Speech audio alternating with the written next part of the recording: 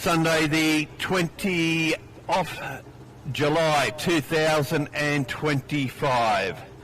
A very warm welcome to Cogra Bay, New South Wales, the St George Powerboat Club, hosting day 2 of the 2025 Powerboat Spectacular.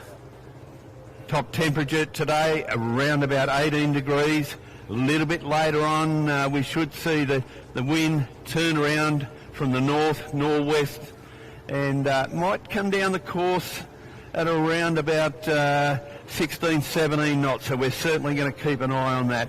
We had a wonderful day of racing yesterday, headed by our last race today, the Riverside, won by the champion driver himself, Grant Harrison, over Warlord Troy Marland and the Prince of Pakenham, Andrew Chilvers in Chelix, the tunnel boat home in third.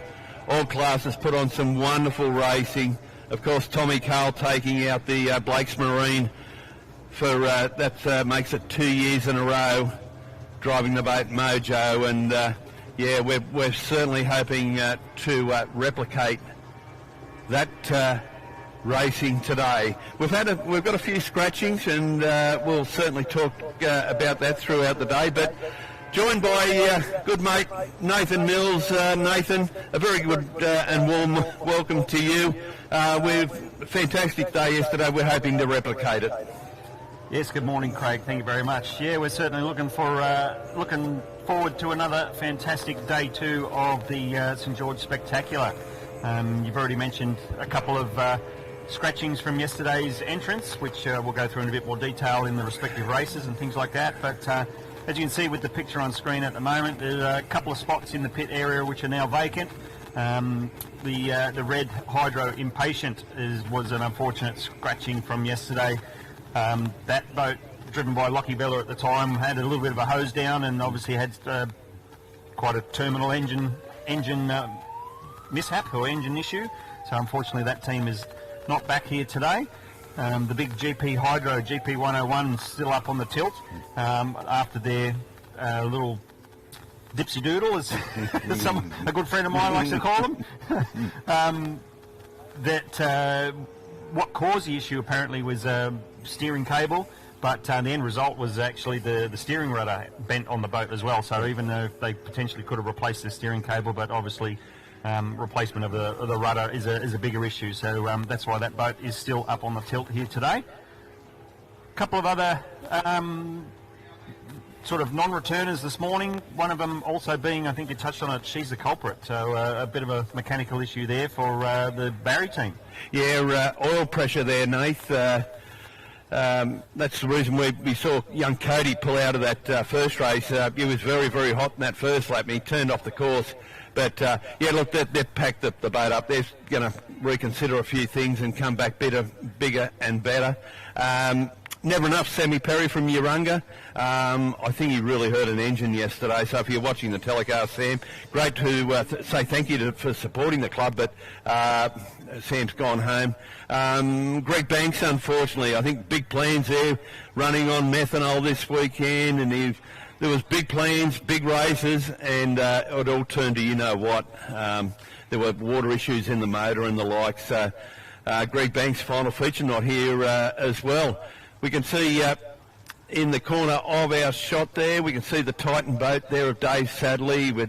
Nate did mention about the 101. You can see the boat cover over it. I tell you what, Benny Clark, he'll be nice and sore because Nate said he was getting up to around about that 110 mile per hour mark, and it was a big free spin.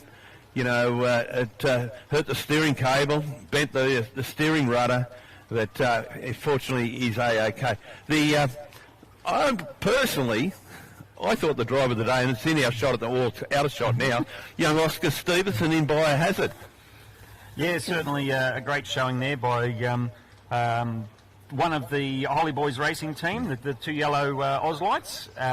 You mentioned Oscar. I'm pretty sure he was here and ran last year, so it's not his first time here at the St George course, but very good matching up against Grant Harrison in the kind of top shelf Auslight boat in the country at the moment. So yeah, very good showing there by the little Howard Hydro Biohazard, and then Brad Holland as well.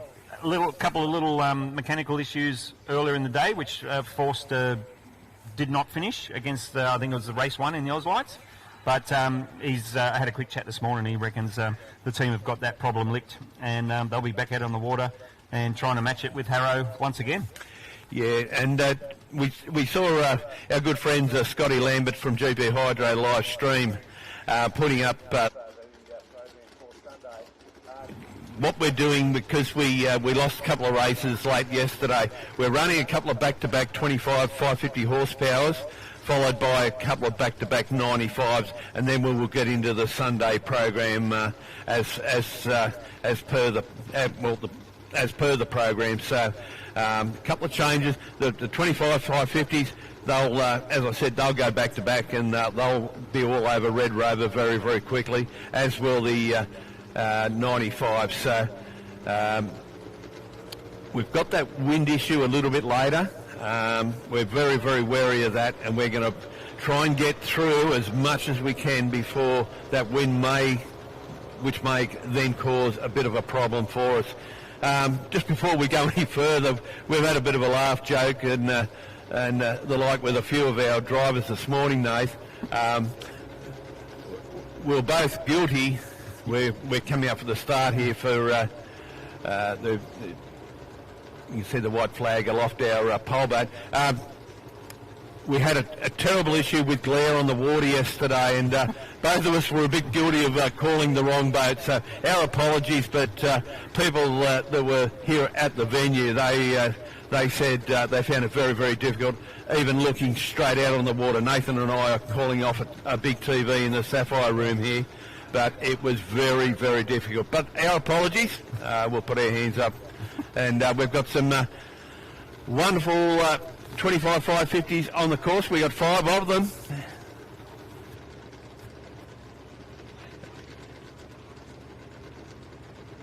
The big winner yesterday was the boat, the Gambler.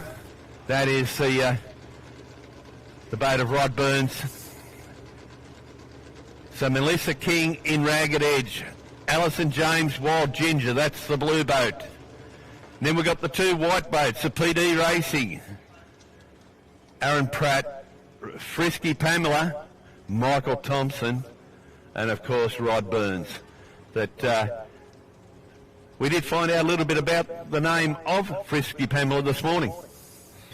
Yeah, we certainly did. We had a quick chat with Michael Thompson. He obviously, after the racing yesterday, he obviously did his own bit of a recap of the live stream footage, and realised that we had a bit of a chat.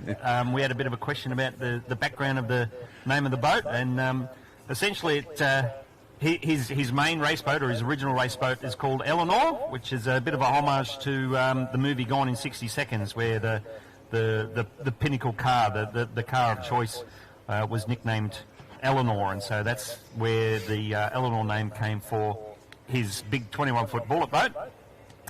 But when he threw his hat in the ring for these 550cc class, we, continuing on with that theme of the movie Gone in 60 Seconds, he chose the name Pamela for that boat, and then as he was restoring and preparing this boat, he actually worked out that the boat used to be called Frisky under a previous owner, and so hence a bit of a combination of names, and that's why we've got Frisky Pamela out on the water today, as you mentioned, Craig, along with Wild Ginger, the Gambler, Ragged Edge, and PD Racing. Yeah, so we've got the 2 little ladies out of 1 and 2, Ragged Edge on the inside, Wild Ginger, Alison James. White flag still aloft, our start boat, and down it goes. Looks like we got a really good start here from PD Racing. Aaron Pratt. You can see the Gambler on the outside. Rod Burns, he was a big winner yesterday, and he's been a big winner right throughout our Super Series, our 4 rounds here earlier this year at Cogra Bay. So the boat's Entering South Sydney detailing, the cars park, end of the course. Ragged Edge made up a lot of ground courtesy of that inside pole. But boats currently on the Bankstown helicopter back straight.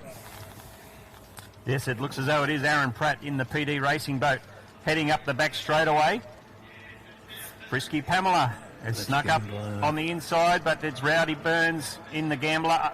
Had to go around the long way for turn one, and that dropped him back a little bit. What's his name? Young Aaron Pratt in the PD racing boat. He's probably got the stature of a jockey, so that really helps in this category of racing, where to help with the detail of the whole power to weight ratio. Obviously, the power output of these boats are very, very similar. So having a little less weight to carry around, it's certainly going to be an advantage, and he's taken full advantage of this so far.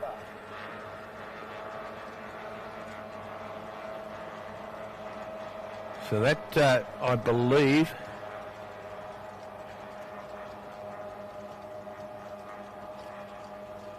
that is the PD racing boat on the inside, Aaron Pratt on the outside, Rod Burns, having a good look at each other and saying, well, we do plenty of this on our club days. Let's make it a spectacular Sunday for us. You can see Michael Thompson in Frisky Pamela just disappeared out of shot there. This boat of Burns sitting beautifully on the water. Young Aaron made a bit of a mistake coming out of South Sydney detailing. Hit a bit of backwash there. But Burns has been the master blaster around Cogra Bay for the last couple of years.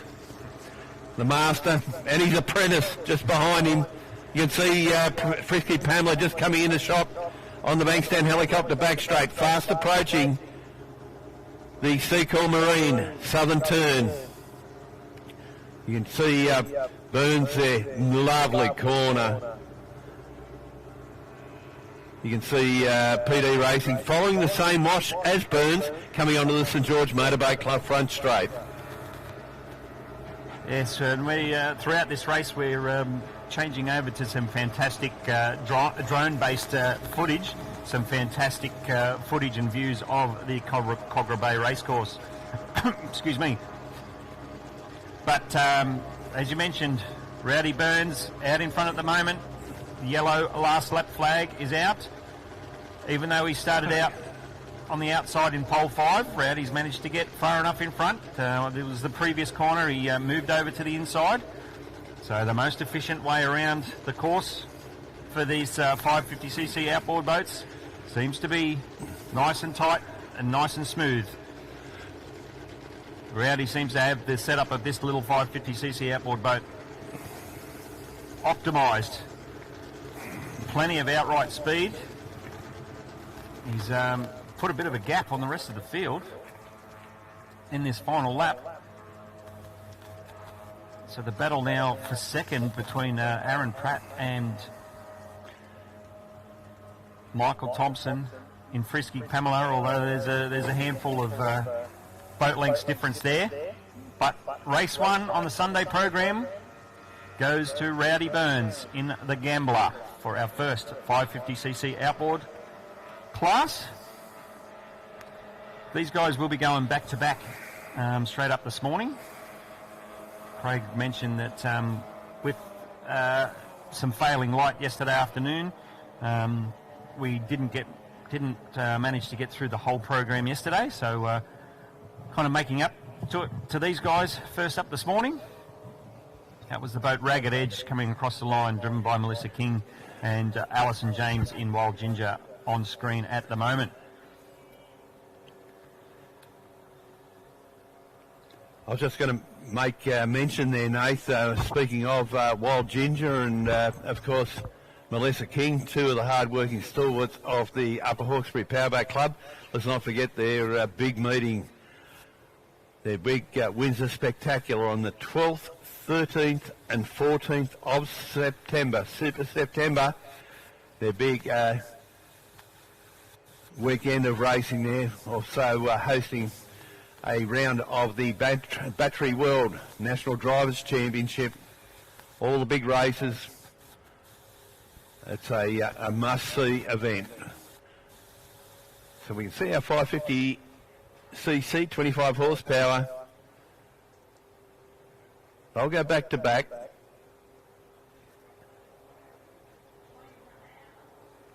We basically got these guys and gals straight out on the water after their briefing this morning.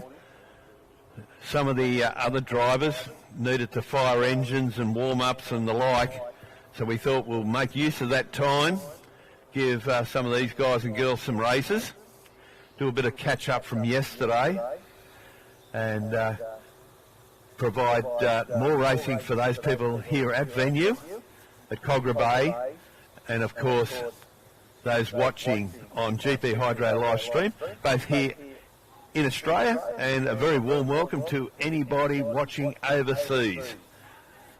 I'm sure at some stages today we'll get some wonderful drone shots above Cogra Bay and the surrounding Botany Bay and the like.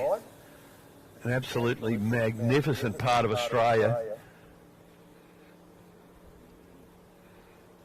You can see Nathan Mills' couple of homes in the background there.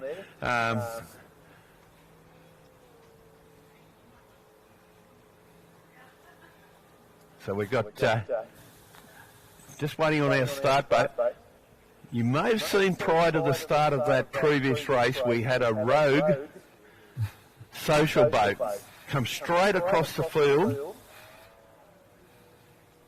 Came straight across the field, and fortunately there was no contact, but we do have a number of course boats, jet skis on the course to diffuse any of that particular activity.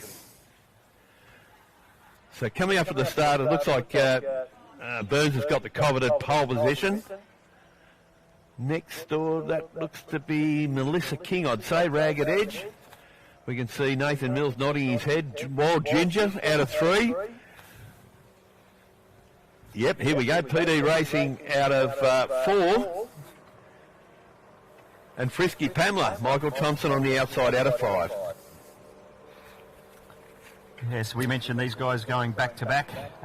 Here at the venue we can see one of the first Oz lights on the crane at the moment, getting ready to get lifted in. But the flag is down and away they go in our second back-to-back race of the 550cc outboards. I think it is Aaron Pratt on the outside in pole number 4 who's getting the longer legs down the front straight away, getting a little bit of a nose in front, but he's going to have to go around the first turn, a couple of extra kilometres, not quite kilometres, a few extra metres in race distance. But as you can see, very respectful of the racing lanes within this 550cc class. Melissa King, Ragged Edge, slips back into third place at the moment. Might be Michael Thompson having a decent run around the outside of that second half of turn 1. And Aaron Pratt still in leading the charge in trying to chase down the leader, Rowdy Burns, in the Gambler. Again, a bit of an educational session on how to set these boats up by the looks of it. The way that the Gambler sits very, very nicely and very smooth and very fast, especially in the straightaways. Nice and smooth in the turns as well. I'm sure Rowdy will claim its driving abilities as well, not just boat setup, but is obviously certainly knows what he's doing in regards to boat setup as well as driving craft as well. So the battle for second at the moment, or this is probably third actually, Melissa King in Ragged Edge on the inside with the yellow helmet, and Frisky Pamela, Michael Thompson on the outside with the little Nissan badge to Outboard. Looks as though that might be the drone chasing the field. Something the drone might struggle to do with some of the bigger classes, especially the GP Hydros, but certainly capable of bringing some further great pictures for the 550cc class. Yeah, we can see Burns still in picture. You know, there's a fairly popular brand there, the Sven Craft, powered by a 40 horsepower Tohatsu outboard engine. I think they're all Tohatsus, with the exception of Michael Thompson, who's got the Nissan, as Nathan did say. We can see in, our well, in shot again, we can see that grey boat there. Melissa King, a really hard-working volunteer for the New South Wales branch of the Australian Powerboat Association. She's a president of our Formula Futures and does a wonderful, wonderful job. Of course, she comes from a powerboat racing family. Husband Andrew, a very, very good tunnel boat racer and 550cc driver, and the two kids, Sienna and Jacob, two wonderful young drivers in Formula Future. So there's no football or anything like that discussed at the dinner table. It's, I'd imagine, mostly all about the powerboat racing. Great drone shot going down the St George Motorboat Club front straight. We're situated on the right old picture. Back to Rowdy Burns once again. We've got this wonderful little jewel here, Melissa King and Frisky Pamela. This has been race wide. Melissa's held that really good patch of water on the inside. She's saying to Michael, you're going to want to get round me. You're going round the outside, my boy. Yes, certainly, Melissa, she'll be driving, especially in the corners, she'll be driving with the elbows out, trying to protect that racing lane. So it looks as though Rowdy, he'll probably come around and grab the yellow last lap flag for this second back-to-back race. So at the moment, he's in pole position to take the checkered flag, but pretty sure one lap to go. But as you mentioned, Craig, a bit of a spin. Melissa hooked and turned really sharp. There was a little bit of a bump on the turn buoy, but thankfully no damage. An inflatable turn buoy, so yeah, certainly no damage to the boat or the turn buoy. Thankfully, Melissa back up and running again in a straight forward motion. So obviously just going through those turns where especially that second half of the turn where the boat washes off quite a bit of speed, and then obviously being in third place, there's the wash and waves and bubbles and all sorts of stuff that these guys have to contend with that are a little bit further back in the pack. And just unfortunately, the boat just probably landed in a whole lot of extra water drag on the left-hand side of the boat, started to turn and ended up just looping around. So it looks as though the boat's finished on the checkered flag on that last lap. So unfortunate there for Melissa King in Ragged Edge, having a little bit of a hiccup on the last turn of that race. We mentioned a good ding-dong battle all race long with Michael Thompson in Frisky Pamela. Aaron Pratt had sort of set the scene in terms of second place. As we see on camera, another one of the Oz Lights. This yellow boat, Biohazard, part of the Holly Boys racing team. These guys up from Victoria. And we already touched on Oscar's almost or potentially drive of the day yesterday in terms of matching it with some of the upper echelons of hydroplane racing in terms of his battles with Grant Harrison, traditionally from the GP1 team, but also at the helm of the smaller 100, S100 I think it is, in terms of the Melton Toyota Ozlight boat as well.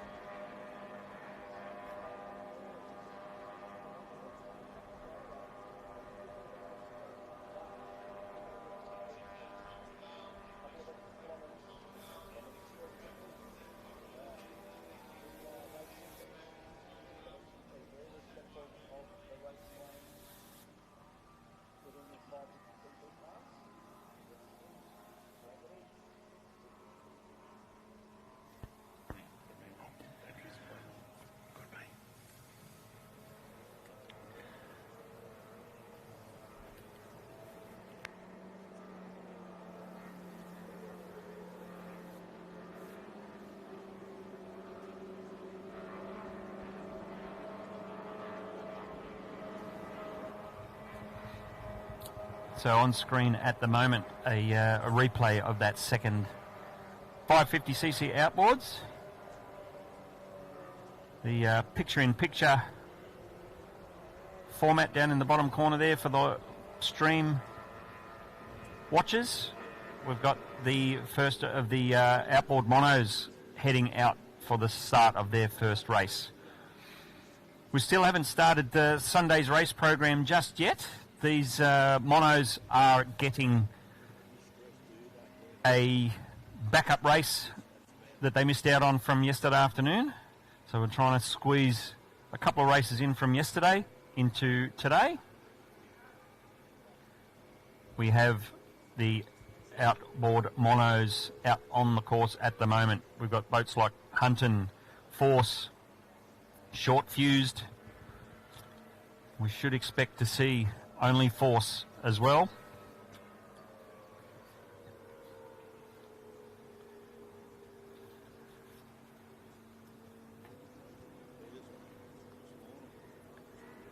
And we'll get a confirmation of the list of all starters shortly.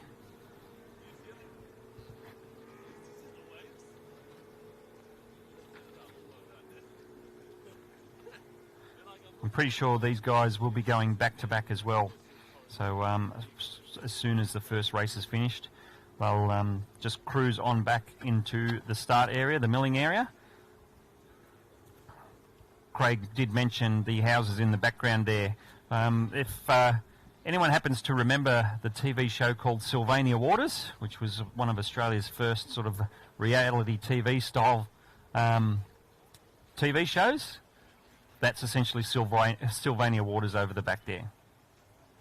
The suburb of Sylvania Waters. So we've got the boats lining up in preparation for the drop of the flag. I did mention those boats: Hunton, Short Fused, Power Marine, and Hollow Point. Looks as though the flag is down. Hollow Point on the outside, 1850 Bullet. We've got a Haynes Hunter. We've got a Force boat and a second Bullet. So Hollow Point giving the rest of the field plenty of space in this first turn. But it is Hunton, a Haynes Hunter boat. You don't hear that too often in regards to powerboat racing, circuit racing. If this happened to be a St George Motorboat Club fishing comp, you might hear that Haynes Hunter name a little bit more often. But yeah, certainly something a bit different for powerboat racing. And with the performance on the water at the moment, you'd have to question, why is it not a little more familiar? That boat running very nicely indeed. Hollow Point out the back of the field at the moment. Had a fantastic run yesterday. He did have the advantage of pole one. That is on screen at the moment. That is the boat Power Marine, powered by a Yamaha outboard. So a good mix of hull types and the power plants as well. So Hunton out the front. Oh, Hollow Point's made a good run on the boat called Hunton, which is the one out front at the moment. Hollow Point currently in second, trying to reel him in. Maintains that gap down the straightaways. So whether it's the turns which has the advantage for Hollow Point. Mitch Perry at the wheel of Hollow Point. This is his backyard. Cogra Bay, St George Motorboat Club. Patrick Benici at the wheel of Power Marine, heading down the front straightaway in third place at the moment, and it appears to be Short Fused, the boat, currently in fourth position. Yellow flag is out, last lap. The Haynes Hunter managing to keep the nose clean. Hollow Point's probably picked up a couple of boat lengths over that last lap, but is it enough? With half a lap to go, is that advantage he has built so far enough? At this stage, you'd probably say yes. But as I say that, Hollow Point has a big lunge in the last turn, having to go around the outside. The two boats straighten up. Coming down to grab the checkered flag. And it will be Hunton, the Haynes Hunter brand hull, that takes first place. Power Marine crosses the line in third. That Yamaha VMAX motor powering the big Force outboard, and Short Fused, another one of the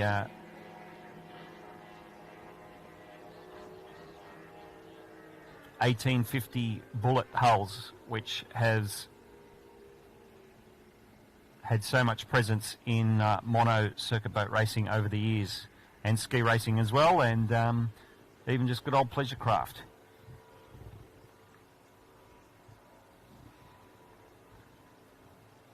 So yeah, something a bit different with the Haynes Hunter hull out the front. Fantastic to see, you know, a couple of these guys mixing it up a bit with, you know, it's not the standard old choice of hull and Mercury outboard. Something a bit different.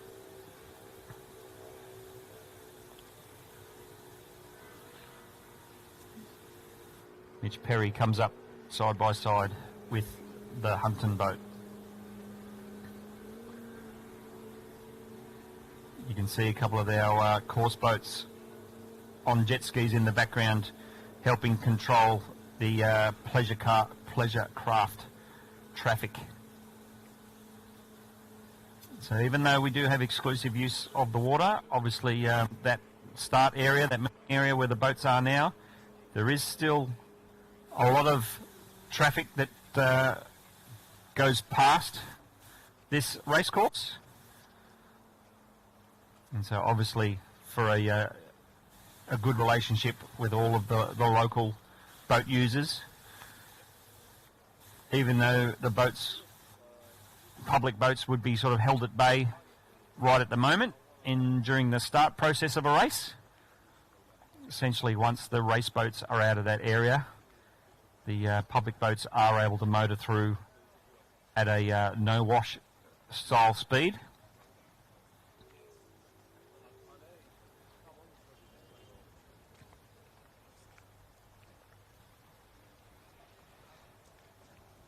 I did mention a couple of minutes ago about that Sylvania Waters TV show. That's another shot there from the drone of the suburb that is Sylvania Waters in the background.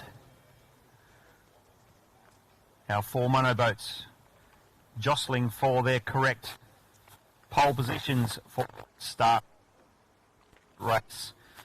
Hunton, the Haynes Hunter, now having to go to the outside, out in pole 4. Power Marine in 3, Hollow Point in 2, and Short Fused in pole 1. The white flag is down and away they go. Hollow Point. He doesn't want to play second fiddle in this race. Gets the nose out in front. Power Marine Yamaha boat trying to stick with him. Hunton having to go around the long way in our turn 1. So Mitch Perry at the wheel of Hollow Point has taken full advantage of lane 2. The Power Marine boat trying to go with him, not wanting to let him get away too far. And our two boats with the black colour down the side. Hunton on the outside, Short Fused on the inside. These two boats towards the back are nice and evenly matched. One lap down. Hollow Point comfortably out in front. Looks as though Hunton has a nice run around the outside. Seems to have the wood on the boat Short Fused at the moment, and now has the Power Marine boat in his sights. Patrick Benici at the wheel of Pat Marine.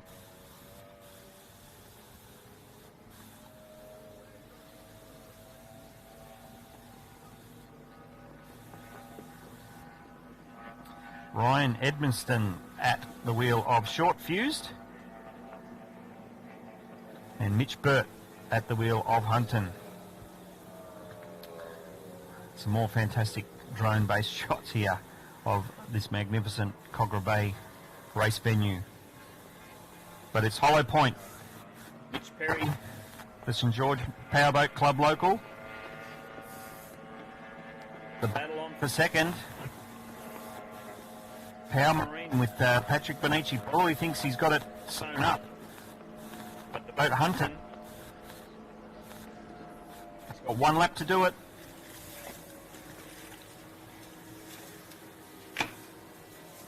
The yellow flag is out.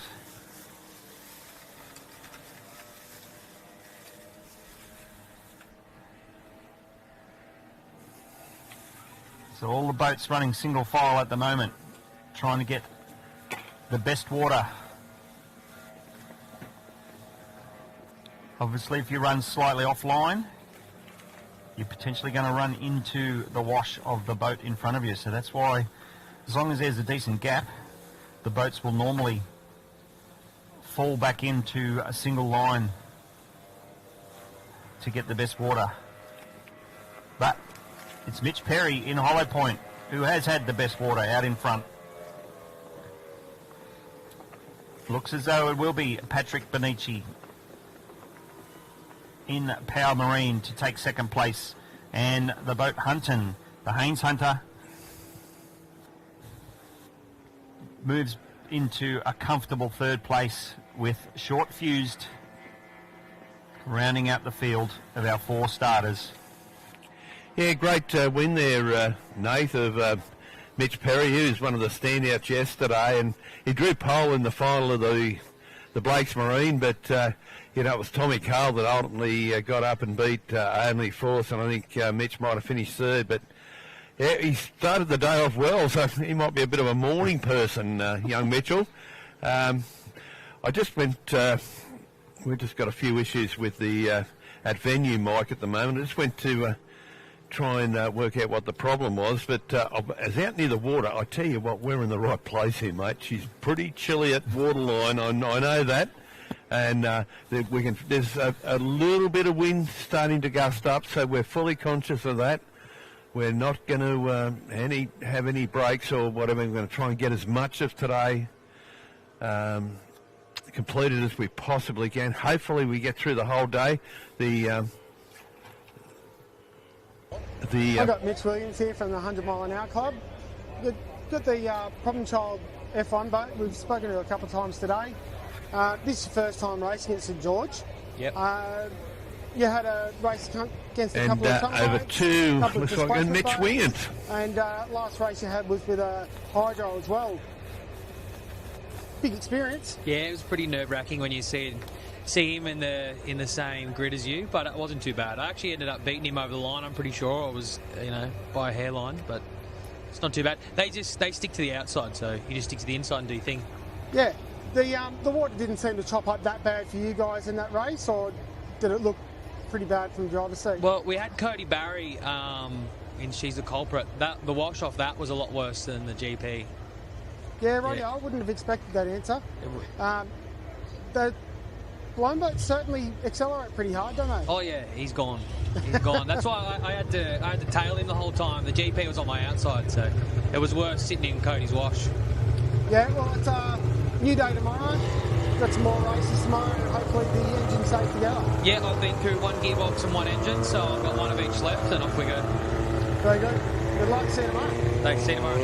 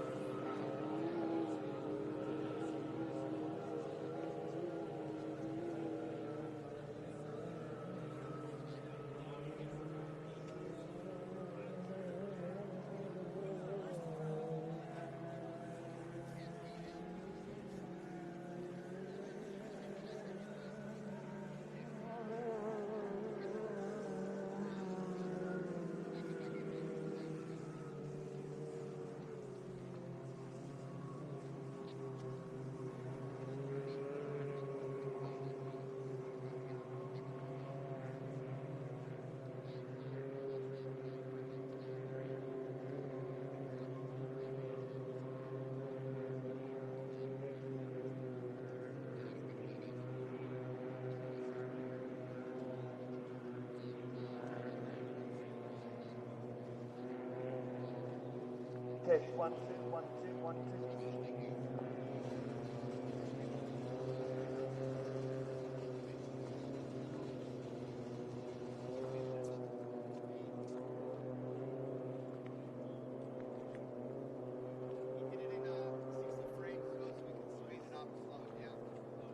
we will have Twister out of pole 2.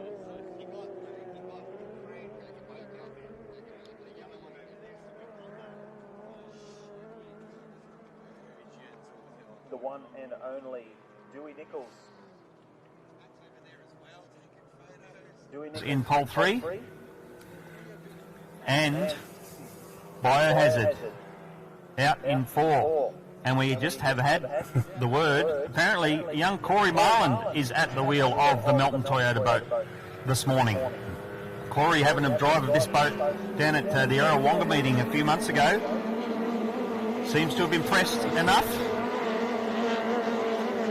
And at the drop of the flag,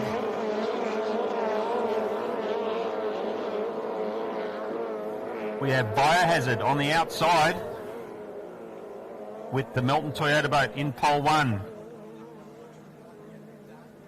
Melton Toyota boat drifting out slightly in that first turn, unable to hug the boys. A little bit different to a displacement boat, Corey. But soon getting the hang of it, that's for sure.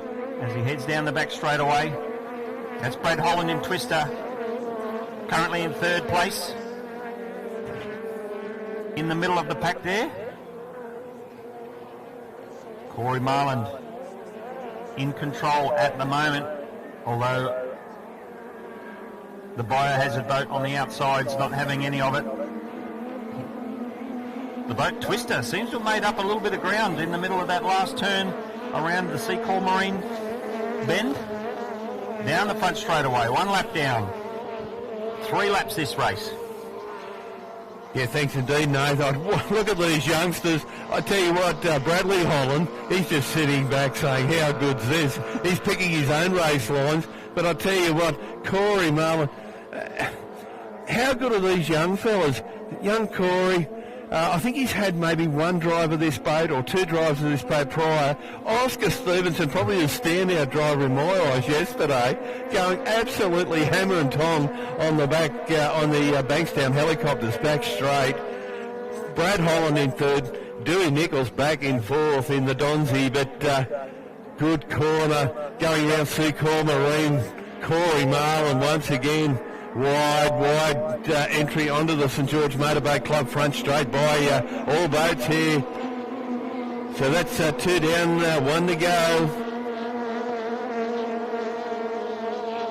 So the white Melton Toyota boat, normally driven by Grant Harrison, the Riverside Cup winner yesterday, going around South Sydney detailing in the cars park, end of the course.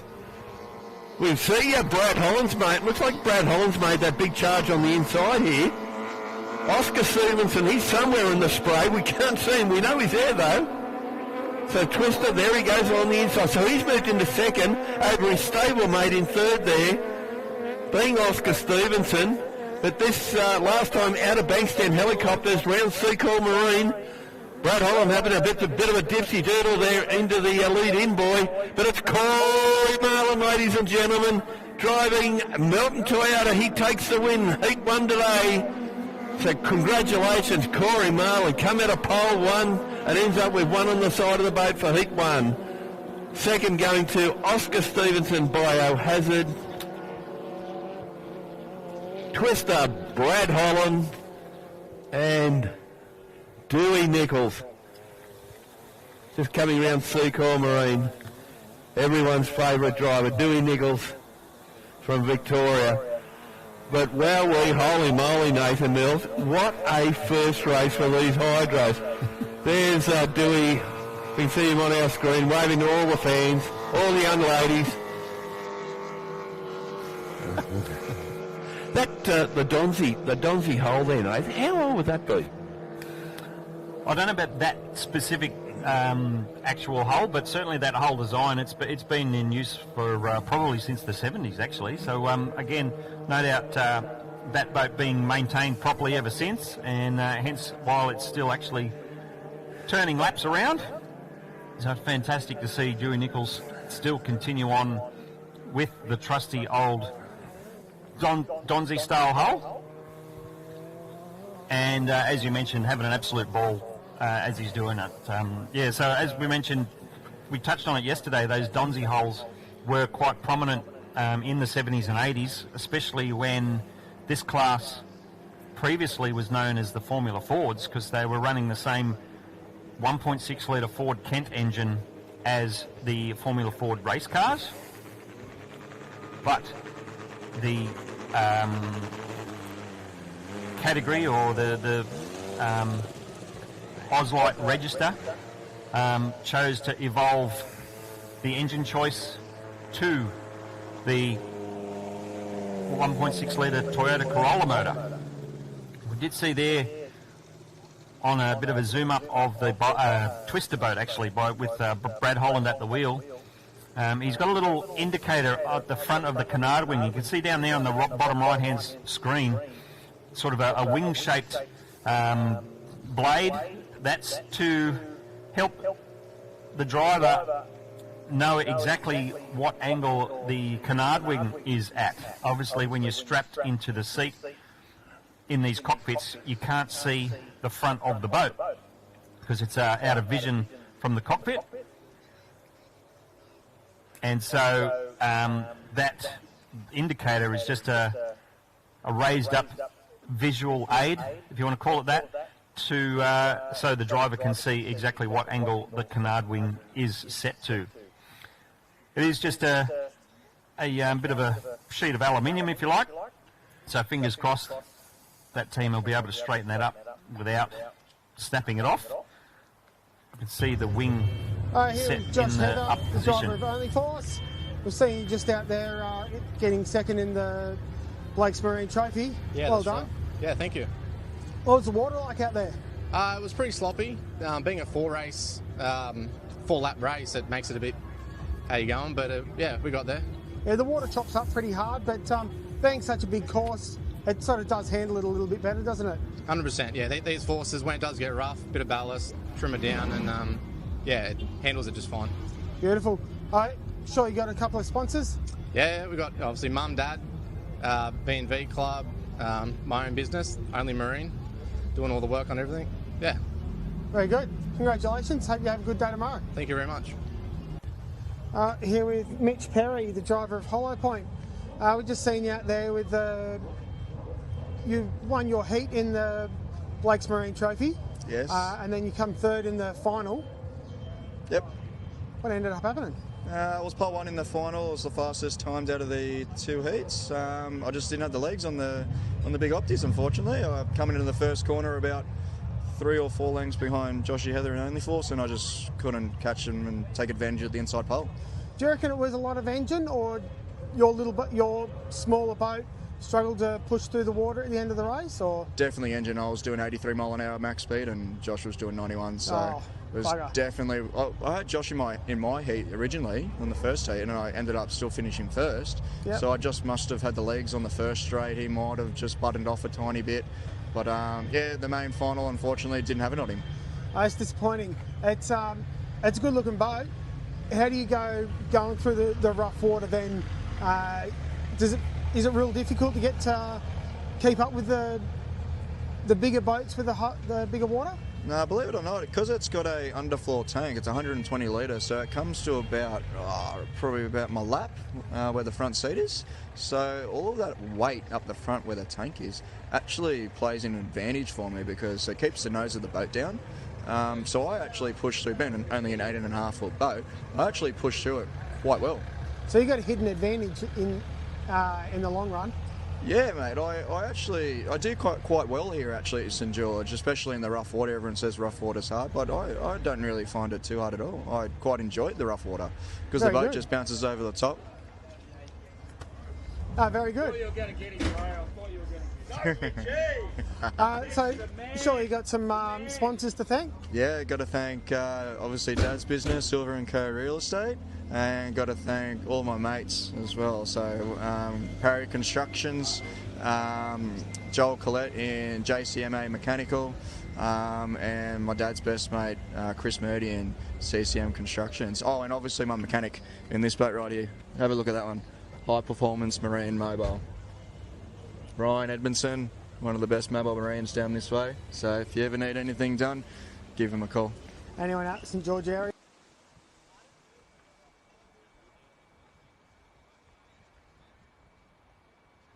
Another one of the great interviews there, courtesy of Hayden Chesser, who's on the roving camera and mic.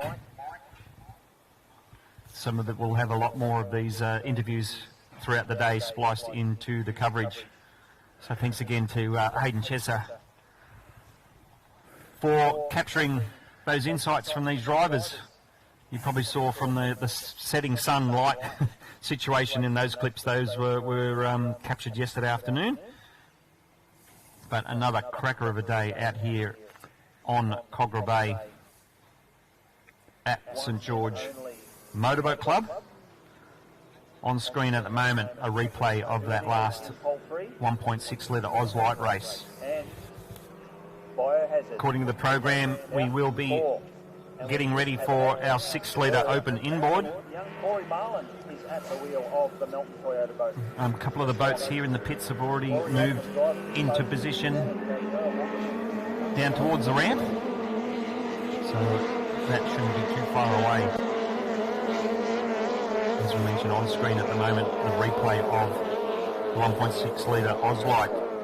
Corey Marland in the driver's seat of the white Melton Toyota boat.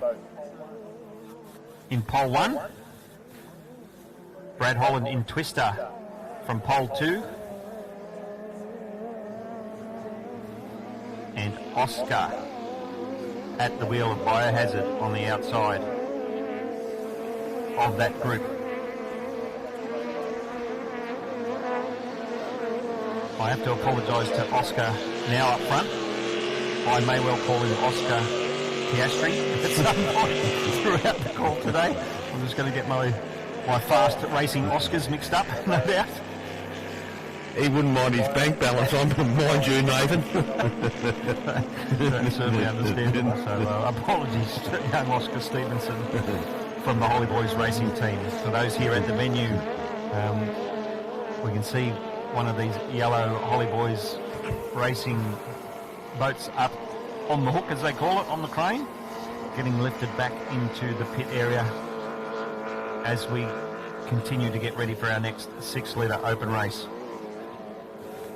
We did hear one of the V8 engines fire up. I suspect it was the Hydro Anderson Motorsports leaving the ramp area, heading out to the start area.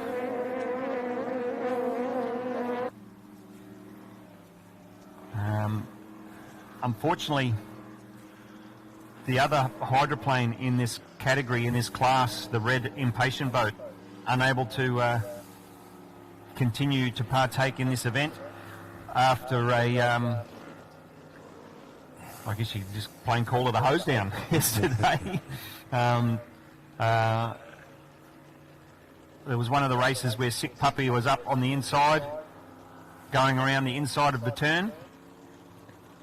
The boat sort of hopped over a wash, and as it landed, it sent out a spray, and unfortunately Lockie Vella at the wheel of Impatient ended up driving straight through that spray, that wash, and potentially ingested a bit of water into the motor. So it looks as though these boats are under the control of the white flag, our start boat. Looks as though we're unfortunately down to 2 starters in this 6 litre open, Barry Sharp Memorial. So 6 litre open in the sense that obviously 6 litre engine capacity, engine displacement capacity, and open inboard. So whether it's a displacement or a hydroplane, as we can see, we've got one of each in this race. And that's why we've got displacement up against a logboat, as we affectionately call them.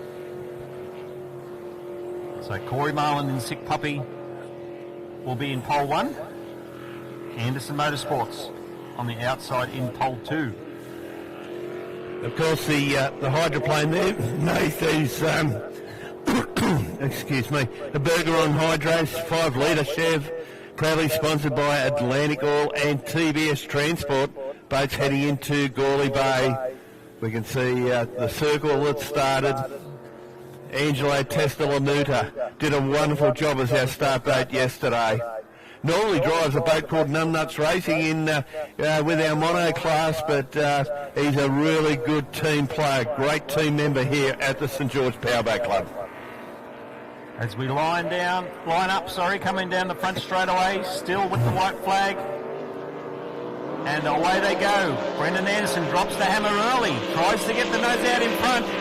Right at this point in time, 1 or 2 boat lengths, but he's going to go around the long way. And we've got the very fast and tightly cornering Sick Puppy boat. Both of these boats actually 5.2 litre boats that have stepped up to run the 6 litre trophy race. Corey Marland sneaks back up the inside. Lots of outright speed from this displacement boat. Brendan Anderson trying to go with him. Now commits to the turn. You can see that turn fin cutting into the water, throwing about a tonne of water up into the air as it desperately tries to hold on to the water. Back down the straightaway now. Brendan Anderson having a much better run on the front straights compared to the back straights for whatever reason. With 1.5 laps now down, we've still got 1.5 to go. Corey stretched out the lead, probably 1 or 2 boat lengths over that last lap, but Brendan Anderson's not so far back. He'll be ready to pounce if there's any kind of a hiccup.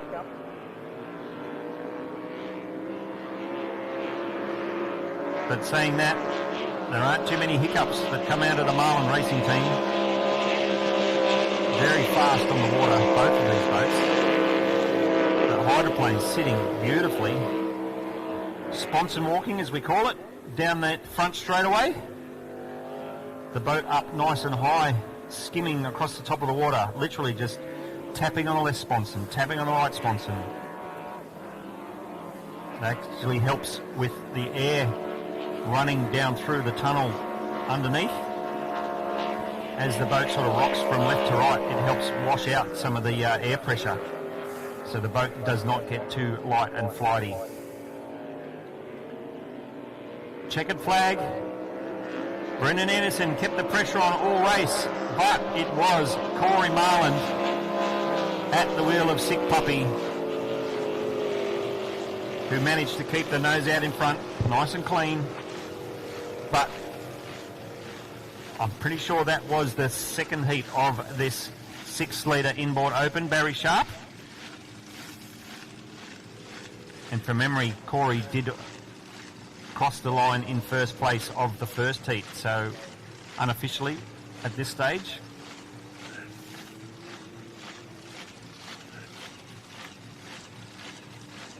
It was actually the third heat of the Barry Sharp. We had 2 races yesterday, 6 litre open, but well done once again to young Corey Marland in the Sick Puppy. You can see on shot there, ladies and gentlemen, our drone shot. You can see the club and the marina to the left. You can see all the work that was put in last Friday. You can see the new pontoon, or pontoons there. We had to do a lot of stringing and the like for safety measures. The marina all through is going to be extended quite a way out. But just going back to young Corey, there's not too many 17-year-olds that can say they've travelled 110 mile an hour at Cogra Bay and go to school the next day. He's a fantastic talent. We've got some fantastic talent coming through the ranks. I'll tell you what, Ando should be very, very happy indeed with this. This is possibly one of his best drives, I'd say. This is going to give him a lot of confidence. He actually beat Corey off the line there. And you did make mention, I noticed through commentary there, Nate, we're getting that northwesterly coming down the course. So that may be assisting the Hydro. You said going down the Bankstown helicopter back straight didn't look as comfortable. Well, the wind was behind it there. So that may have had something to do with it.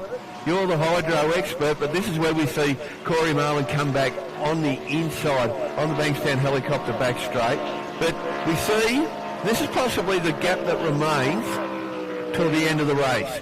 Ando was still there, and he was there if young Corey made the mistake, which he didn't. He's a very good pin-to-pin driver, is Corey.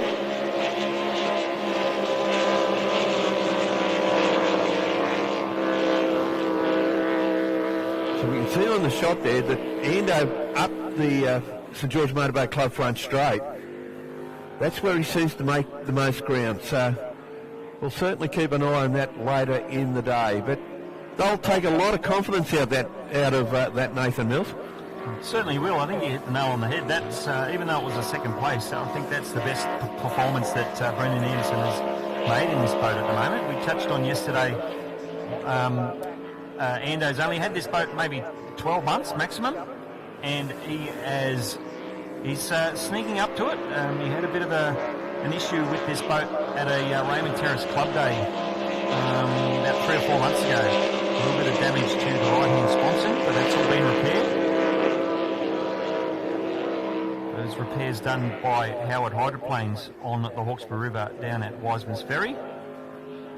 And as you can see, the outright performance of this 5.2 litre hydroplane, that's what we've got to keep in mind. These guys, like I mentioned, 5.2 litre engine capacity boats.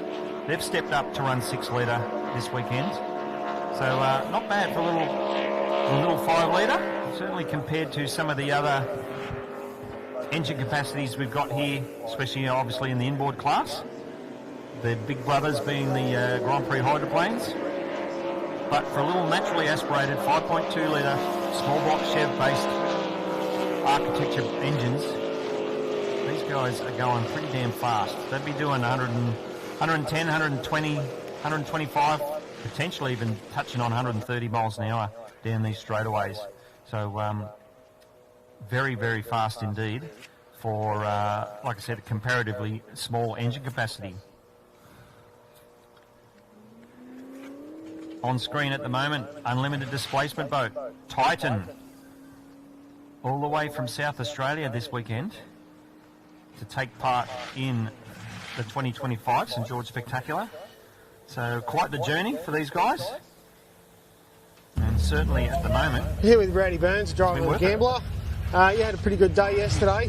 What pole are you coming out of this morning? Mate, I drew you outside today on pole 5, so I'm out in the weeds. So that means you're going to have to put your big boy pants on, take some speed around those corners. Do you reckon you can handle it? Yeah, mate. Yeah, it's all right. We got the pace in the boat, so it's fine. It's just it's a little bit harder work out there. That's all. Yeah, that's okay. These boats seem to handle the rougher water a little bit better. You're driving pretty hard. You got some sponsors you want to thank? Yeah, the wife, the Minister for War and Finance, St George Motorboat Club, Croc Outboard Club. You know, they're always good to me. So, yeah, that's about it, I think. Very good. I hope you go well today, and good luck. Thanks, Hayden.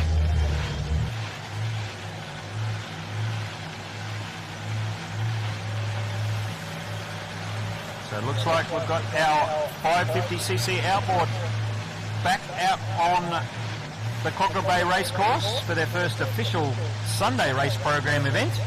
The flag is down. The Gambler out in front once again. PD Racing on the outside. Melissa King in Ragged Edge at the left of screen, but the middle lane out of this early battle. Michael Thompson in Frisky Pamela has a good run up the inside. Was a little bit off the pace heading down that front straight.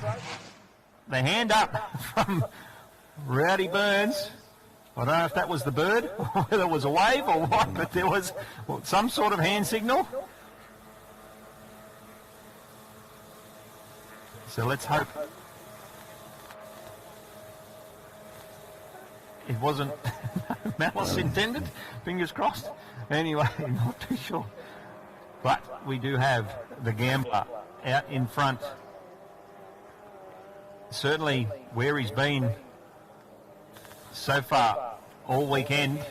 Drifted out wide. Coming back up side by side with Frisky Pamela. Both 40 horsepower based outboards. Daihatsu in the Gambler. Nissan branded outboard for Frisky Pamela on the inside lane there out of these first two boats. The battle on for third place we quickly saw back with Ragged Edge. We can see here from this drone shot, you can see how the waves and the wash towards the inside of the racecourse. Oh, a little bit of a hook from Michael Thompson. He's gone around. He's looped it. Now he's waiting for a safe entry back onto the racecourse. So PD Racing on the outside, Ragged Edge on the inside. We suspect Wild Ginger out the back of the pack. But at the moment, back out in front, Rowdy Burns and the Gambler.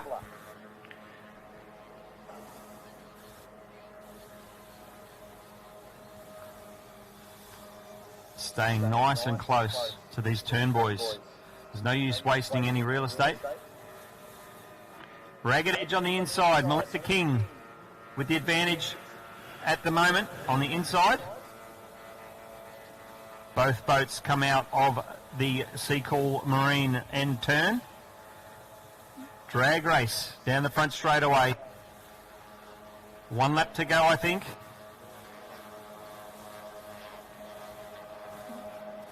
Yellow flag comes out.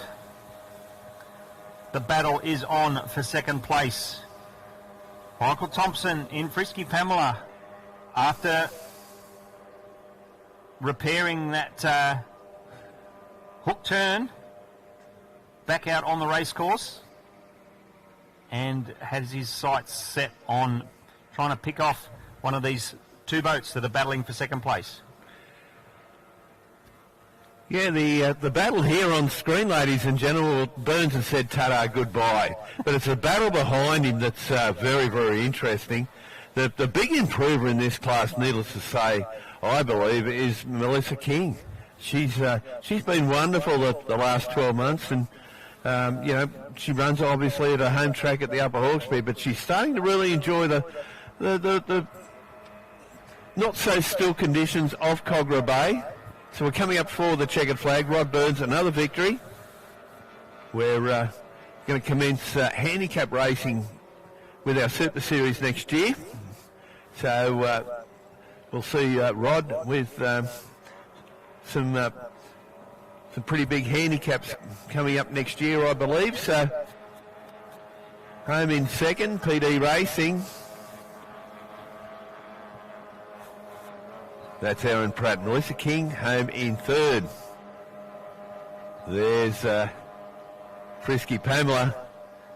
He had the Murray Walker spin there, and Wild Ginger, Alison James. So they've our 550cc 25 horsepower. They've had a very, very busy morning so far, but we did hear a couple of the supercharged boats fired up just recently. They will be on the water very, very shortly. We've got the next heat of the Alan Boyd Memorial coming up for 95 mile per hour. That's the fourth heat overall for the weekend.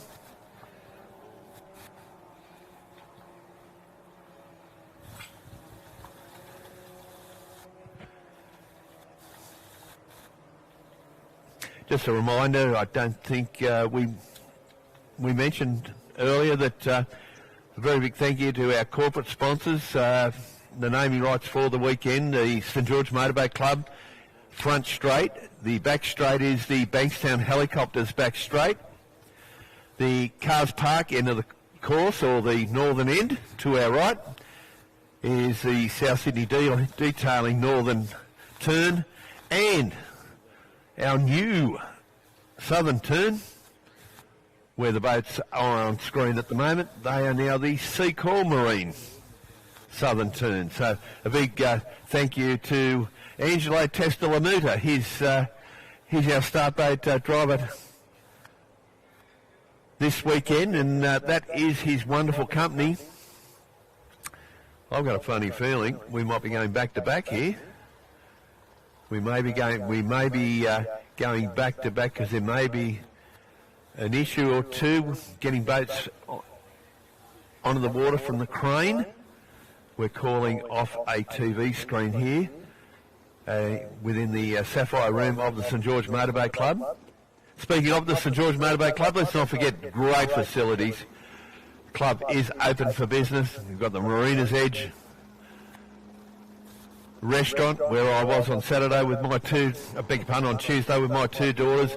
The Bay Breeze Cafe doing an absolute roaring trade at ground level here. All the function rooms, it's just a wonderful, wonderful club. And what a view. And now, speaking of views, the drone footage there, we can see, looks like the sports monos are coming out on, beg your pardon, but that's not a sports mono, that is... 95s. This is 95's Alex Wilbo. Great to see, he was a late entry at the end of the week, so great to see Alex here.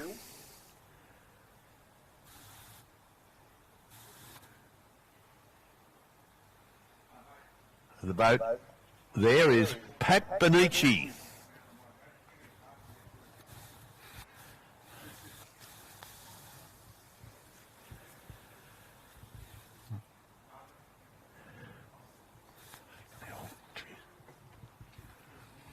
So we saw on screen a little bit of confusion here with black flag out from one of the rescue boats, indicating to our 105 class. Those boats need to move off the sort of racing area, racing line, so they're back into the back to the ramp, or certainly off the race course. Our 550cc outboards will be going back to back. So while they're out there on the water, we'll try and tick 2 races off their race sheets. White flag is up, under the control of the starter. We're going to have to eyeball the pole positions. Looks as though it is Melissa King in the Ragged Edge in pole 1. The Gambler, pole 2. PD Racing, pole 3. Frisky Pamela in 4, and Wild Ginger has drawn the short straw on the outside in pole 5. This will be interesting. Flag is down. Melissa King can keep the speed up down this front straightaway. She's going to have the advantage of being able to go in tight. She did have a bit of a hook and a loop around in one of the first races of the day, so she's going to be conscious of that. But Rowdy Burns in the Gambler, it's got the nose out in front already. Here we go as they dive into the South Sydney Detailing turn for the first time. Melissa King in the Ragged Edge on the inside, trying to get back up some of that deficit. But the Gambler keeping comfortably out in front.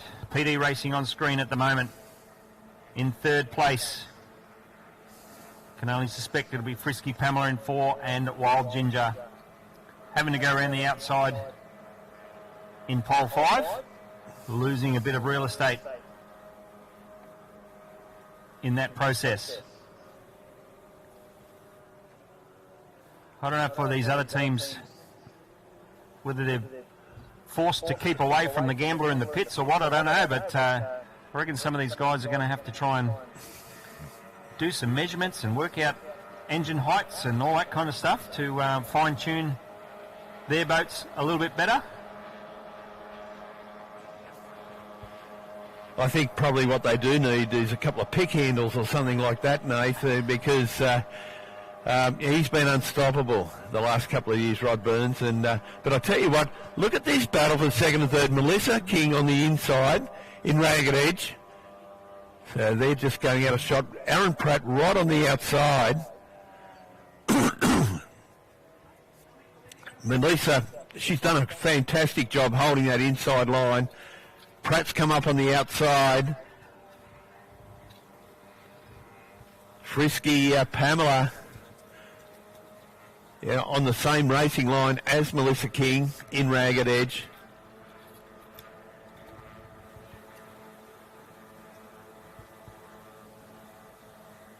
So we see Aaron Pratt. He's edged past Melissa King, but courtesy of that inside. She's going to have the good racing line, but she is coming up to Seacall Marine, and that's where some of the water can get a little bit dodgy with all the tidal flows from the Georges River, Cogra Bay and Botany Bay all meeting together. So look at this. King has come back on the inside of Aaron Pratt. I'll tell you what, he's having a good look to his left there. Just keep that head forward, young fella. I think you know where she is. She'll remind you. So they're currently on their last lap. Yellow flag being displayed from our control tower. So boats heading to South Sydney Detailing for the final time. So the boats in second and third, just about to reach the lead in buoy, but on Bankstown helicopter back straight, Burns is already gone. He said ta-da, goodbye. So the race is for second and third. On the inside, King. On the outside, Pratt. And a short distance back is Frisky Pamela Michael Thompson. I'll tell you what, Nathan Mills, Melissa, she's really held a nerve here. And she shook off the challenge of Aaron Pratt, and she may hold on to this second place.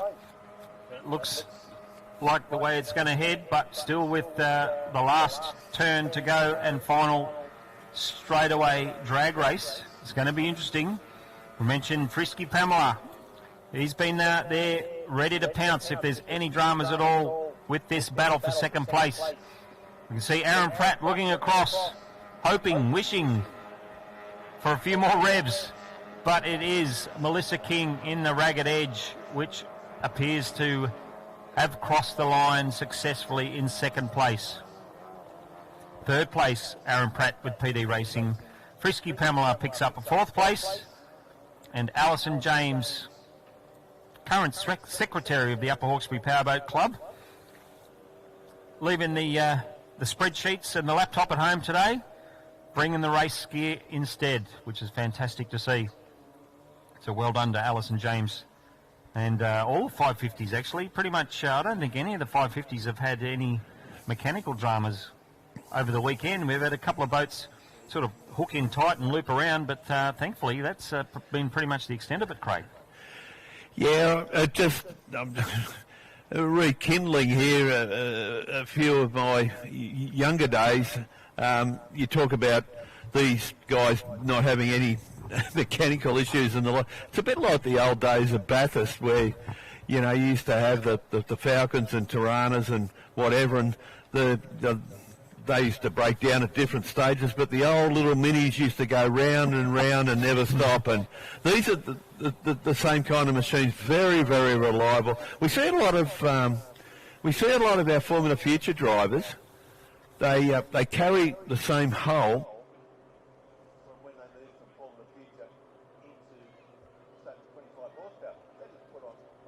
Their engines, so very cost effective.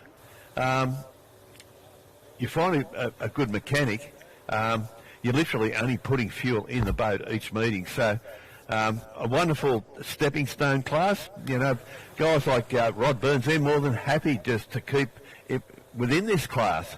whereas young Aaron Pratt, he's just virtually starting off his powerboat career. And ladies like Melissa King and Alison James, they're probably saying, why didn't I do this when I was a bit younger? You know? So that's and it's very cost effective. We often see in our 95s and 105 mile per hour speed classes, guys like the Hall of Famer Anthony Nibbs, you know, his main sponsor is his last paycheck. You know, that's the bread and butter for our sport. Yeah, it certainly is, and especially with these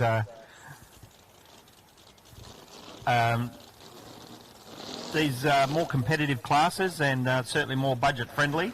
And we've probably got a couple of those races coming up next as well with these speed restricted classes. Do mention potentially a little more budget friendly, but no less competitive out on the water.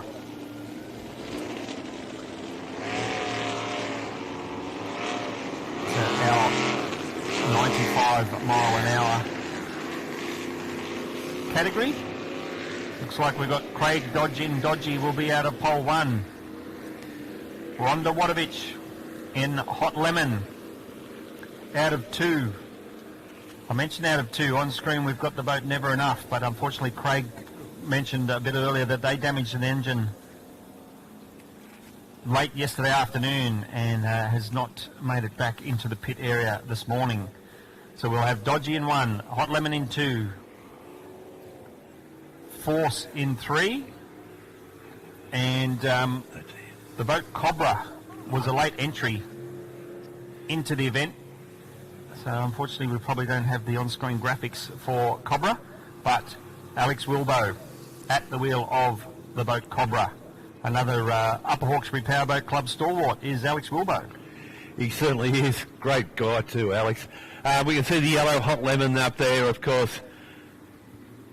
One of Taree Aquatic Powerboat Club's finest, Rhonda Wadovich. You don't find many grandmothers driving circuit powerboat racing, been in the sport a long, long time.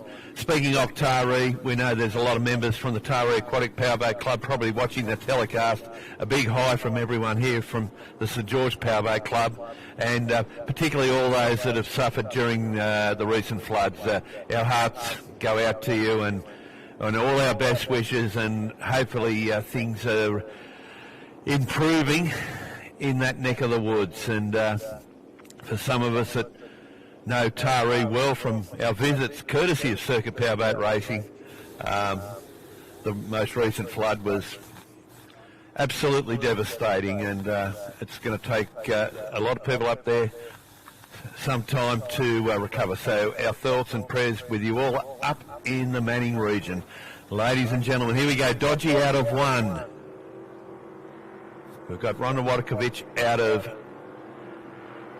3. Cobra, Alex Wilbo. I beg your pardon, I'll start again. We've got Eliminator in 1, Dodgy in 2, Cobra 3, Hot Lemon in 4, and the boat Force on the outside in 5. So the hammer goes down with the white flag. Anthony Nibbs in Eliminator, having a great run with this new rebuild LS engine. Traditionally running an older style small block Chev for quite some time, but just in the last 6 or 12 months, Nibbsy has stepped up into an LS based Chevy engine, and it's certainly doing the job at the moment. Cobra trying to go with Nibbsy. We've got the boat Force on the outside, which is the Force hull outboard. It's a bit of an interesting phenomenon with these Force boats. Almost every Force boat, especially in ski racing as well, they've got the word Force worked into their name in some way, shape or form. But we have the boat Eliminator.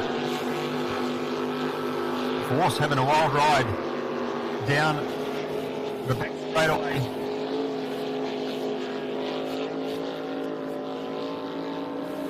At that point in time, Cobra's just slipped up the inside again, taking the nice tight line. But then the outboard hits the trim button, gets the boat up and out of the water. And then Cobra comes back towards the end of the straightaway.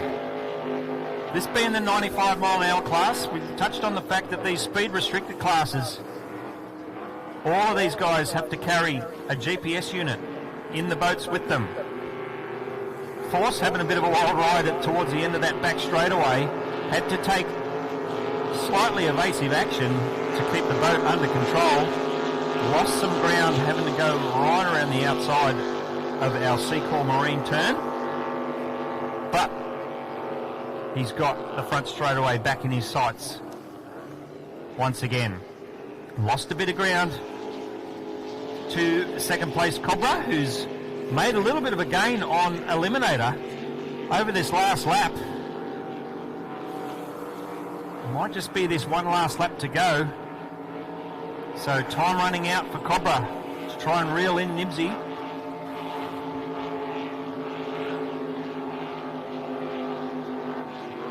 And as we mentioned, Anthony Nibbs having a pretty successful run with this LS-based Chevy motor. Not enough time for Cobra to make enough inroads into catching up to Eliminator. So Anthony Nibbs takes the first place. Cobra in second. Force still getting the nose up nice and high and a bit of a rock and roll job. Heading down the front straightaway to grab the checkered flag. Craig Dodge in Dodgy takes fourth place.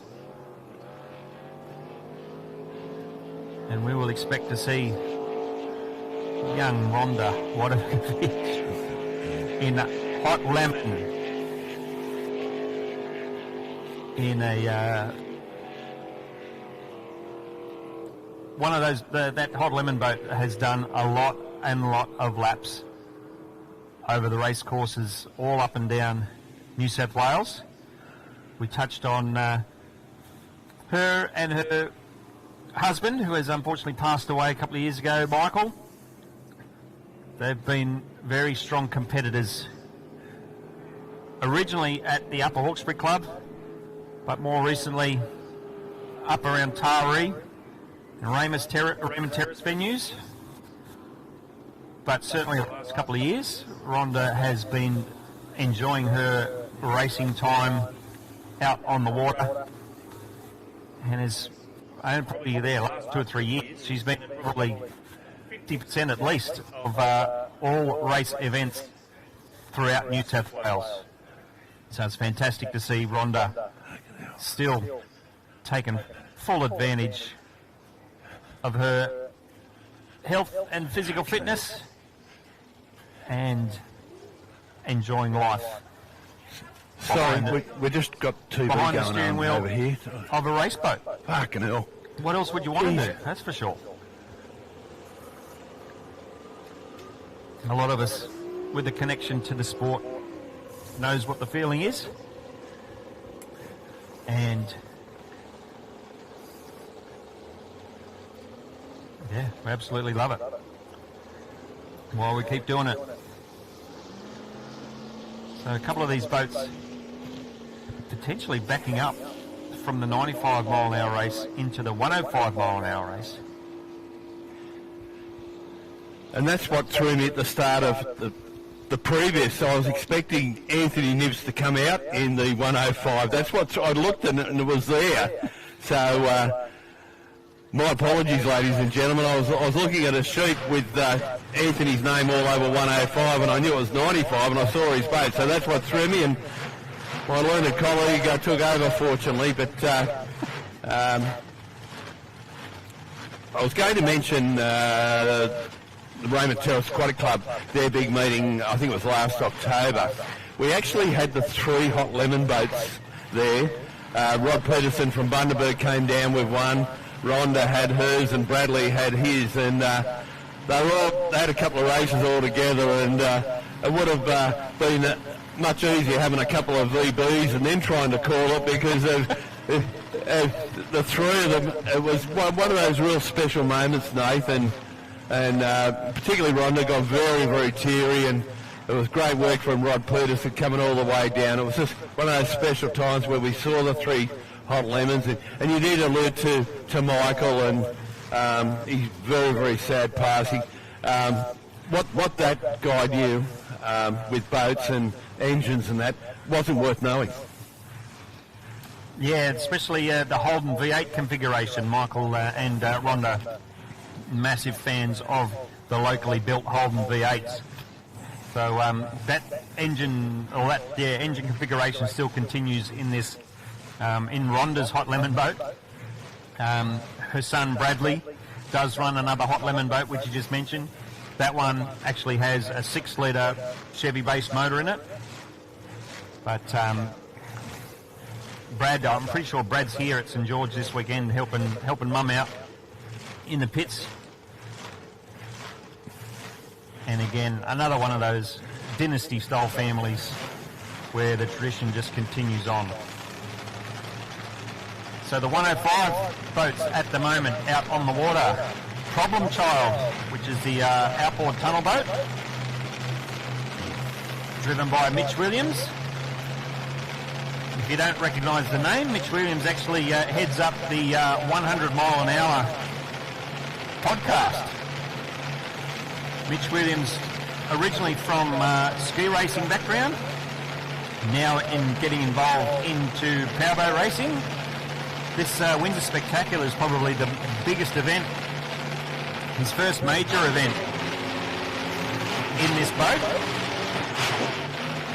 You can hear that noise in the background is the Grand Prix Hydroplane Warlord warming up in the pit area. You can see the Marlin racing team all sitting around with fingers in their ears.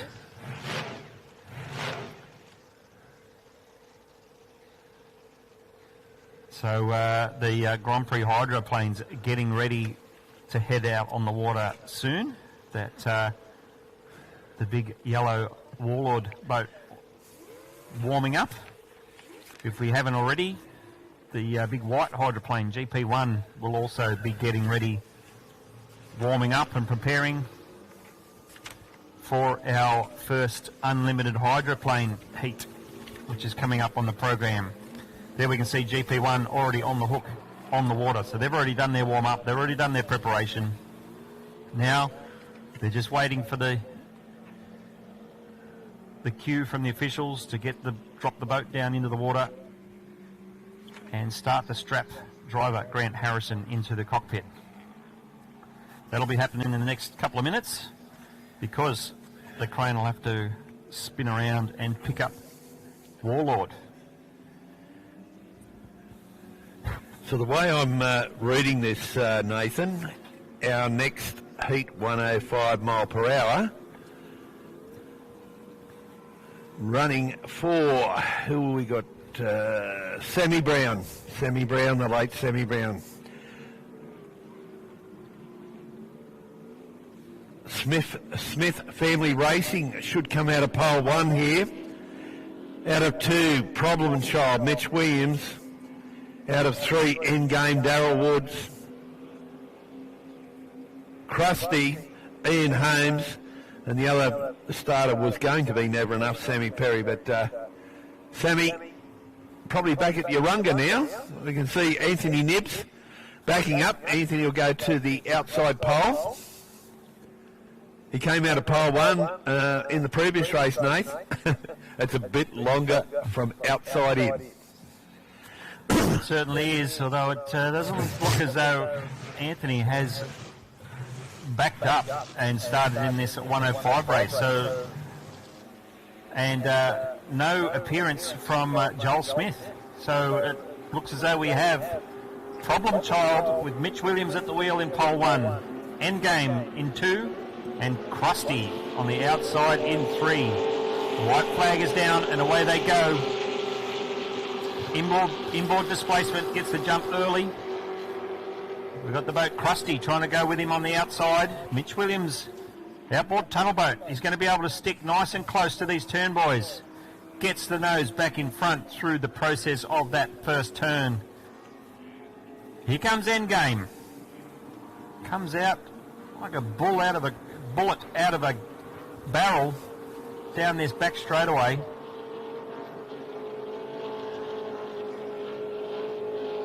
Couple of boat lengths in front. Mitch Williams is going to dive in. Oh, he goes into the turn buoy and cleans up our lead-in buoy. It's still hanging over the front of the pickle fork. Yeah, lost the compass there. I think he was going for the big inside pass. But unfortunately, he has absolutely cleaned up that lead-in buoy, as Nathan did say. And we not sure what race officials will do now, but that is the lead-in buoy, and a very important buoy in respect of the course. So that's the... So coming out of Bankstown Helicopters leading into Seacor Marine Southern Turn, that's the buoy that Darryl Woods will be looking for. So we'll see what... yeah, you can see he does slow. He's looking for it and says, where is it? It's gone. There's the...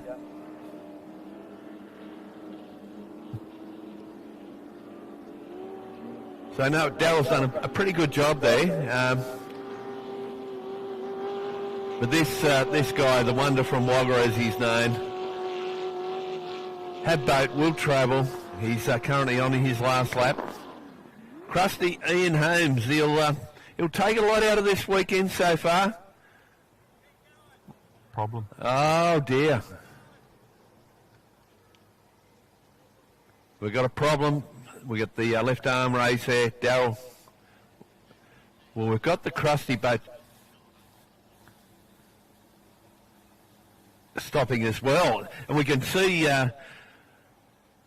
Stewie, our flagman there. He is, you know, we saw the flag appear on our screen here, but you could also see it being flown by Stewie, our flagman, in the control tower. So not sure what happened there. So we've got our boats that were first and second have stopped. There's Stewart, and obviously Mitch Williams in problem child. You can see him going through the front mirror of the control tower there. He's got the buoy, so we've got 3 disabled boats on the course.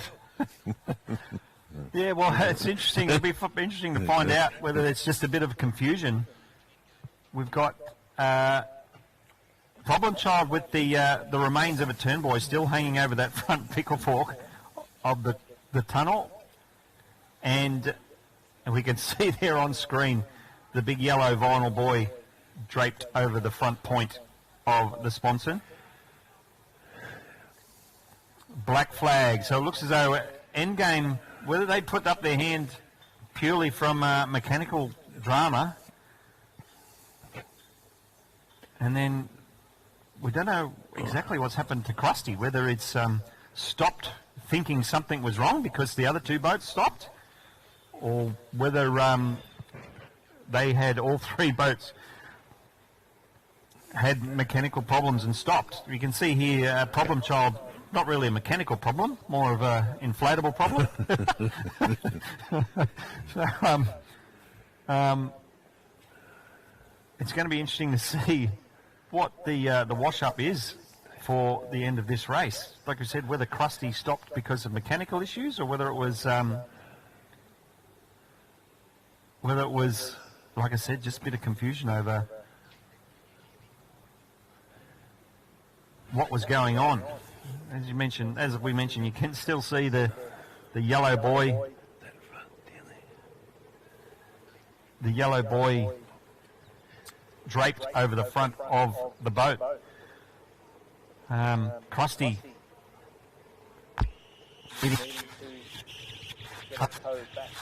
the ramp. Craig Lynn is going to grab the wireless mic and head out in the front of the pit area and try and grab some words from some of our competitors. I'll have to turn this microphone off so Craig can get the feed on the wireless mic. So fingers crossed this all works technically speaking. I'll hand it over to Craig.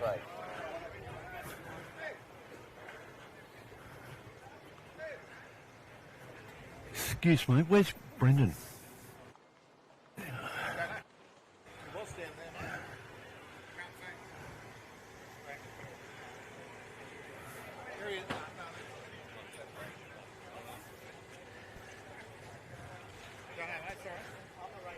talk to you.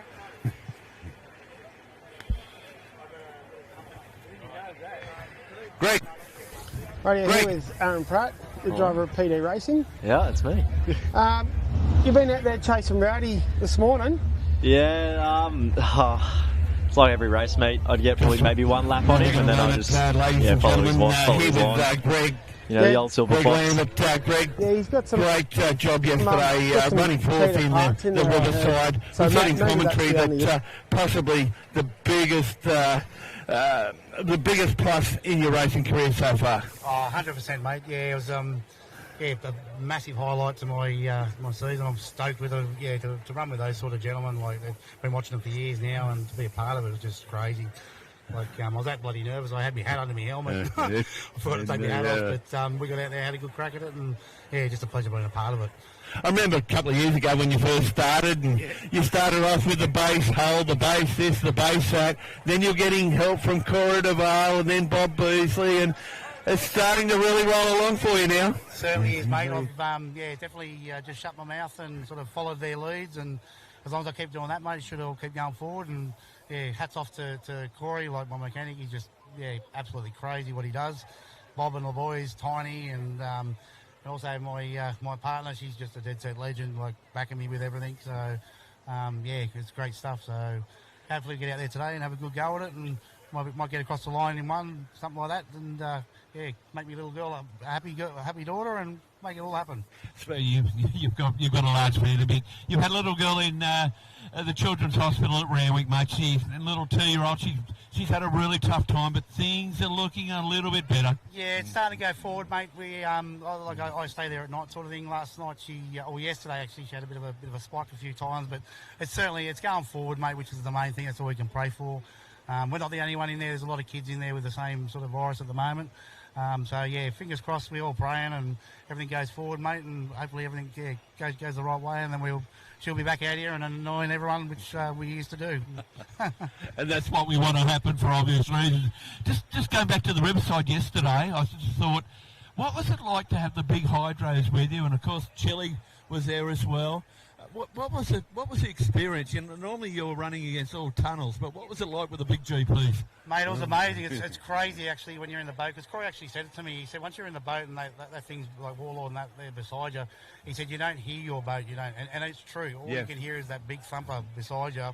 To be a part of that, mate, to watch it take off, it's just another level, that thing. And as for Chili, mate, he drove the pants off it, and to be up there dancing with him as well, mate. It was just I was so excited last night. I was lucky to get to sleep, mate. I could have jumped back out there and played again. But hats off to all the winners. They certainly deserved it. And just to be a part of that race was mind-blowing for me. I'm still sort of pinching myself that it happened. So very happy. So off the line, I'd imagine, with the big GPs, it would have been like something out of Easter Creek with Top Fuel, just bang. Oh, that's it, mate. Like with our boats, you don't really hear much. Just more wind and things like that. But having that big girl beside you, mate, and you see it just take off, and the water that comes off it, it's just another level, and Troy, he's just another step above everyone, mate. He's and such a nice bloke. Big fella, you got to have two hands to shake his hand, you know what I mean? But all very humble blokes, mate, and pleasure to run with them. All right, mate. Big cheerio to the Randwick, the kids' hospital at Randwick, and I'm sure your wife and all the nurses there are probably watching all this. So best of luck, Lebo. Thanks so much, Craig. You do a great job, mate. We appreciate your when you said what you did yesterday, it brought a tear to the missus' eye. They actually had the iPad on the bed with my daughter and my missus, and also there was 5 nurses watching, cheering on as well. So it was awesome. Appreciate you. All the best, mate. All the best, Greg. Thanks, Greg. Issue. Yeah, I reckon he's running methanol. We're just running, the old... You've been out there chasing Rowdy this morning. Yeah, it's like every race, mate. I'd get probably maybe one lap on him, and then I just, follow his wash, follow his lines. The old silver fox. Yeah, he's got some cheater parts in there, I heard. Legend. So maybe that's the only issue. Yeah, I reckon he's running methanol. He's running, the old pump fuel. He's got a bit of methanol in there. No, it's good fun. Yeah, some more fun yesterday as well. You did a fair few laps. Yeah, yesterday the first race I was definitely more happy. Like, first race I was pretty on the money, and the second race I spent more time out of the water than in it. So Oh, well, it's racing. It was funish. Didn't come out of it, so I was happy. I think the pick of the driver is definitely being able to manoeuvre through the wash. Obviously, this track being such a big track, it will wash up. You've obviously done a fair few laps here anyway. Yeah, well, this is my home course and my home club. So I raced all the Super Series here, which was honestly for the first time we ever done it. I reckon it was a good success, and I had fun. All the days we had were spectacular. Like today, beautiful sunshine, not much wind, and none of this is possible without the Motorboat Club. Like before I started racing here, it was, I wouldn't say on the downhill, but they were struggling. And then since all the younger fellas have got in and given a bit of handout, the club's doing really well. And especially this turnout, this is probably the biggest spectacular I've ever seen in my life. So that just says it all, I guess. Yeah, it certainly takes a lot of people to make an event like this happen. You've also got a race boat yourself, so that takes a lot of people to make it happen as well. Yeah, no, as you know, you're spot on. You got all the volunteers who back the event, and then you got people like me and all my other competitors who, got to pay for the boat, sponsors and stuff like that. I'm lucky enough I've got a few sponsors on the side of the boat, and I'm on the front of the boat, which, help me out a lot. And without sponsors and without volunteers, we can't go racing. It's as simple as that. I can see you've got the Rowdy Racing sticker on the back there now. Do you have anything for him in the next race? Honestly, I don't know. Probably a first place for him as a guess, but we'll see. I'm currently borrowing one of his propellers, actually, but we're going to claim it's mine. We're just going to do a quick cheeky swap without him looking. But, Rowdy's helped me a lot since I've started.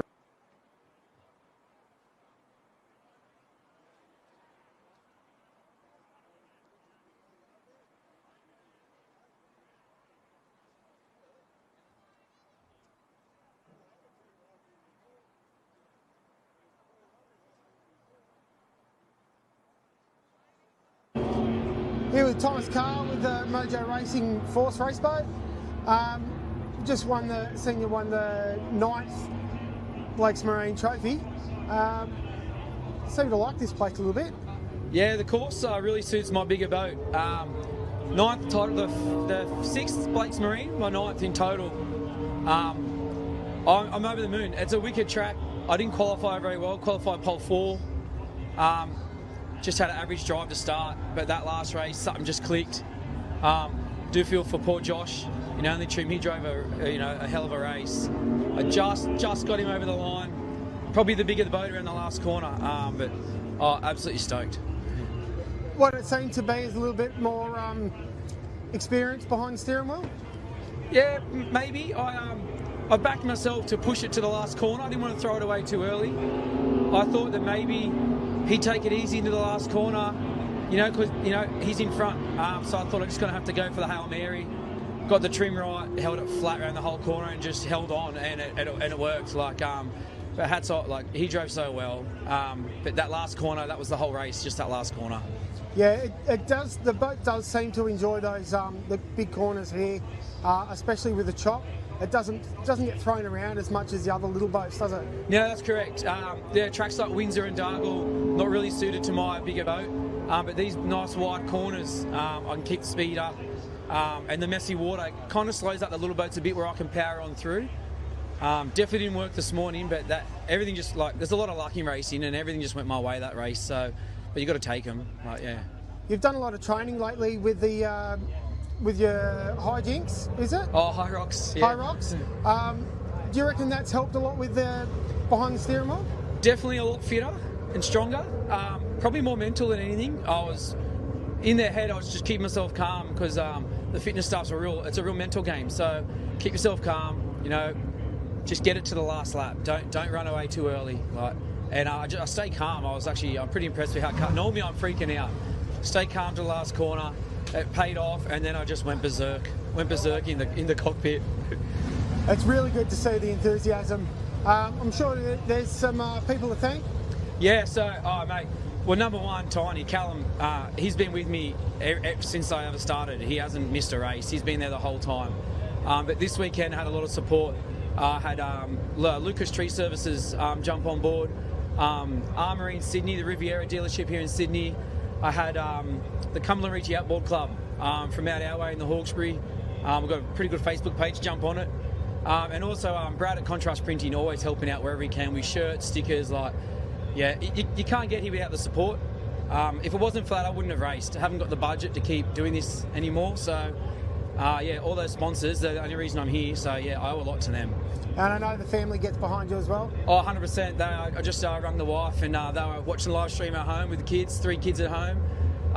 So I can't wait to go celebrate with the boys. They love the boats. Just epic. Excellent to see. Congratulations on another title, and hopefully you have another good day tomorrow. Yeah, thank you very much. Cheers.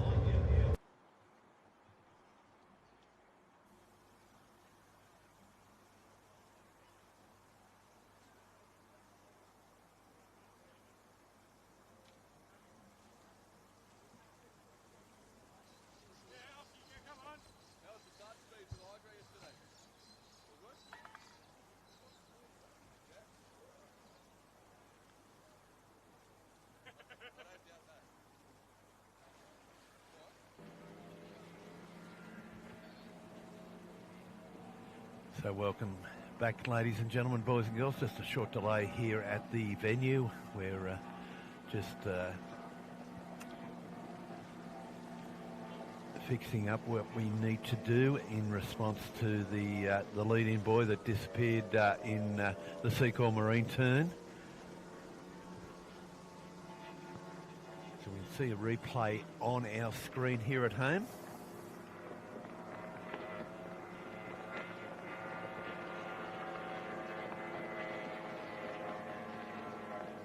See in picture the boat leading there was the Hunton boat over Pat Benici. So both those boats heading into the Cars Park end of the course. So coming out of South Sydney detailing onto the Bankstown helicopter back straight. Very quiet young fella, Mitch Burt, but the Haynes Hunter, he's started to race here at Cogra Bay the last 12 months in our Super Series.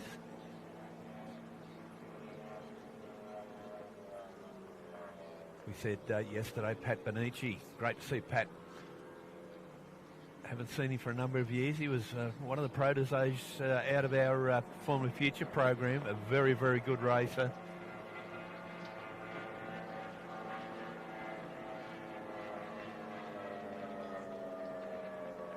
We see a number of our Formula Futures moving into the bigger outboard classes like the monos, sports monos, and obviously the tunnel boat racing.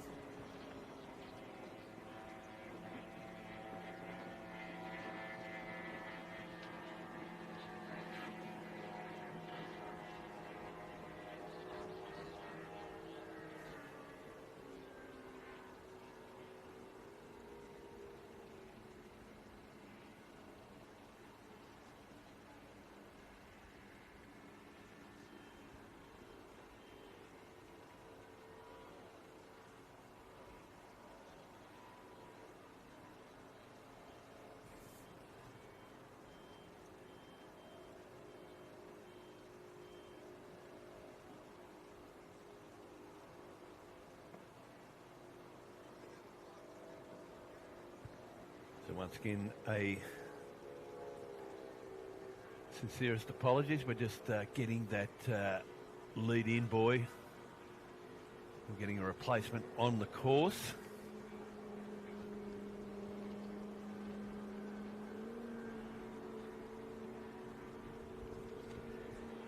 You can see at bottom of picture the big Warlord all set. Been loaded into the water.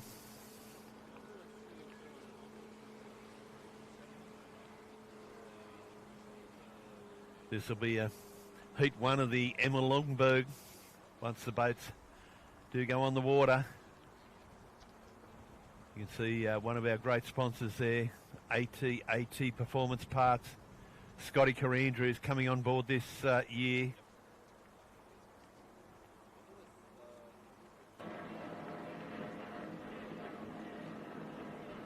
Once again, in our main focus, just a replay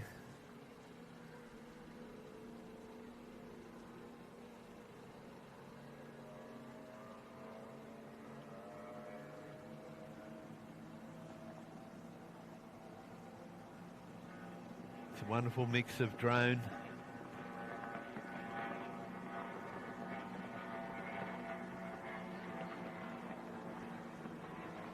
and sea level coverage.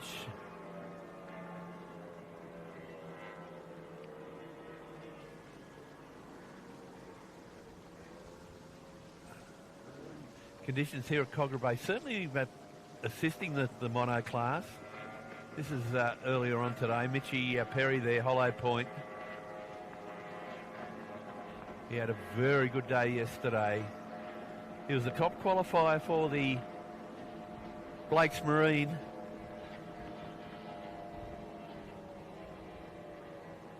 And came out of pole for the final. Ended up third behind Tommy Carl and Josh Heather.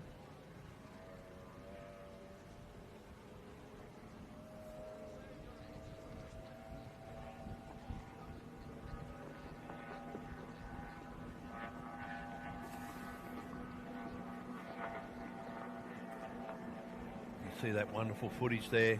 All boats on the Bankstown helicopter back straight. About to lead into the Seacall Marine.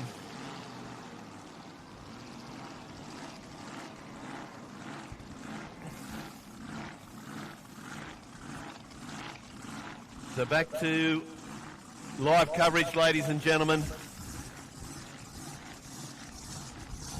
GP1 running for Melton Toyota. Grant Harrison and Warlord driven by Troy Marlin, the two Goliaths in this division, in this country.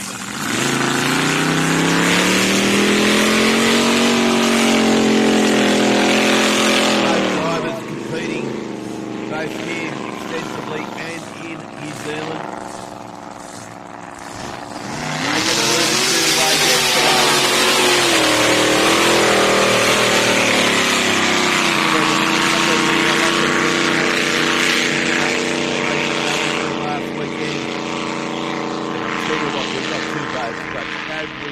Quality with a capital Q. We saw the GP1 boat of Grant Harrison winning the Riverside yesterday. He came out of pole 4. Troy Marlin came out of pole 5.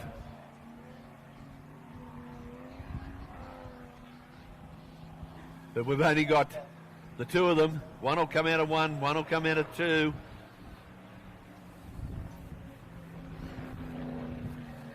By the looks of that, we'll have, this is heat 1 of the Emma Lundberg. Looks like Troy's coming off the inside pole, Grant coming from the outside.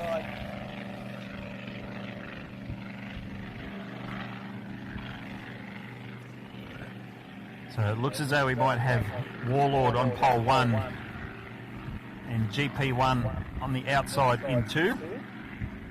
Bit of reverse rolls from the Riverside final yesterday afternoon. So whether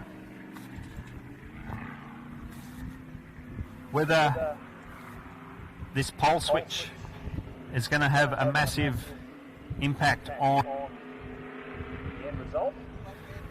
These two guys what are playing amongst themselves for this unlimited hydroplane heat.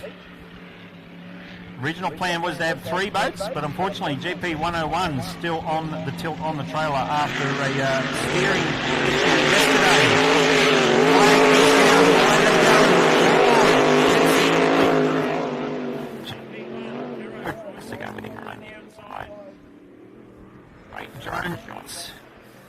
A little bit of a little hook in that last turn from Maharo. Wasn't quite the nice, open, smooth arc all the way around. Lost a little bit of ground to Troy Marlin. Both of them fire down the back straight. And now hook into the Seacall Marine turn. Harrison hasn't given up. Side by side. Down the front straight away. Things levelling up nicely. Both drivers dive in to the South Sydney detailing turn. Harrison back up on the outside. These guys, I didn't see the address of any sheep station on the entry form, but these guys are going for it. You can hear Craig chuckling in the background, absolutely loving the view that we've got. The yellow flag, last lap is out, side by side. 1 lap to go. Harrison got the nose in front at the moment. End of the front straightaway on our last lap. Having to go around the outside. Side by side down the back straight. Both the boats having to negotiate some of the wash from the previous lap. Down the back straightaway they go. Outright speeds of 130, 140 miles an hour. One final turn. Harrison with the upper hand at the moment. Goes around the outside. Warlord quite literally 2 or 3 boat lengths behind. What a battle, Craig. Hallelujah, brother. That never really happens in any form of motorsport where you've got quality craft, you've got quality drivers. And the hardest way round is the outside, and actually Grant Harrison has done it. Unbelievable. We got some wonderful footage here in the Sapphire Room of the St George Motorboat Club. The people at home in Australia and overseas got to see all that. The people at the venue got to feel all of that, but they was courtesy of the drone footage and sea level footage. We got to see how close these guys were. I don't believe it. Cogra Bay, go and buy yourselves a lottery ticket because that is one hell of a race. We said we had quality with a capital Q. The absolute respect these guys have got for each other, their driving ability. They were hooking it in tight. Warm those hands up when these guys get back to the bank and out of their craft, ladies and gentlemen. This is absolutely wonderful to see. We often see some of the bigger, more powerful craft suffer mechanical issues, but we saw these two guys going absolute crackers on the water.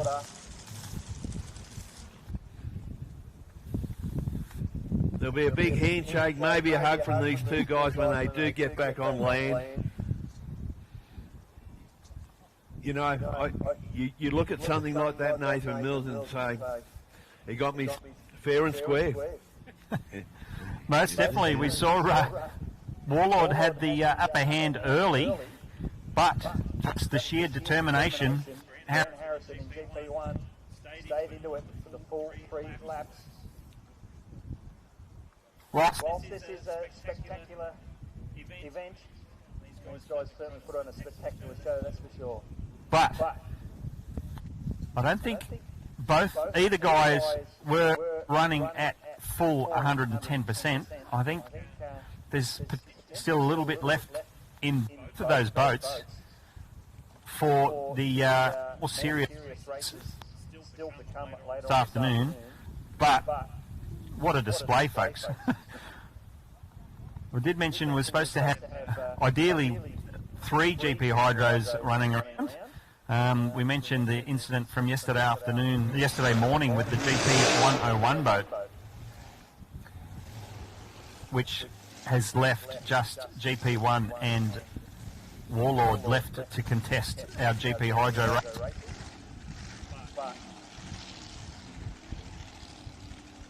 Sure enough, one less competitor on the water, but no less of a show from that race. Some viewers from North America keeping an eye on via the live stream. we touched on earlier yesterday that over in Valleyfield, Canada, was a major hydroplane event last weekend. Those guys actually had, I think, 10 or 12 speeding, but a storm blowing through on Sunday. Like, races. Catch up, need a cheap action. We had it just there and then out in front of us here at St George, which is located in Sydney, Australia. So an unlimited displacement race now heading out on the water. Titan, the blown boat from South Australia. A little bit off the pace yesterday. Yeah, thanks indeed, Nate. Of course, Dave Sadley, all the way from South Australia, 19'6", Bruce Everingham, powered by a 525 cubic inch Chevrolet. Wishes to thank MK Racing, WD Custom Fabrication, Two Gums Garage, Fletcher Engineering, and Little Blessings Brewery. So when he was telling me about Little Blessings Brewery, he had a bit of a glint in his eye. So maybe a shareholder or someone that spends a little bit of time there. I tell you what, have we seen Corey Marlin?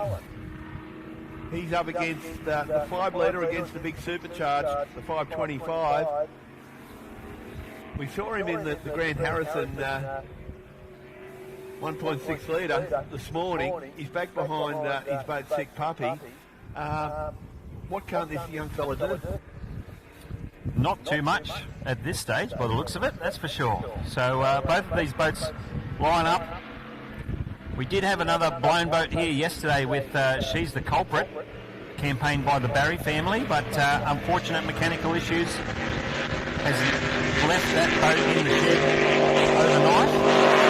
The flag is dropped and Titan, the big supercharged unlimited displacement boat, heads on down the front straight away.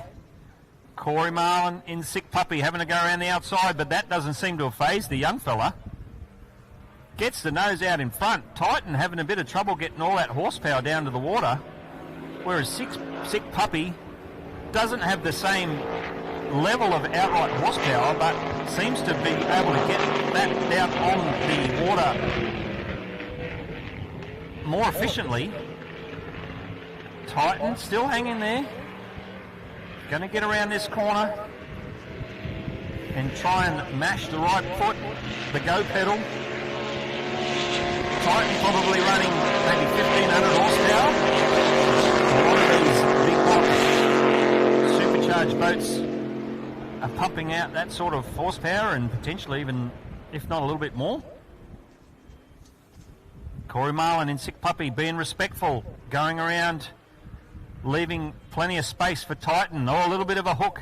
Looks as though Titan might have drifted out on the outer edge of that turn and got tangled up a little bit in the wash of Sick Puppy and had to rectify that. Sick Puppy, this engine's going to need a refresh by the end of this weekend.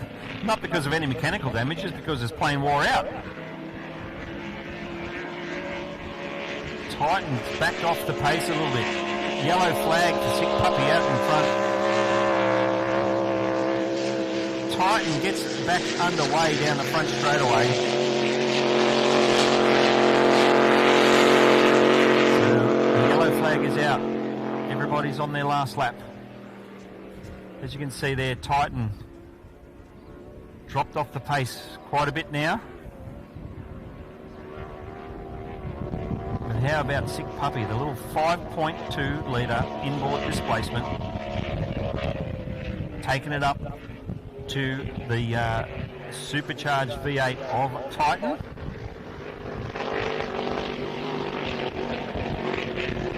One more time, one more checkered flag for Corey Marlin in Sick Puppy. Dave Satley at the wheel of Titan. Very gently squeezes the right foot. Gets all that 1,500 horsepower down to the water.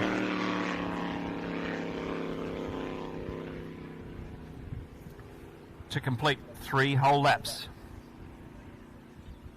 A little bit off the pace, but still in one piece. Some of the more major race meetings, major races still to come in the race program. We'll have these two unlimited displacements head on back to the pit area. For those on the live stream, you would have seen that black flag signal come up on the top left of the corner of the screen. In powerboat racing, black flag means return to pits, return to the ramp area. So it's a bit different. The flag system's a little bit different to motor racing cars. Obviously, in that scenario, a black flag is a penalty, but in powerboat racing, black flag means the end of racing conditions and bring it on back to the pits.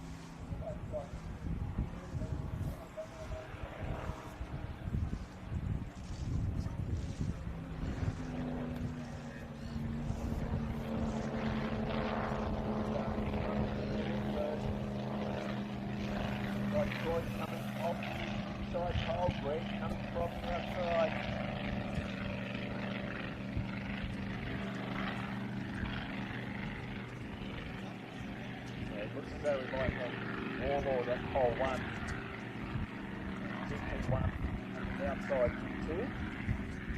Bit of reverse rolls from the Riverside final yesterday afternoon. Yeah, The weather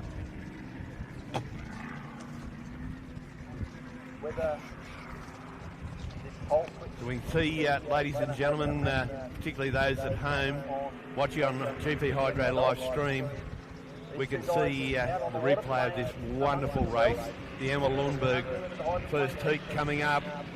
We can see we can see on the inside Warlord.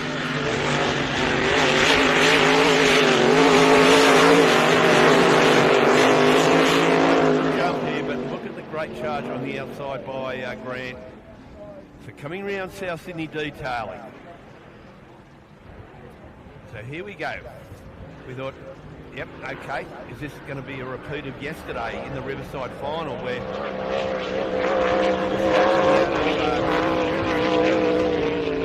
out of pole position 4 it was Harrison and Marlon coming out of 5, but this is in reverse today, and I thought, well, maybe we're going to get the same result.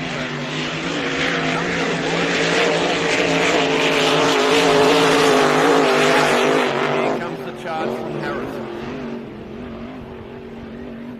He just nipped away here. He made a big charge down the Bankstown helicopter back straight. And this was the race-winning move, I believe. Look at this wonderful drone footage, ladies and gentlemen. The white boat on the outside of Harrison, the yellow boat of Marlon on the inside, side by side. Two Australians there.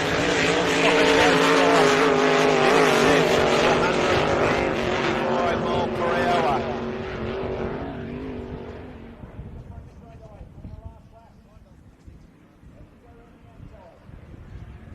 So Marlon on the inside, on the outside.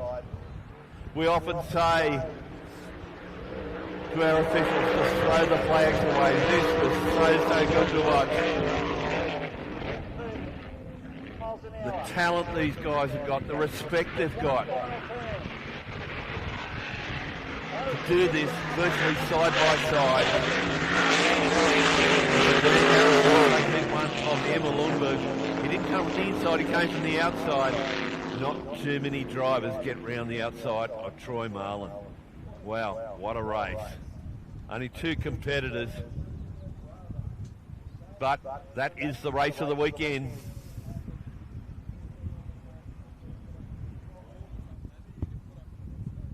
see the drone footage. Well, that was to the left of the front of the club. We can see unlimited outboard coming onto the water.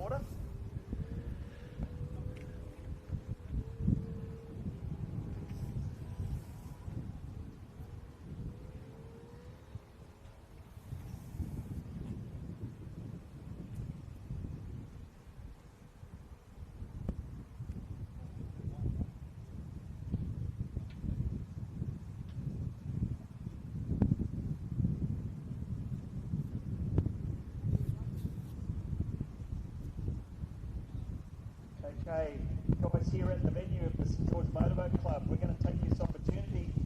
If you can see one of our cameramen on top of the control tower waving his arms, so everyone here at the venue, just take a couple of minutes to give the guys a big wave. We've got the camera turned around facing the clubhouse. So the biggest arm movement, the biggest jumping up and down, you'll get a little more screen time. For the benefit of the St George Motorboat Club, so thank you very much. Well, thank you guys very, very much.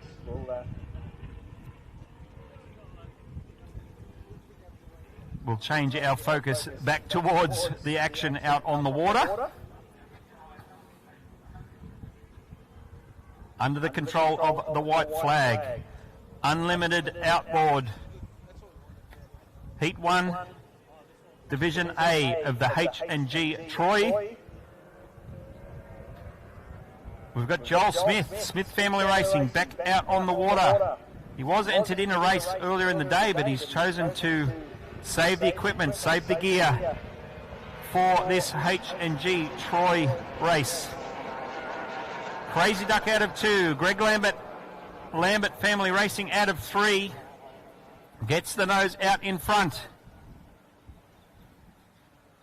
We got the Smith Family Racing still in pole 1. He'll catch up a little bit, having to go around the inside, but off the pace compared to Greg Lambert in Lambert Family Racing on the outside. Craig, you managed to get a bit of a quick interview with Greg a little bit earlier, didn't you? What did he have to say? Yeah, we opened up the interview, with his. He got into the Riverside final. He was absolutely tickled pink. Just got nutted by Chile, Andrew Chilvers, the Prince of Pakenham there. He was stoked. He was stoked to be up against, Troy, Grant, and he was so pleased. He's had the family's had a really tough time. His young daughter's in Randwick Children's Hospital at the moment. She's had a really tough time, but it just made everyone happy, made Greg happy, made the whole family happy. It's given him a bit of a lift for a time that hasn't been real good in his life at the moment. But everything's looking much better with his daughter. But we did talk about, I remember when he started a couple of years ago, he started off with the base hull, the base motor, base this, base that. And then he got guys with him like Corey DeVale, Bobby Beasley, those kind of people. And I look to where he is now. We can see Peter Zala on shot. And he just said, it's been a wonderful learning curve. And he said, I just love the sport so much, love the people. He's an absolute icon in the sport. He hasn't been in it very long, and that's a sport of circuit powerboat racing. That's what it could do for you. And he's just getting, that was another thing we talked about.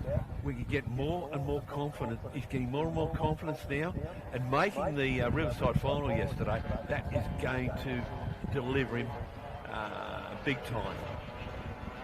Lambert Family Racing taking the checkered flag. Of course, Greg got some wonderful support. Peter Zala there, all the way from Canberra. Pete loving his powerboat racing.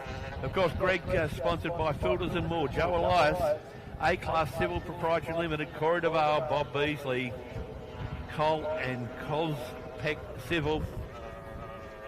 Wonderful supporters.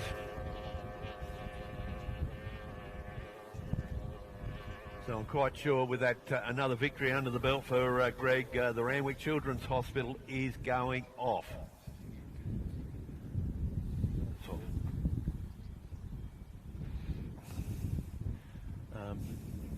Couldn't you hear that interview with Greg?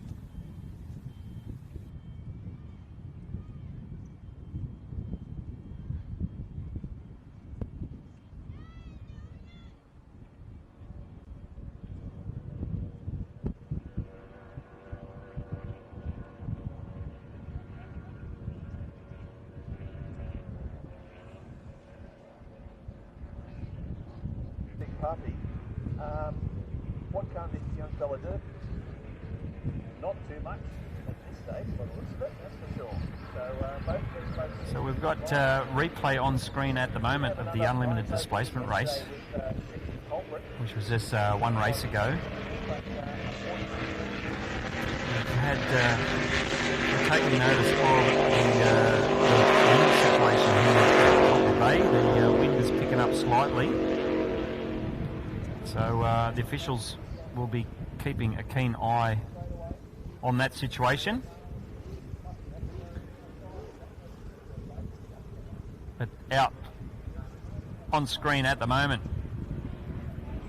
it was a battle of the big versus little. Unlimited displacements with the supercharged V8 of Titan up against the 5.2 litre normally aspirated sick puppy with young Corey Marland at the wheel.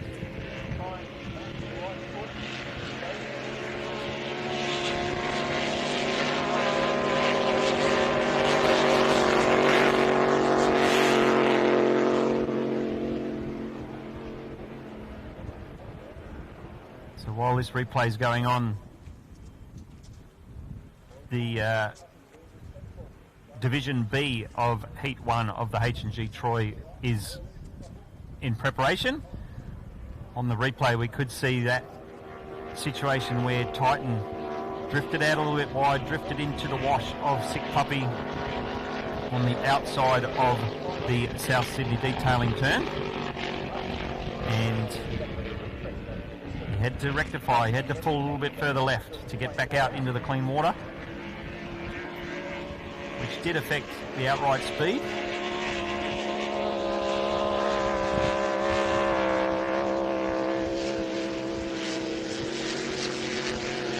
Some decent top-end speed shown by Titan, unable to pick it up all the way around the course.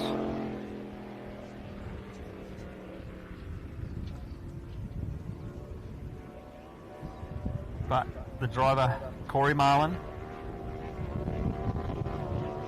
certainly an advantage having top shelf equipment underneath him and taking full advantage of the speed and capability of this boat.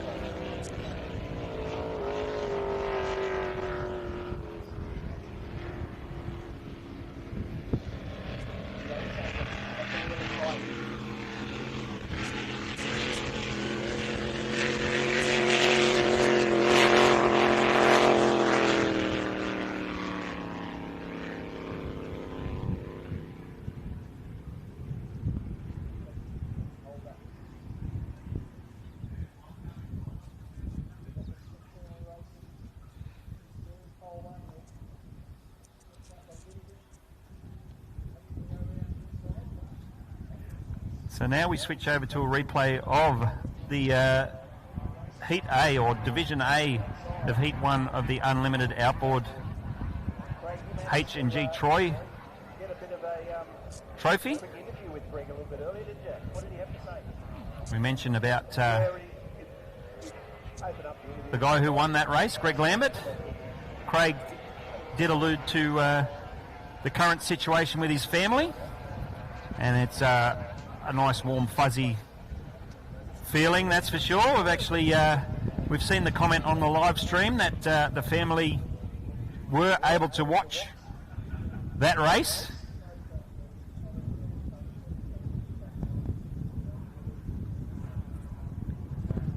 I sent the message. We'll potentially try and get it to Greg at some point somehow, but the comment being, awesome drive, my love. So fantastic How good is this live streaming technology thing with people making comments and writing messages like that? We've seen some messages from one earlier today. I think someone mentioned that they were based in Las Vegas over in America, and then someone else is based in Mexico at the moment, so it's pretty damn awesome. It is, mate. No, I wouldn't want to be sick at the dual control program with all the nurses in the room watching the powerboat race.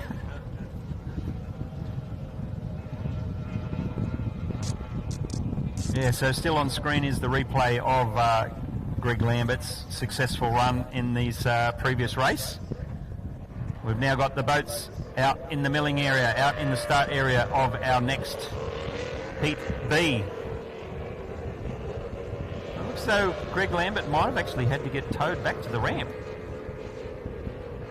Certainly no drama getting across the finish line and finishing that race, so whether it's fingers crossed, he's just ran out of fuel or something like that. So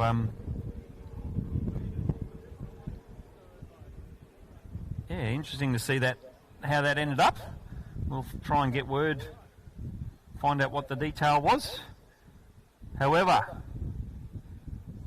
we have the starters out on the water for Division B, Heat 1, H&G Troy.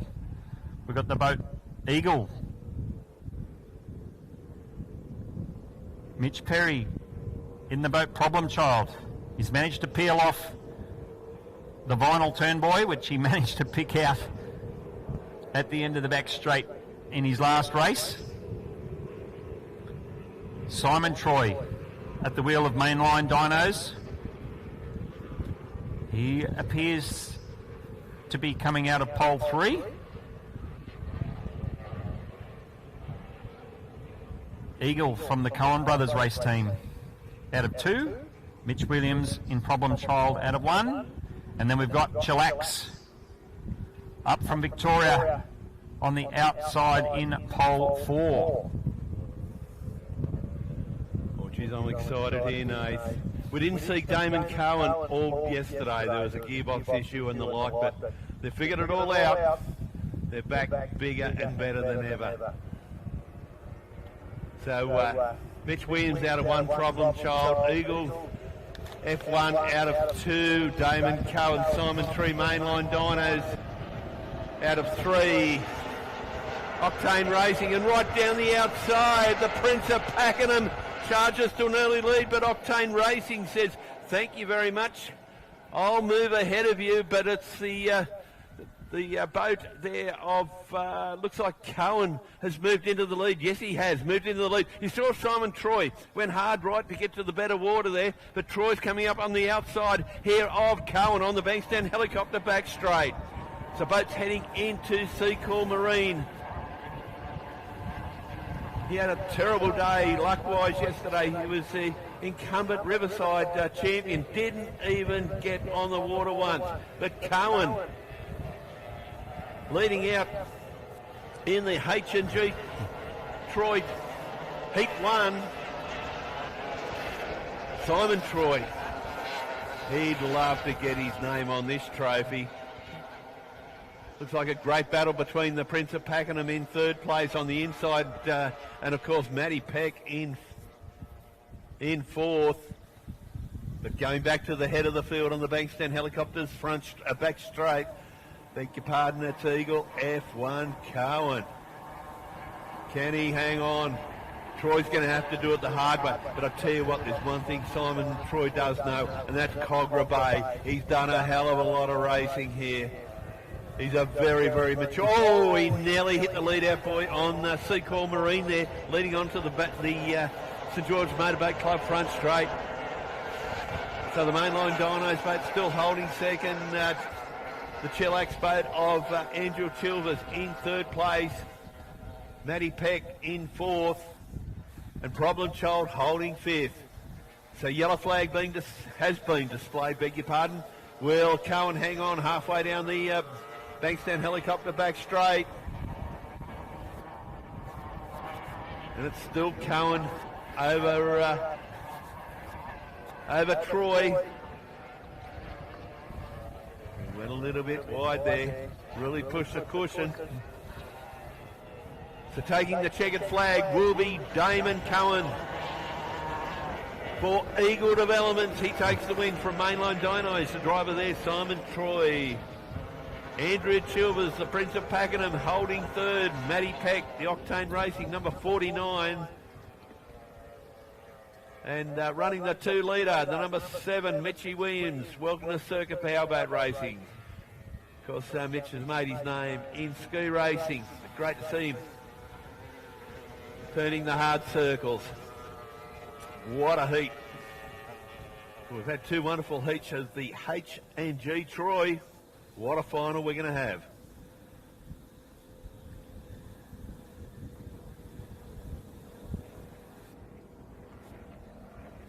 Looks like our next race is another 3-lapper for the 6 litre open inboard. Barry Sharp.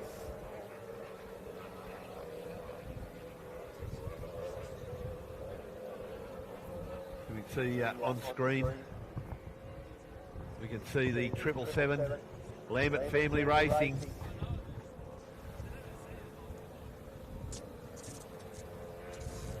Going back into the pit area.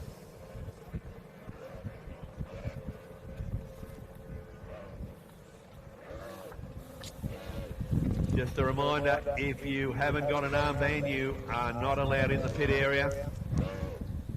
If you are in the pit area, no smoking or drinking of alcohol. So coming up for a replay here. Look at that drone shot, what a wonderful shot. It was Chilvers that made the big impression early on from Octane Racing, Matty Peck, and back to the inside, Damon Cohen. Damon always had that good real estate on the inside, however. You see Simon making that big charge in pole 2. He went a little bit wide, and you watch him here, he turns hard right. He went for that good water. Might have had a bit of wake of water coming from the boat of Eagle F1, but he charges up on the outside. So this is the first pass for Cohen. Didn't get the motor out at all yesterday. But early on, he drove a calculated race. He knew he had Troy in his mirrors. That was a race-long battle between Chilvers on the inside and Peck on the outside. And Mitchie Williams back in 5th place. It must be so hard for a guy in, say, Simon's position, because the boats are so equal in performance and the drivers are so equal in quality. They're basically counting on a mechanical error. Oh, geez, you can see the 3rd place boat there of Chilvers coming very tight to the turn to the lead out boy. But they're so similar. So they were obviously counting on a mechanical issue or a driver error. The boat's just coming through South City detailing, the Cars Park end of the course. The boat's on the Bankstown helicopter back straight, runs parallel with the Princess Highway, which goes over the Tom Ugleys Bridge and into Sylvania.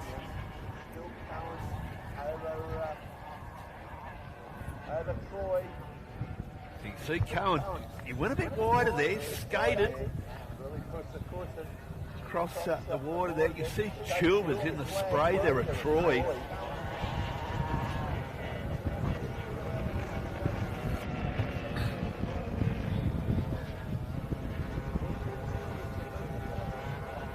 So that was a wonderful heat 2 of the H&G Troy. Good to see Mitch Williams back on the water, because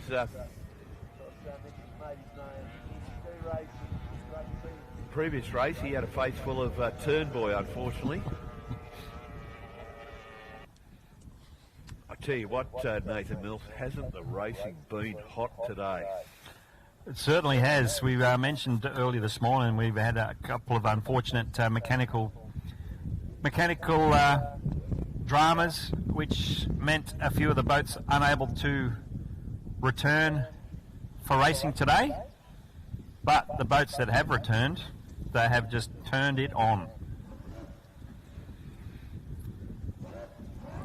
And obviously you'll hear some familiarity with this trophy being the H&G Troy, and the connection to Simon Troy at the wheel of the mainline Dono's boat. They are certainly connected family members. We've got a replay at the moment of the 6-litre open race that happened earlier today. Just a little more on the details of the H&G Troy outboard tunnel race, where we've just had Heat 1 Division A and B. This trophy donated by Harold and Graham Troy in 1952 to the St George Powerboat Club Unlimited Unrestricted Championship. Harold Troy was a life member of St George and the first driver in Australia to officially record 100 miles an hour, achieving that milestone right here on Cogra Bay in 1956 with the Rolls-Royce Merlin-powered Fleetwing. Harold held APBA badge number 1 accordingly.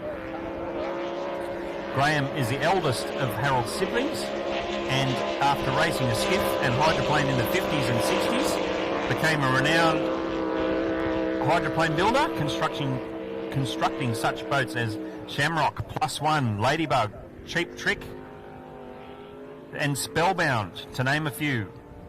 Graham was particularly active member of the Shamrock crew until Con Cunningham sold the boat early in the 2000s.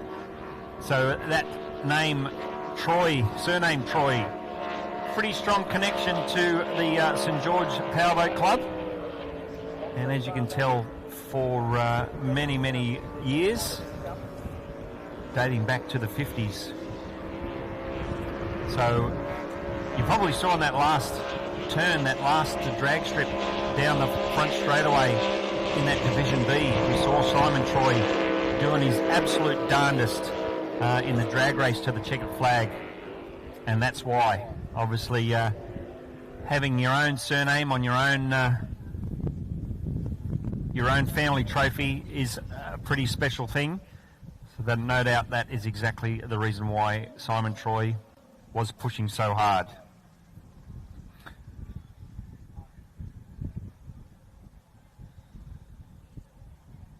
On screen at the moment, I do believe that is Matty Peck in Octane Racing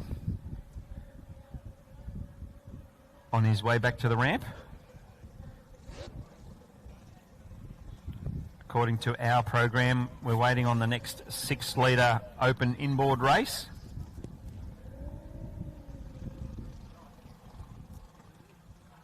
We've just seen one of the boats in that race, Sick Puppy, heading to the ramp now.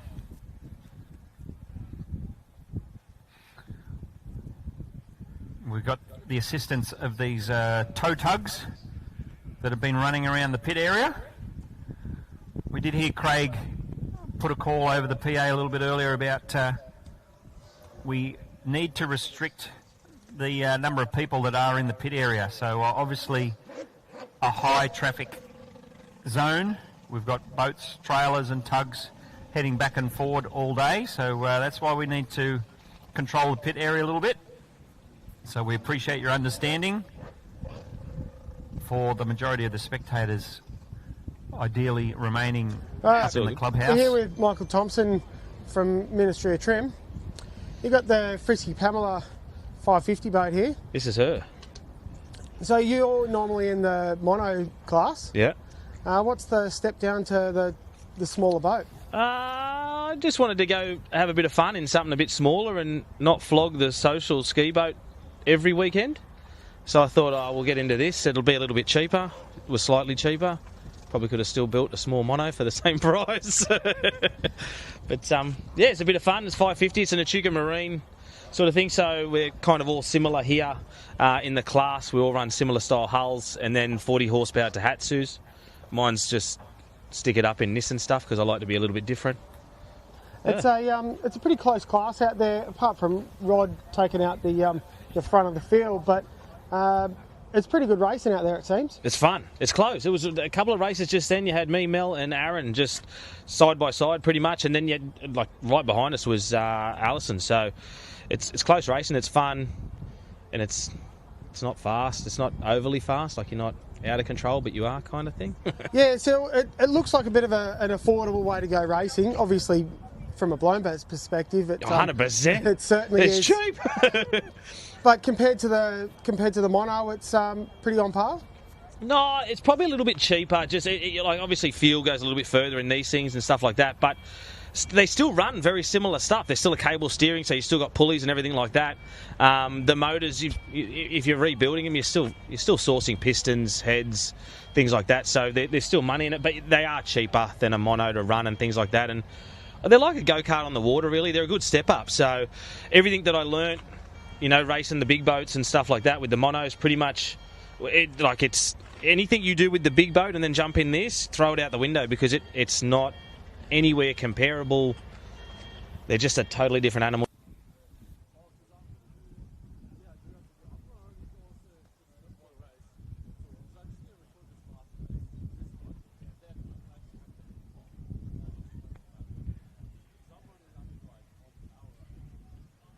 Animal to drive. Yeah, I've found that too. Especially going mono, small mono to big mono, you would think that they'd be sort of pretty close. Yep. But obviously you're really light in these things. Right, mate, you're really light, and then sort of with I don't know, with the monos, you see a bit of wash, you just tap down in the trim and just plough through. But these, you don't have that luxury, and even when you back off, they don't fall on the nose. So you kind of just get tossed and turned around, and you kind of just wedge yourself in and wait for it to settle and go again. So we saw you pull a bit of water out of the back of this after that last race. Yeah. We had a good race. I think it was in the first. We got mainly a lot of the water then from Aaron. I held snug on the pole and just copped the wash coming out of the side of his boat and just thought, we'll just stay here. If I follow it, I'm close enough. So got to try and stick with him in the corners. He's got a bit more speed up the straights, so try and push it through the corners. It's very, very good to see the hard racing going out there.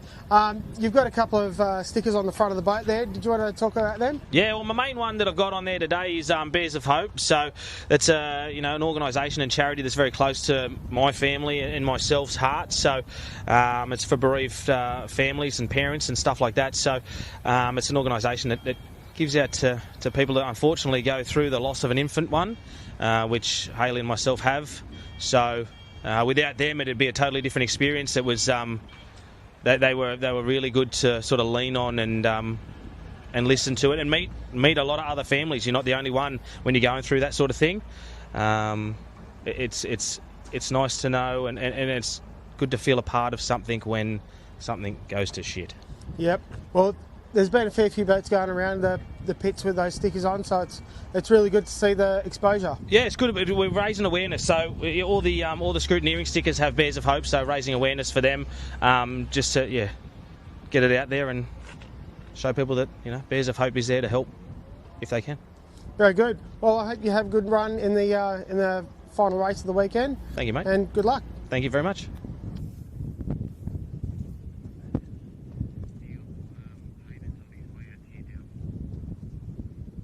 There's a great interview with Michael Thompson, driver of Frisky Pamela, Bears of Hope.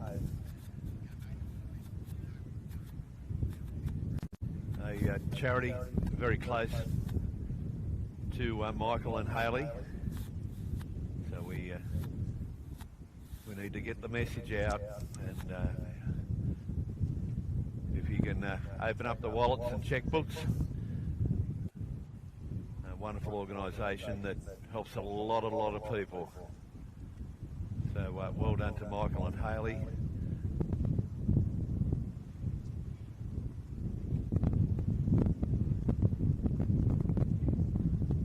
See the Octane racing machine, Matty Peck, being reversed.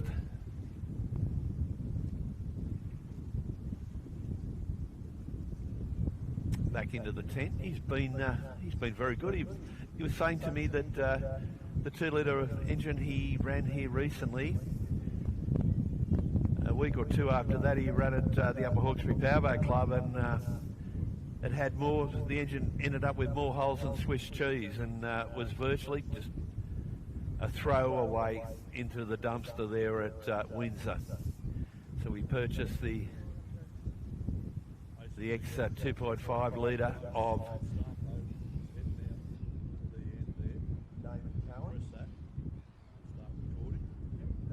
very good pace today.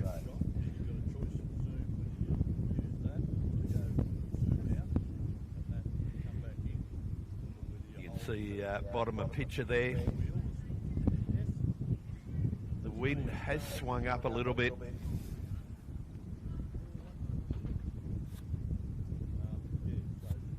Officials are certainly keeping an eye on that at the moment. Coming straight down the course from the south.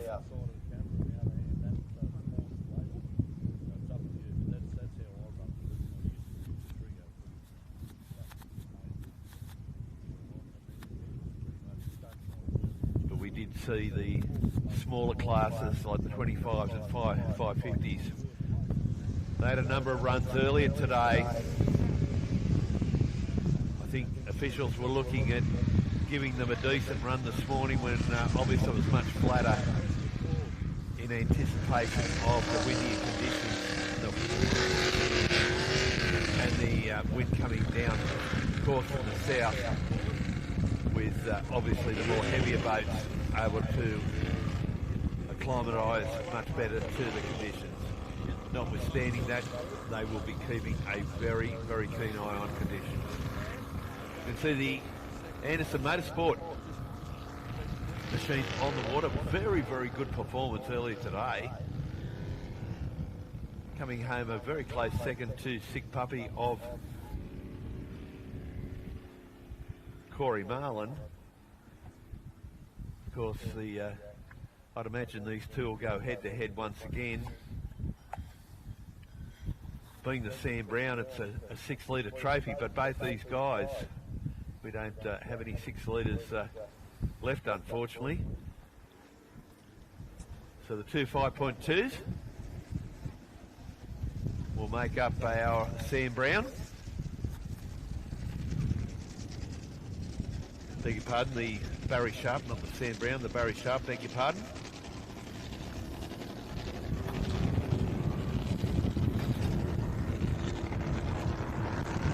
Yeah, Craig, you mentioned the 6-litre open race earlier on the program today. Brendan Anderson, the AMS Motorsports white hydroplane, probably had his best run of the weekend, even though he still finished second. That boat showing a lot of promise, a lot of speed. Every time Ando gets this boat out on the water, he learns more what to do.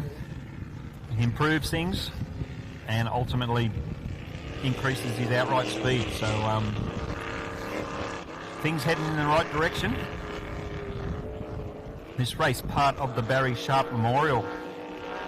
The trophy was donated by David Blythe in memory of his good friend Barry Sharp. Apart from being heavily involved in car racing, Barry raced a Jaguar-powered runabout called Jag. And this was the first inboard displacement hull to be fitted with a reinforced cockpit. Barry, in partnership with David Blythe, also ran a twin Ford Cleveland-powered displacement hull called Torino. The trophy has always been for a 6-litre inboard displacement championship. Funny enough, the mention of that word, that boat named Torino, the boat still exists actually, with twin inline Ford Cleveland V8 motors powering that thing.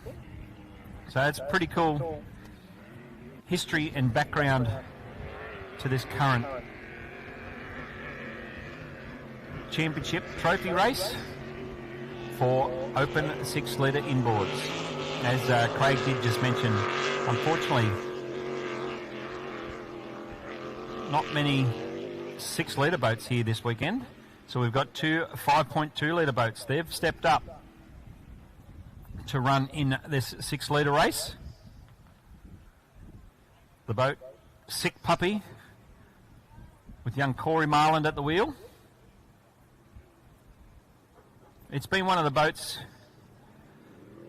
that's just plain wore itself out.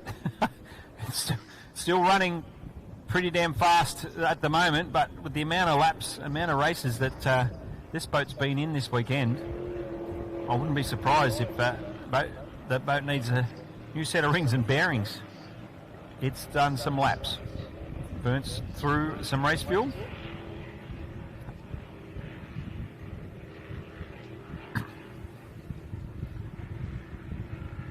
Looks as though the pole positions are going to be switched around from the previous starting positions.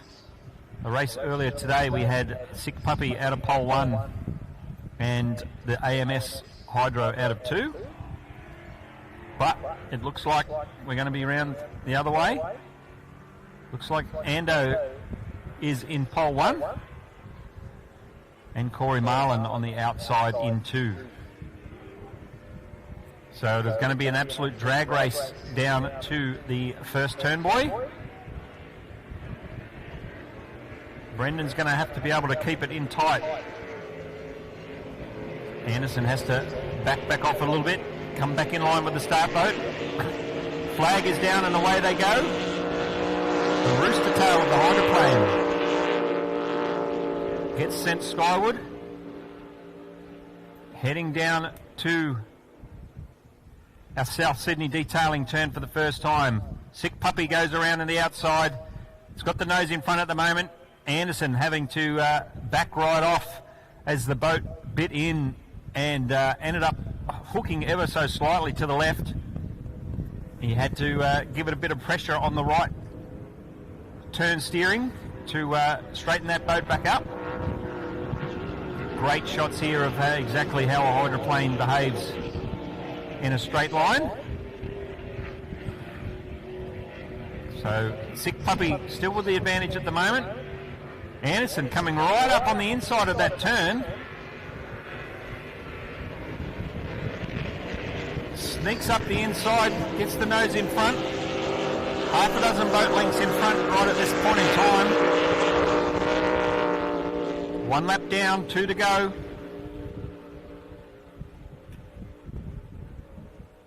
Anderson still out in front at the moment. Slides the hydroplane around the turn. Sick Puppy's now switched lanes, pulled back to the inside.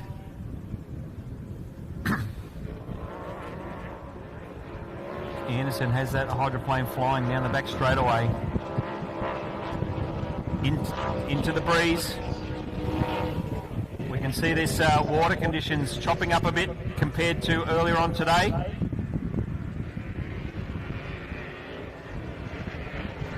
Brendan Anderson taking a nice, smooth, tight apex of that turn. Right at this point in time, keeping Sick Puppy at bay. I touched on earlier that Anderson's just been getting better and better all weekend.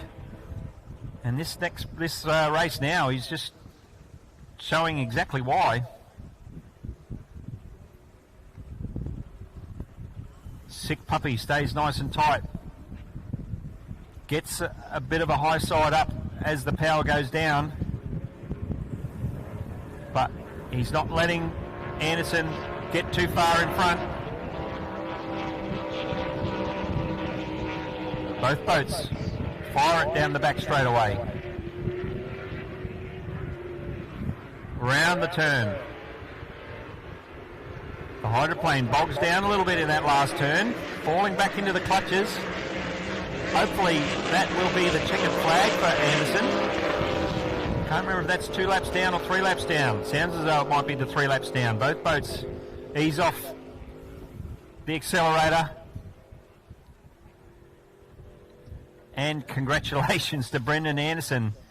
I think that might technically be his first official race win. So, and part of a 6-litre championship race to boot. So well done to Brendan Anderson.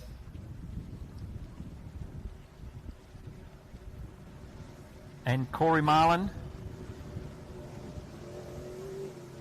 Those boats all still in one piece, still firing on all cylinders.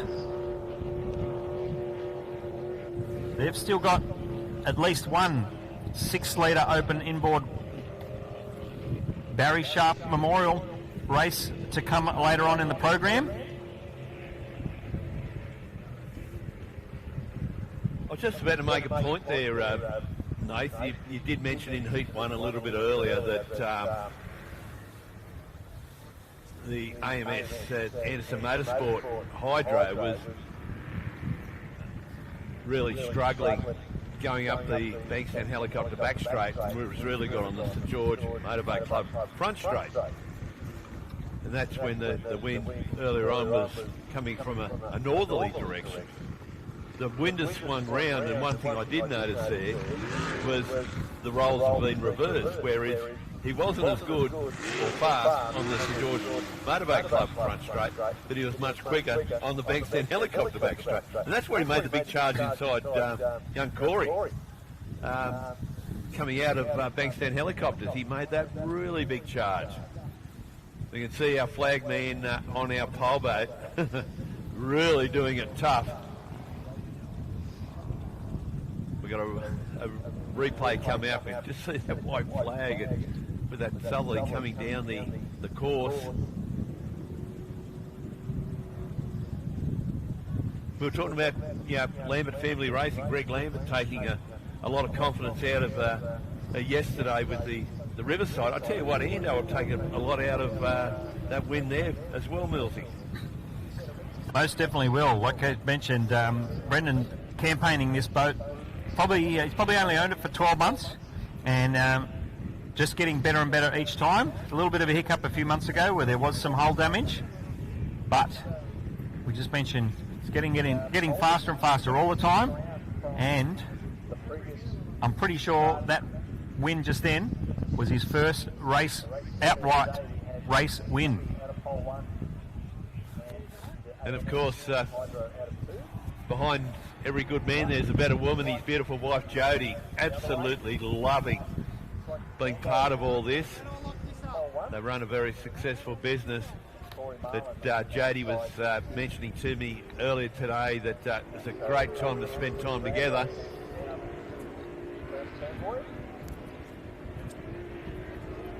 So we can see the replay coming up at the start here. Ando coming out of one, the roles reversed from the previous race, and Corey coming up on the outside.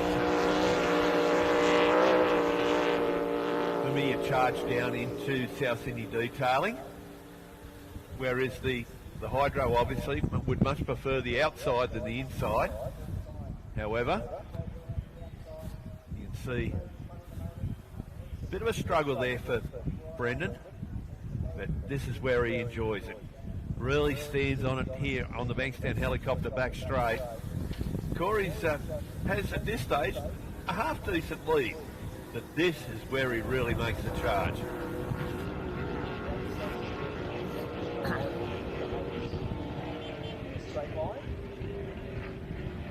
You can see coming out of Bankstown helicopters through Seacall Marine. I tell you what, he's done a great job. Corey didn't leave a lot of room, not that he needed to, but he's got the hydroplane through there with a great piece of driving. As we've alluded to before, that's not the easiest piece of water to get round, but we got Heat 1 of the Bert Hines. This is a national or Australian trophy. It is for unlimited monos. So we should have our pole positions here shortly. My secretary is working very hard here trying to find those details for me.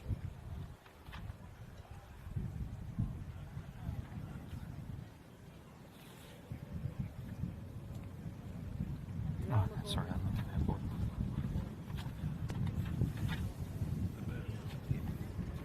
So out of one, we've got Hollow Point.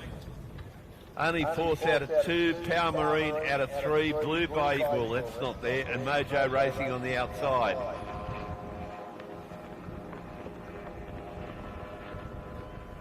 So it looks like Nick Force is on the outside there. The Benici boat on the inside. I'm just going to try and get these. Mojo racing out of 2 by the looks of it. Thomas Carl, after a successful run yesterday. So we've got 3 boats up front at the moment. It's only...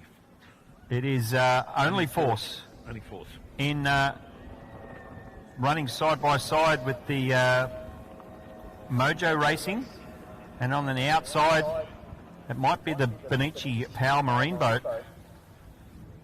It is. No, it's Force. Nick Case. Nick Case. Nick Case is the one, Nate. So Thomas Carl gets the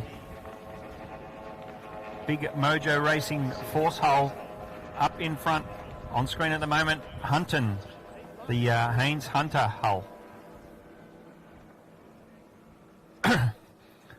Thomas Carl, he lives out in the Hawkesbury, but he absolutely loves this St George racecourse in this boat. The boat obviously suited perfectly to this Cogra Bay racecourse. He gets the nose out in front with a decent number of boat lengths lead, heading down the Bankstown helicopters back straight away. Only Force. Josh Heather at the wheel, currently in second place, just in front of Power Marine, Patrick Benici.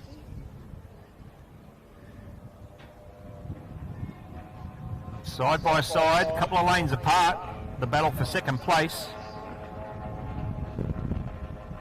2 Force hulls. We've got 3 Force hulls taking out the top 3 spots in this race so far.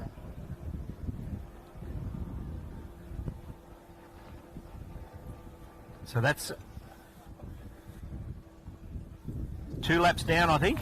2 laps to go, 4 laps in this championship event. And these are the conditions these big forces absolutely love. You can see, we saw last time on the St George Motorboat Club front straight, Tommy doing a lot of work on the wheel. But an Aussie champ from last year in this class also. It's been a happy hunting ground for Tom Carl and the Mojo Racing Force. So once again on the St George Motorboat Club front straight again. We saw a good battle there with Joshy Heather off the start in only Force. They had that great duel, of course, in the final of the Blakes Marine yesterday.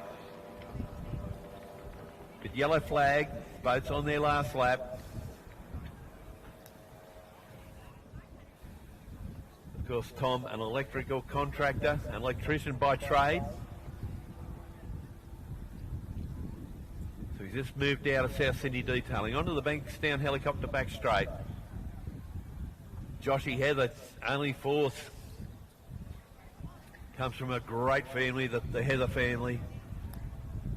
Of course, his younger brother Matty competes here regularly. And he gets great support from mum and dad. And of course, greats to go. Papa Heather's company, greats to go. So final time out of Seacall Marine. We have Tom Carl in Mojo Racing, the big Force. He takes the win. Home in second should be only Force. Josh Heather, beg your pardon, Patrick Benici. We see only Force on the inside, and it should be Hunton. Mitch Burt, our next boat. Yes, it is. The Haynes Hunter, that is the next boat to cross the line.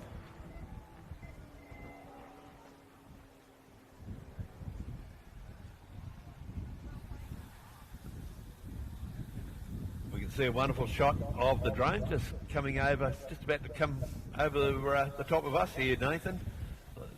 We can, we're heading towards, we're just going over the club, we were going over the club, we were heading towards Botany Bay. There's the marina. There's been a lot of work going on recently, and they're extending the arms of the marina. It's a wonderful club. It has all the facilities. The Baby Bruce Cafe just below us here. The Marina's Edge restaurant on the top floor. Has all the gaming facilities, tab, keno and the like. Wonderfully big function rooms. An absolute great club. Was here early in the week. You must book, ladies and gentlemen, you must book. It is that popular. It's that popular because it's got quality. The seafood platter my daughters and I devoured on Tuesday was certainly quality, and yeah, we can't recommend the St George Motorboat Club anymore. Heat 2 of the Heinz is coming up, and out of Heat 2 we will have Hollow Point out of 1. That's what threw me in the first heat to come up on the graphics as out of 1, but he's in 1 out of 2.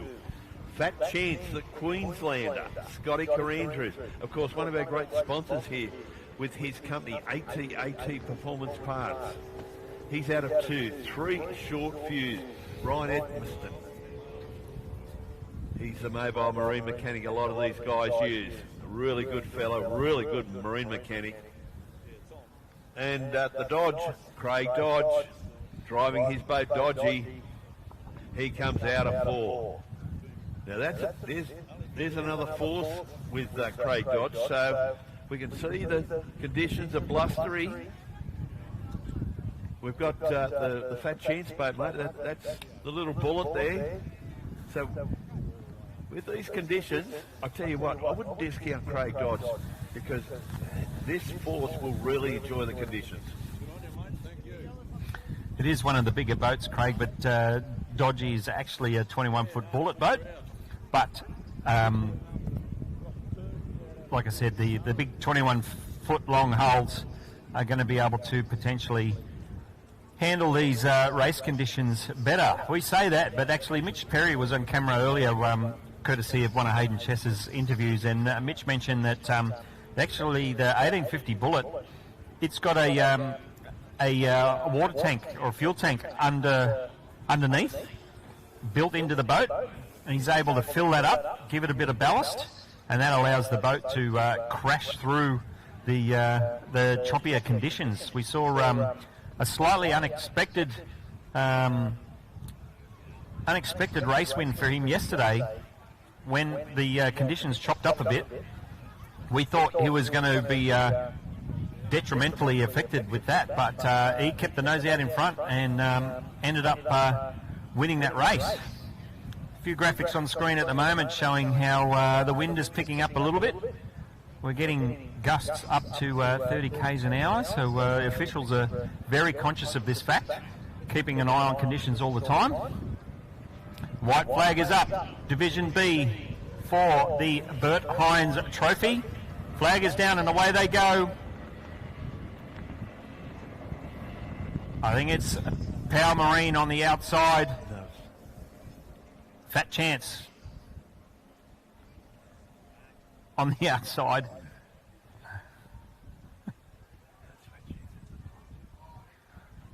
Anyway, we'll get that. We'll clarify that in a minute. Oh, one boat sees cut the corner.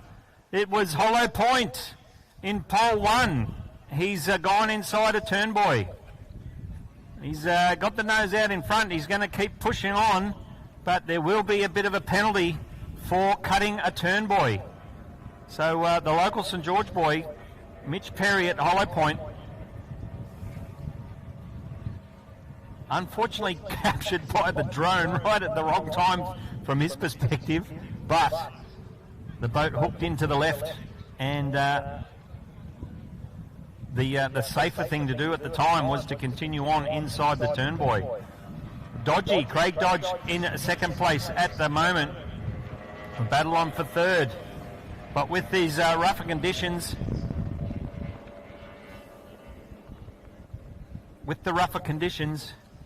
we're kind of expecting the bigger boats such as Dodgy to try and make a bit of inroads up that last straightaway, Craig Dodge probably caught up a boat length or two up on Hollow Point, but it's all just washed away a little bit in that last turn, having to go around the outside. So the 21-foot bullet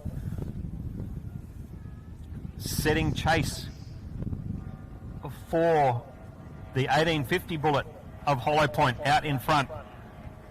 However, there will be a penalty applied to the race time of Hollow Point for missing a turn buoy. Cutting it nice and fine and sharp again does Mitch Perry.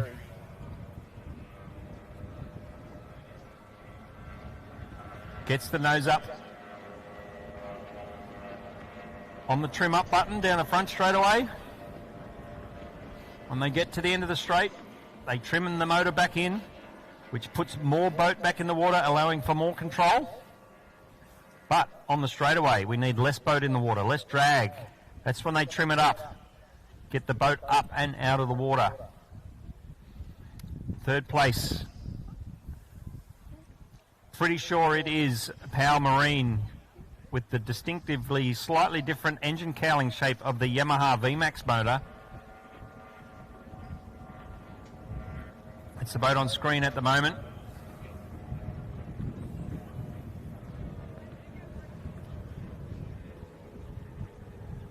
We're back on Hollow Point out in front. Unofficial at this stage, but he will most likely serve a slight penalty for missing a turn buoy in turn one. Yellow flag, 3 laps down. 1 lap to go in this Division B, Heat 1, Bert Hines Trophy for the Outboard Monos. 3 down, 1 to go. Craig Dodgy has fallen back, potentially fallen back into the clutches of Power Marine with 1 lap to go.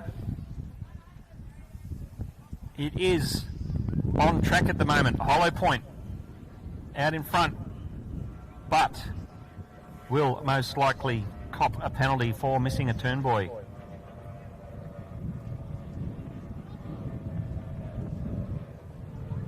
And then it is short fused. The remaining boat number 4 rounding out the field. Hollow Point straightens it up, heads on down the final straightaway. Checkered flag for Mitch Perry, but there will be a question mark over that on the race sheets. Dodgy stays to the inside. Power Marine has a good strong run late in this race, and short fused now coming across the line to complete Division B, Heat 1 of our Outboard Mono race, which is for the Bert Hines Trophy. So all of the race times for Division A and Division B, or Heat A, Heat B, they'll all go towards qualifying for a final race. So once we get word of those start positions, we will let you know.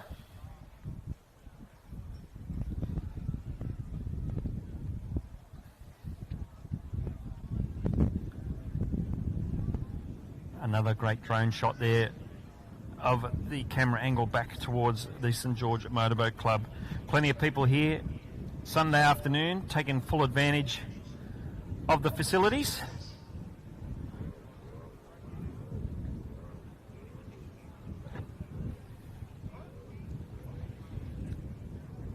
We touched on the fact that the wind is picking up a little bit.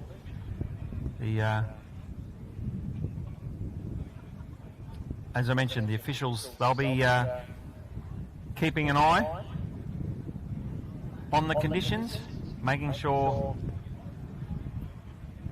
the track itself and the race conditions overall are still suitable. We are expecting out on the water next 95 mile an hour speed restricted race. And then straight after that there will be a 105 mile an hour heat 5. So it'll be their 5th race for the weekend. There'll be a tally of points from each and every one of those heats that go towards the final result at the end of the weekend.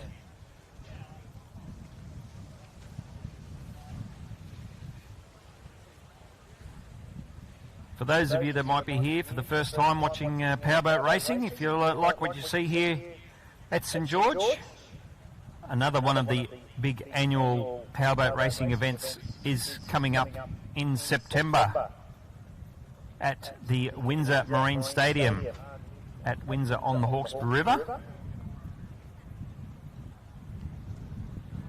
It is a fantastic venue for watching powerboat racing there at the Windsor Marine Stadium. Called a stadium because it does have raised banks on the side of the river, which gives essentially everyone an excellent vantage point of the on-water racing action. So if you're interested in that, do a bit of a search for the Upper Hawkesbury Powerboat Club, Windsor Spectacular, coming up in September. Then also after that, here in New South Wales, is going to be the annual Winter Spectacular down at Dargle, which is also on the Hawkesbury River, but a little bit further downstream at Lower Portland.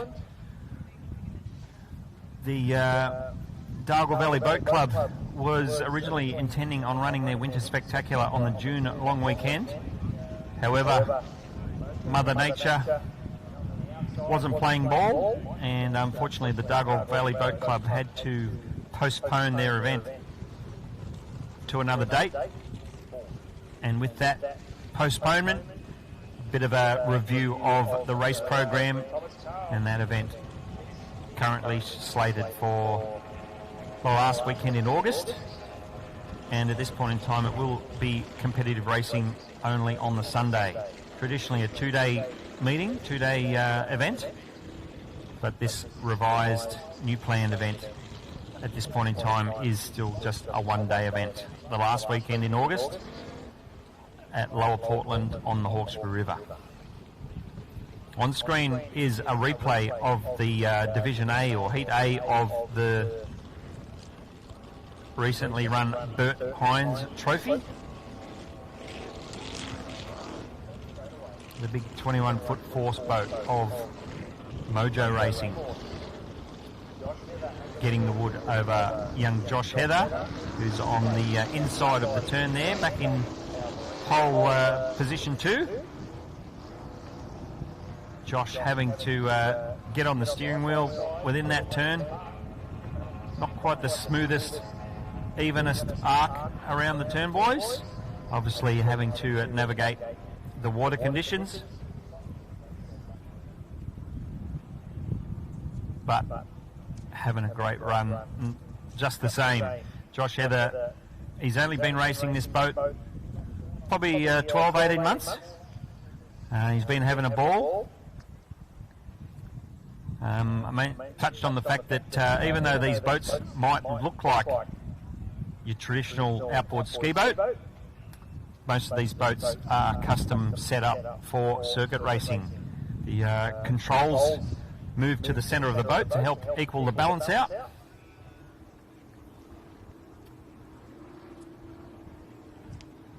Back on the water, back to racing action, live racing action, is the 95 mile an hour class. Looks like we have Eliminator out of pole 1, Cobra out of pole 2, Dodgy out of 3.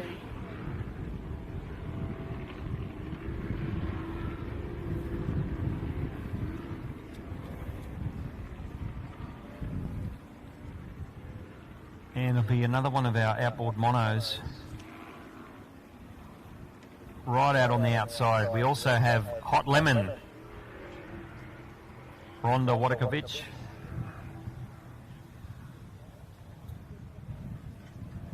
Another one of our lady drivers here this weekend. Obviously can't hide from the fact it is mostly males out there in the driver's seat, but it's not an exclusive domain. We've got more and more younger female drivers coming through the sport as well, so which is fantastic. Saying that, Rhonda out on the water at the moment. Hot Lemon, the yellow boat, jumped to an early lead at this point in time. Showing the boys how it's done. Lots of experience from Rhonda. And she's still loves the sport and loves having a run. I think that is the boat Force that is running around the outside. Hot Lemon in the middle of the screen at the moment, the middle of the pack, although it is Eliminator, Anthony Nibbs. I don't know what he's done to earn a bunch of pole position 1 draws. He's taken full advantage of it though. Half a dozen boat lengths in front at the moment. 1 lap down, 2 to go.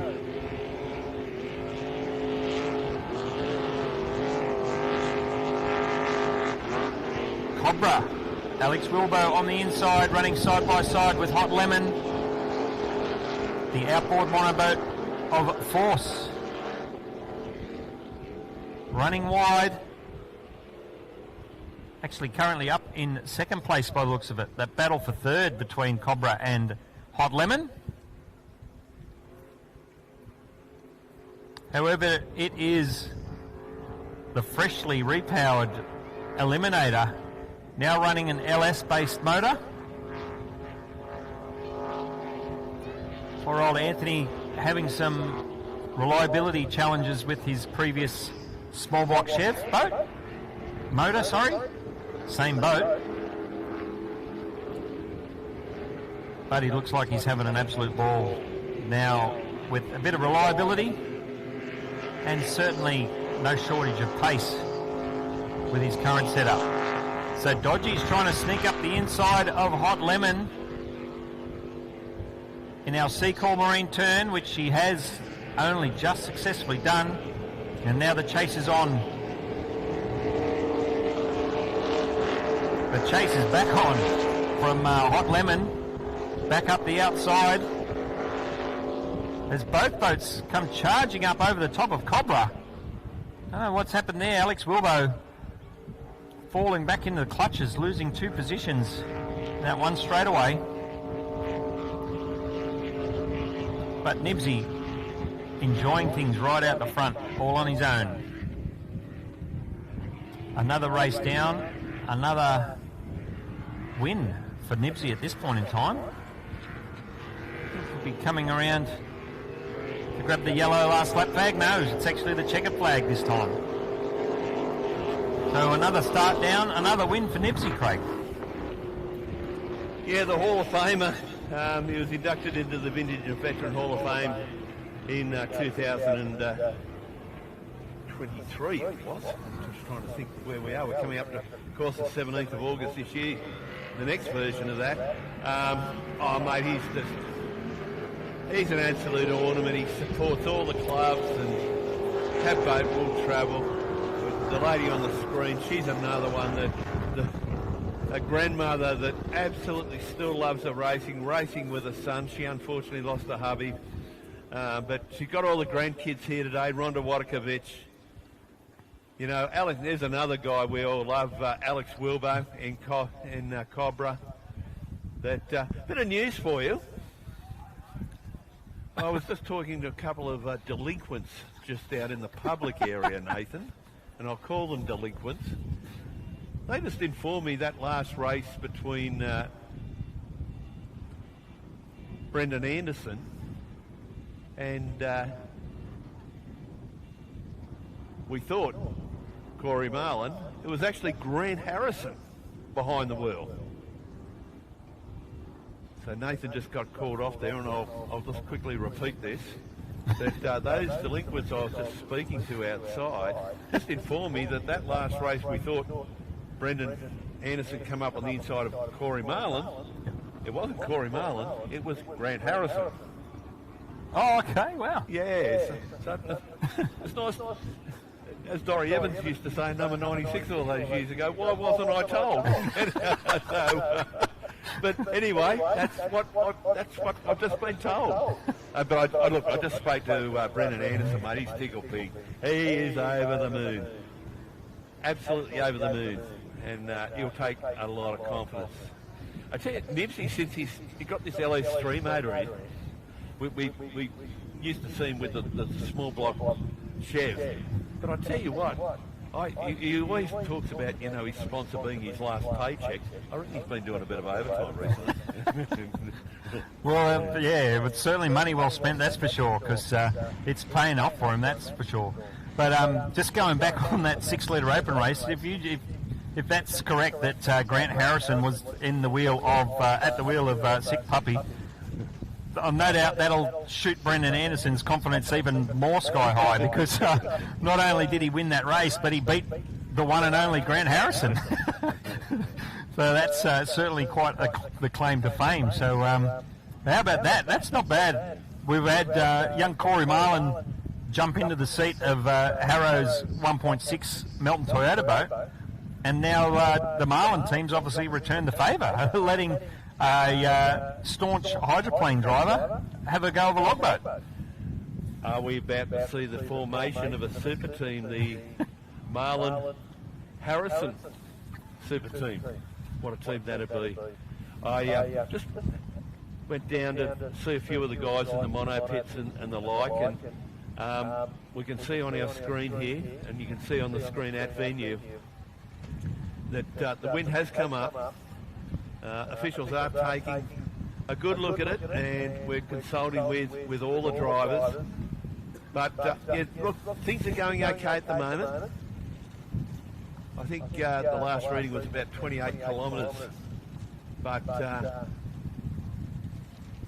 got a replay on screen there. The 72 boat there of Pat Bonici.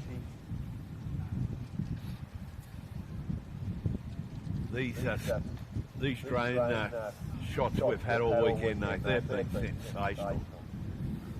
And I remember years ago at the Windsor Marine Stadium, there was a particular driver that said he was cut off and this, that and the other happened to him.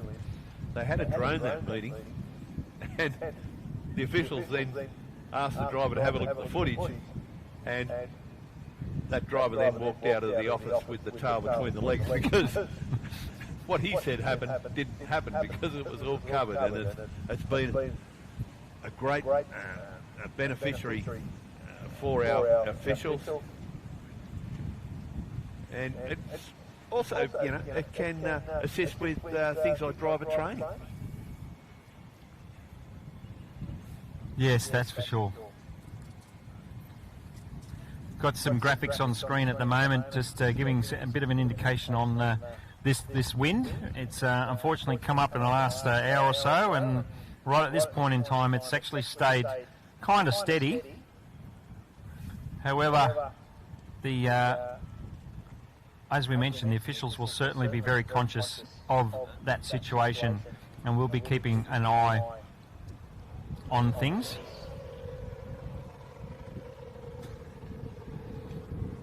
We touched on Mitch Perry going into turn one of that last race. Unfortunately, cut a turn buoy, which no doubt will earn him a bit of a penalty.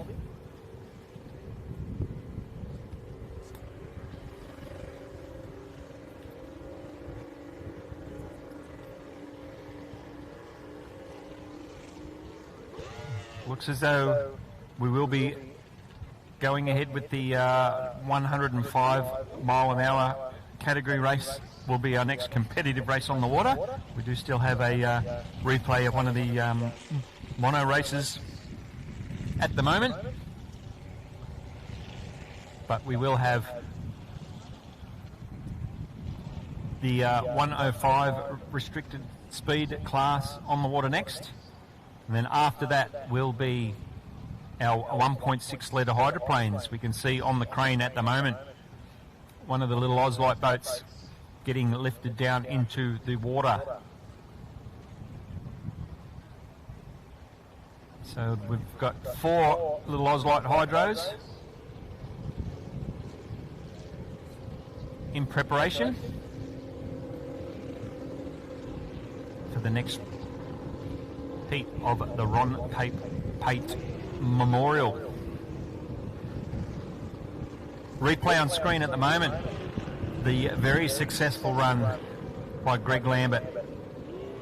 Oh, it's actually a replay of a previous event. Reece Coles, that blue outboard tunnel boat, he's not here this weekend, so this is a replay of a previous event.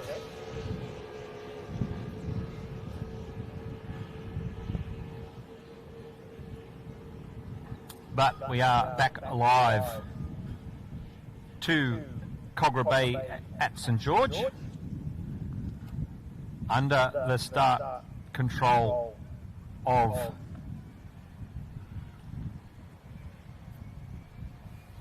our start boat.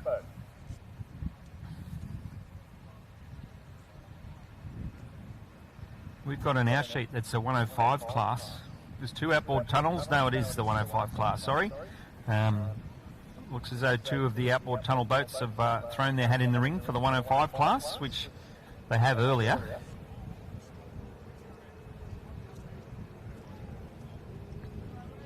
So it looks as though we're going to have 3 starters, 2 outboard tunnels, and then most likely Krusty inboard displacement boat out of the middle of the pack. As all 3 boats head down into the start area. Interesting to see the different patterns of the wash left behind the 2 different style of boats. The outboard tunnels, you wouldn't have thought they leave as much wash, which is probably the case, but there just happens to be a few more bubbles involved maybe, leaving more of a visible wash, whereas the inboard displacement boat possibly putting up a few more waves because of the added weight, but it's potentially more consistent or more solid wash. Anyway, Joel Smith, Smith Family Racing, pole 1, Krusty, pole 2, Problem Child on the outside in at 3 in our 105 mile an hour class. So we're charged down to the South Sydney Detailing Cars Park end of the course, the northern end of the course. So the 2 tunnels against the 1 displacement. Joel Smith got very, very close indeed to that lead-in, boy. However,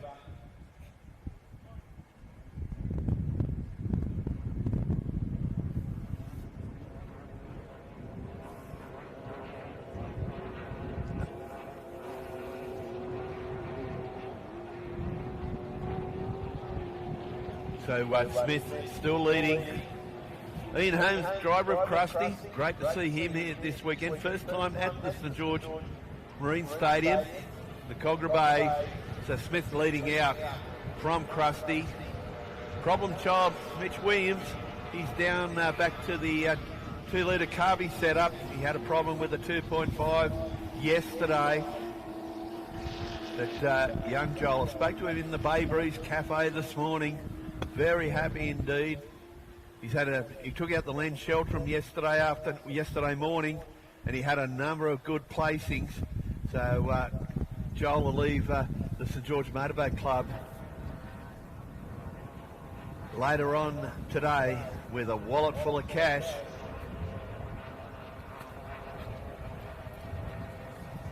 Comes from a pretty place called Seaham, just north of Raymond Terrace. A number of our powerboat races ironically come from that neck of the woods. You can see the boat, the number 7 boat, was the number 7 boat, a Problem Child, Mitch Williams, but it's still that man, Joel Smith, heading up to South Sydney Detailing, and with the yellow flag being displayed. This is their last time coming out of South Sydney Detailing onto the Bankstown helicopter back straight.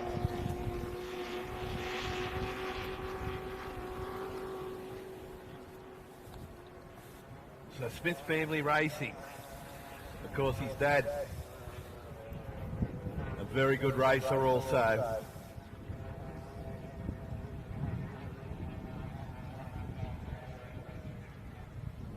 Oh, we've had a problem.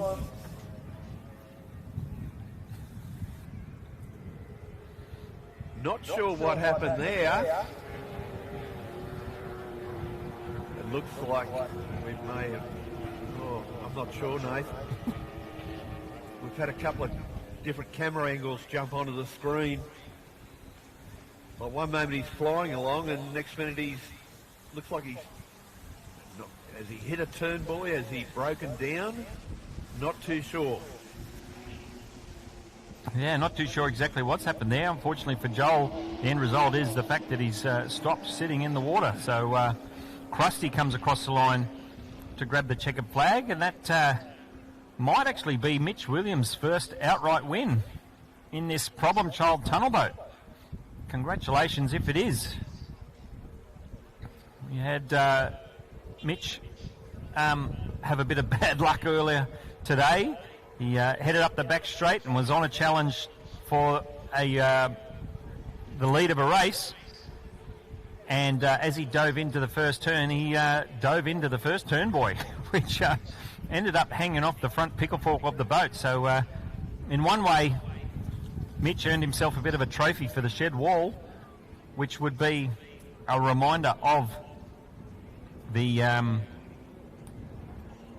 of this event. And hopefully now, with that first outright win, it is turning from a less than ideal memory into a positive memory. We just saw Joel Smith now out of the cockpit, waiting for one of the course boats to come and hook him up and tow him back to the pit area. So unfortunately, Joel will register a DNF on the race sheet.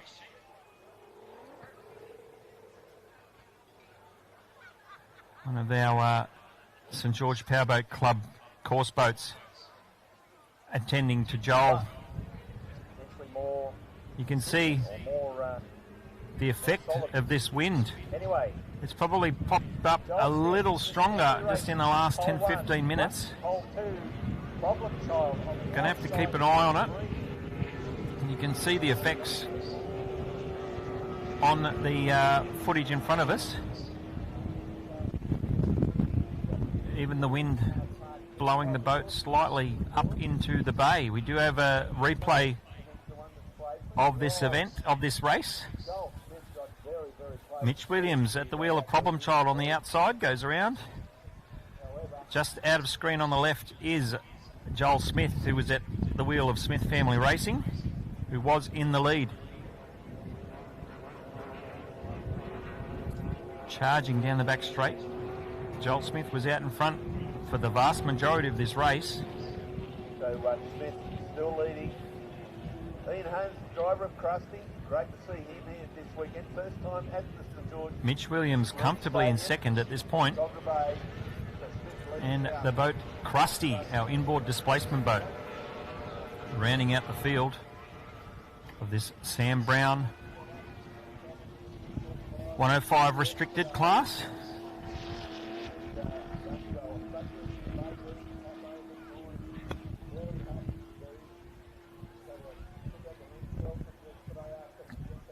Joel heading on down the back straightaway.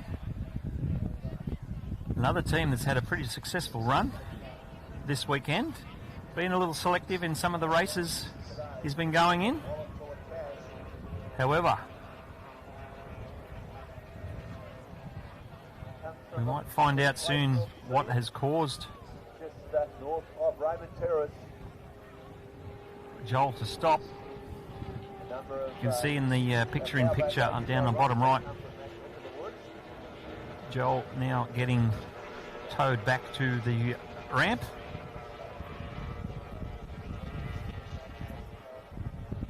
But on the main screen, on the main picture, the replay continues.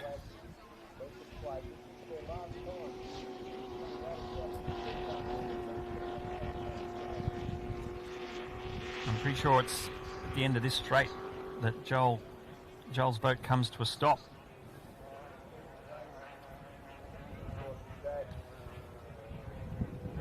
Very good racer also. There we go. Looks to be just straight up mechanical for whatever reason. Just lost all drive forward. Mitch Williams in Problem Child goes streaking past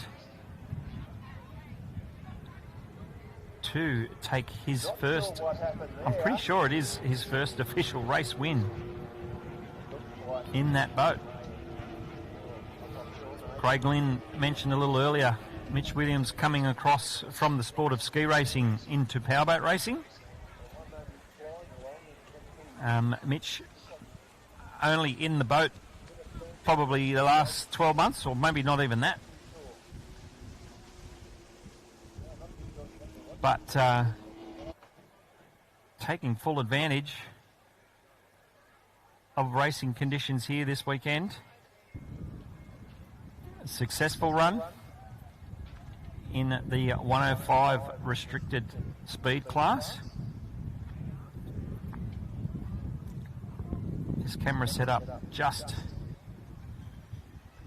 right next to the pit area for the Problem Child team, getting back in the pit allocation as we speak.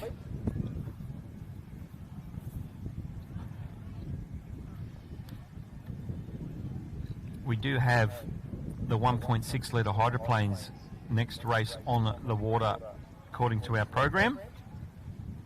We did see one of the 1.6s on the crane getting lifted into the water. We were ideally expecting 4 boats in total, although the 2 remaining Auslights in the pit area waiting for the crane potentially might be on hold while this wind is up a bit at the moment. We haven't had official word that that is the case, but considering there's not too much activity going on with those little Auslights, that may be the case.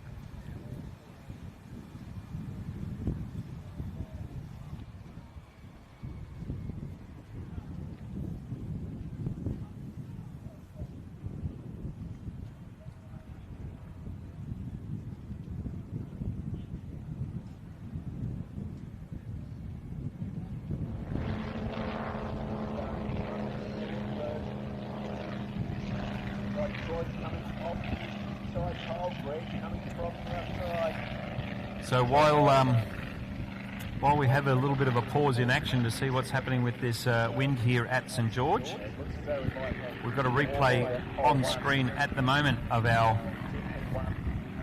unlimited hydroplane heat number 1, which is actually heat number 1 of the Lundberg Memorial.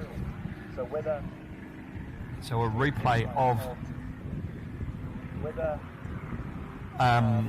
even though it's only 2 boats, arguably the most exciting race of the weekend so far, Craig. It was an absolute cracker, these two Grand Prix hydroplanes. As mentioned, battling out for the Lundberg Memorial. There will be a second heat coming up a little later in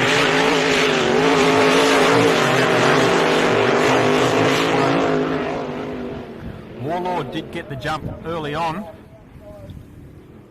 As you can see here, got the nose out in front. Grant had to have a bit of a wiggle in the middle of that turn. The boat must have grabbed a little bit of hard water and dug into the left a bit and let it drift out to the right, back out to the right racing line. Troy was just charging on out the front. However, Grant Harrison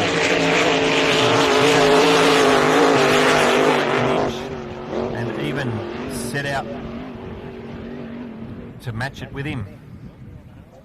Almost got up side by side at the end of the front straightaway. Spectacular shots there as the two GP Hydros fly underneath the drone, which was sitting at a nice height.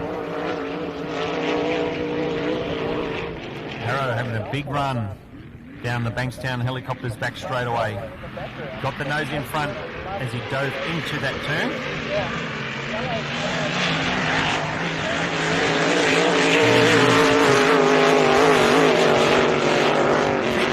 Just out in front.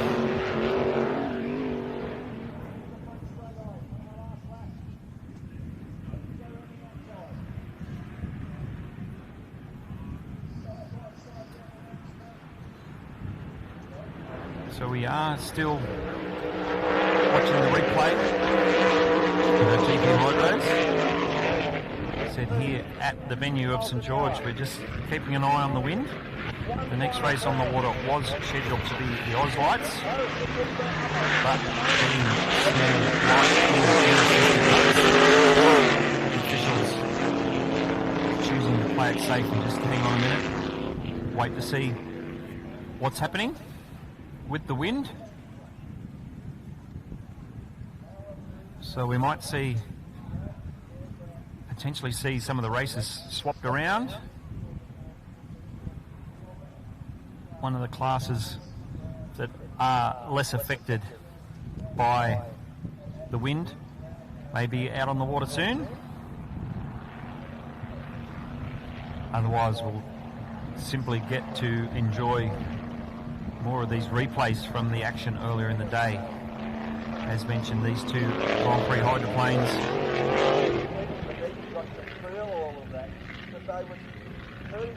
taking part in the Lundberg Memorial. We've got to see how close these guys were. I don't believe it. Cogra Bay. We all loved watching this race live when it was going on. And I'm sure one of the people who would have most enjoyed watching that race was probably Grant Rolls. He's the guy who built both of these boats. From memory, I think he built Warlord first, originally. And then GP1 came not too long after that. Both these boats about 10 or 15 years old now, I think. But still close to, if not the pinnacle of Grand Prix hydroplanes in this country. I'm sure Rick Howard and Grant Healy might argue with me on that one, on that point. Those guys connected to the GP Hydro of White Noise. That boat built in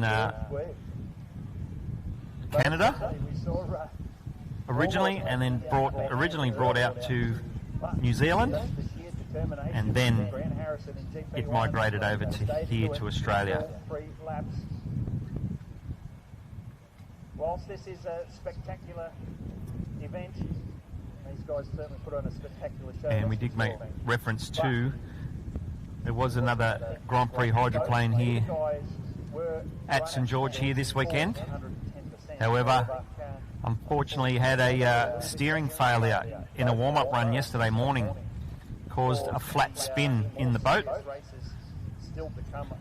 and as the boat conducted a flat spin, that ended up bending the rudder on the back of the boat. So unfortunately, that boat unable to partake in the racing action.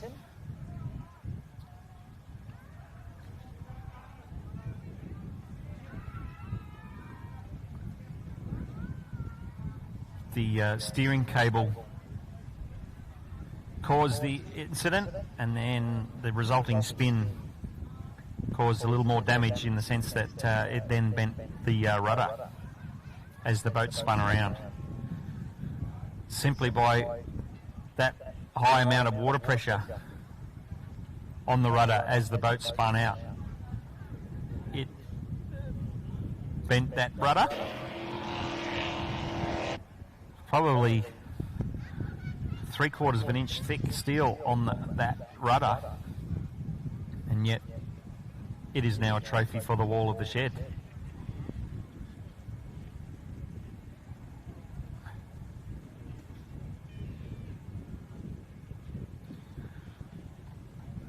So we're still on hold here at St George for the wind. We might just enjoy the pictures for a little while until we get word of what will be happening out on the water. Out in front, although it looks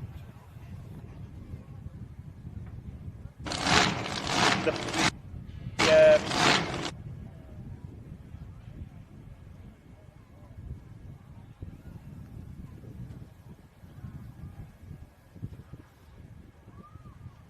for their run.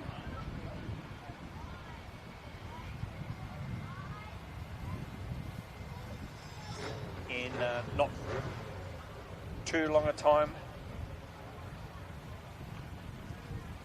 Just double check to see if there's any other races in between. Looks as though we've got Hayden's down in the pit area. We've got Lockie Vella, the successful pilot of Heat 1 of the Waggett.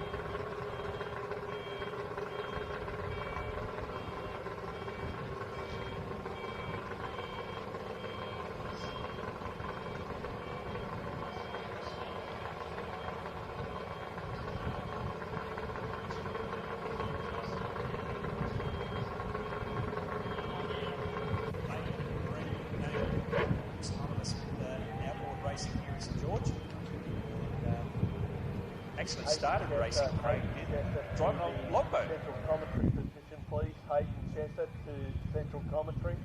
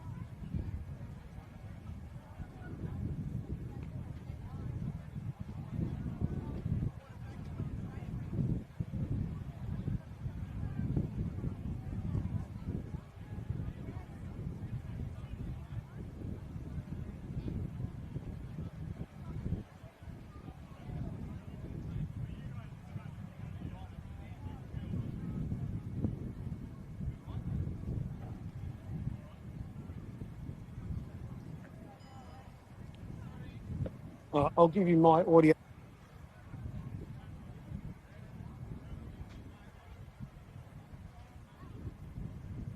And I'll just hold this. I've got.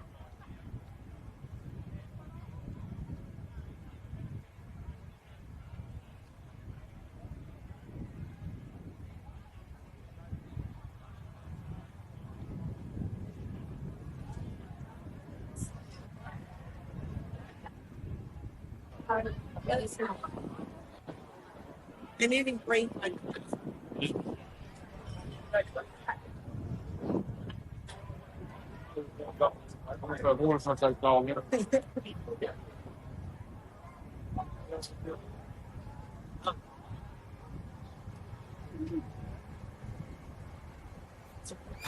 Oh, no.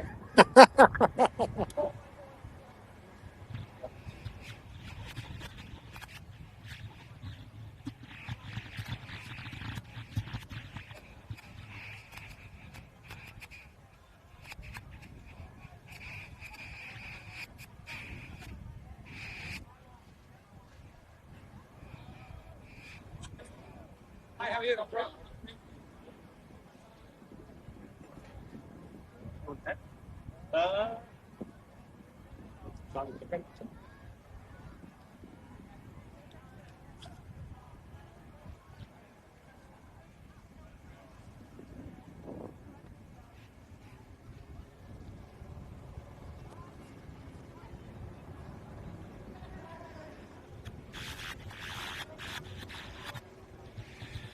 Ladies and gentlemen, weather conditions just to settle down a little bit further, and we'll get our crews back on the water ASAP. Just went by that all the great getting. Your first thoughts on the venue? It's amazing, isn't it? I can't really fault it. It's been really well.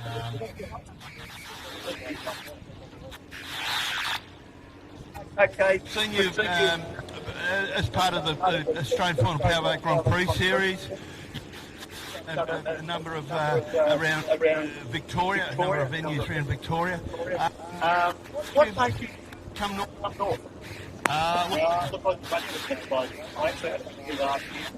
We have for 8 months and missed a lot of racing, and then this year we've sort of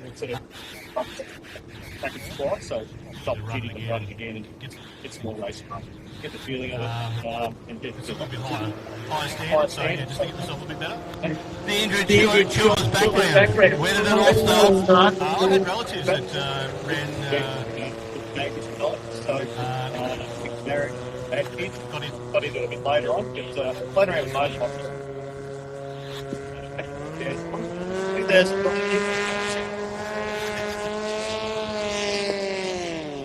Real race coming up, just try and get as much through as we can. Let us know that, but so 2004 DOC, yeah, previously owned by Craig. F1 right off the list, one button start, so a bit different to the last one. Yeah, so it's effectively Craig got it. Okay, so you haven't been in the sport line, but hey, third place in the Riverside Trophy behind the 2 Grand Prix yesterday. Yeah. How good is that? I got to say, it's pretty hard not to spectate when you sit in the boat and watch those two go past it. But I was really happy. Obviously, look, there's some faster boats than me around, but they didn't get on the track, so that was unfortunate for me. But I was happy to get out there. It was a great battle with Greg as well. So finishing third, definitely pretty happy. Yeah, no, Lambo said he was really happy. You know, I think, as Lambo said, just to make the final. Yeah, true. You sort of go into it not expecting to race. You sort of race by race. Yeah, I was fortunate to make certain race. Okay, races coming up this afternoon. I'm sure you'll make the final or two. That's still happening. The last heat up with Kerry Rogers, so we're in pole 4 for that one. So we'll see if we come to that. And end up the Invitational championship, since they're going to run that. See what we finish. Just quickly, Andrew, sponsors. Who do you like to think? The finance is the home I want, so so she's definitely been pretty good. And always great. Super great. So, no, pretty much soft. You know, too many sponsors on board, but finance business does a great job. So. Okay, the Prince of Pakenham, ladies and gentlemen, Andrew Chilvers. Great to see you here, Andrew. All the success for this afternoon, and have a safe trip home tomorrow. Thanks, man. Appreciate it. There we go, ladies and gentlemen, Andrew Chilvers.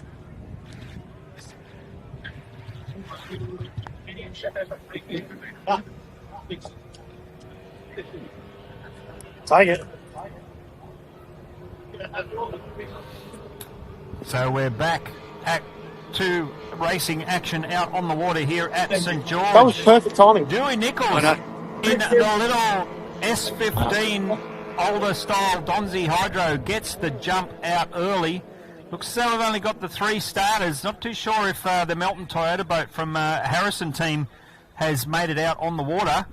And it looks as though Twister seems to be having some dramas at the moment as well. So whilst Dewey Nichols is way out in front, oh, no dramas at all. It's actually might have just been that camera angle, or whether the boat in this wind, the driver Brad Holland might just be being overly cautious.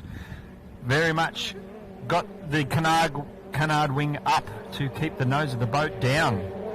But look at young Dewey Nichols. He's got half a dozen boat lengths on Oscar Stevenson on the outside, who's going to go around in lane 3 or 4. Brad Holland in Twister. Hangs tight just on the outside of Dewey's wash.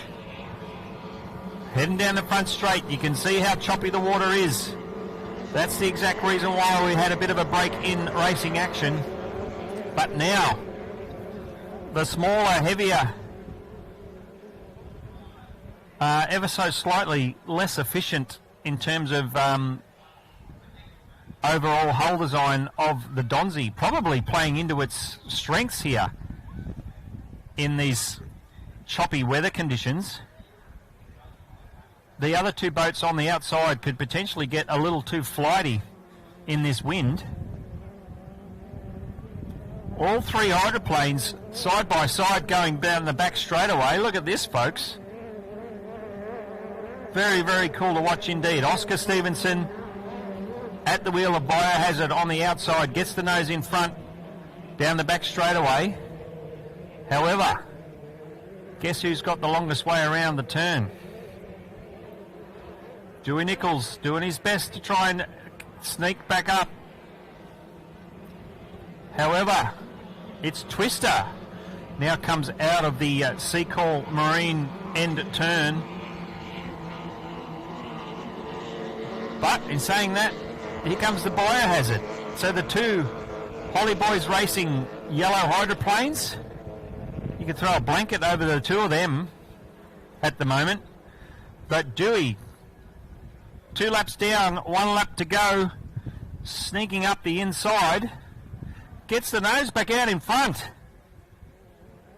Only temporarily. Oh, a little hook there from Brad Holland in Twister on the lead out boy of our South Sydney detailing turn. Dewey Nichols having a run up the back straightaway. Look at this, folks. We got the oldest boat in the fleet on the inside, and actually the newest boat in the fleet on the outside. The newest boat might not be the newest boat in original build date, but this boat was only recently brought into the country just a couple of years ago. So in that sense, it is potentially the newest boat in the Ozlight fleet, but it looks as though it will be Twister to greet the checkered flag with a late hard-charging Biohazard. It's going to be interesting to see who ends up getting 2nd and 3rd out of that race, with the one and only Dewey Nichols on the inside, only just pipped for the win, but a coin toss for 2nd place between Dewey Nichols and Oscar Stevenson in Biohazard on the outside. as these white hydros head back to the ramp area, the crane. We're going to get Count me in. roving view. Now, Craig Lynn out in the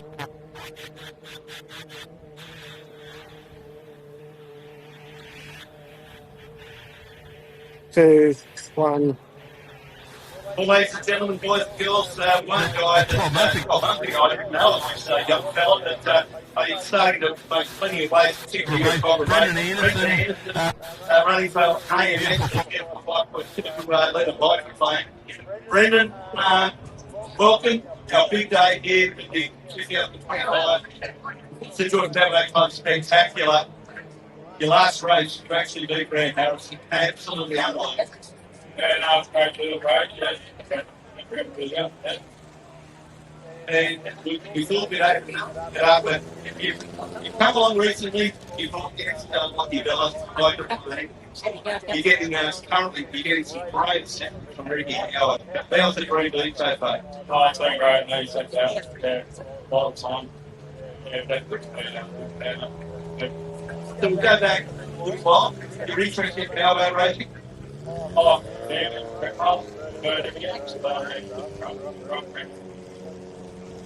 Then driving, only something that had to be recent. Oh, I'm serious.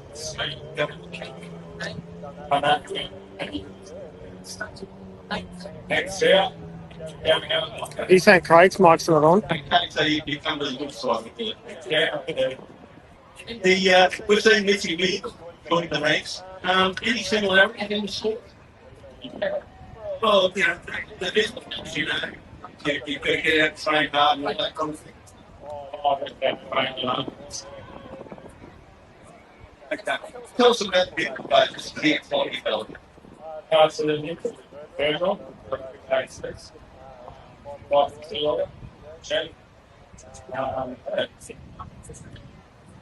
So, Bill, I think you've got Ricky assisting you, obviously. You reckon you've got a hell of a lot more than that? Yeah, I think it's kind of dead. Yeah, it's on there. Well, we actually said to you a little bit earlier, this Hydroplane, when you were with the wind, didn't really like it, but he doesn't mean it really did enjoy it. Oh, yeah, definitely. Yeah. All right, while you got to like, and while you got to give us there at home, we'd like to thank a few people. We'd like to thank you for that.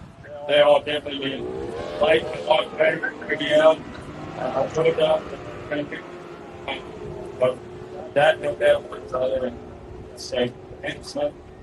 okay, you've got some really great. All of us and the media, we all great to see you coming along, and you're probably quite over the been a pillar of strength for you. Mate, best luck to the outfit, and hopefully you can drive later. Thanks, Craig.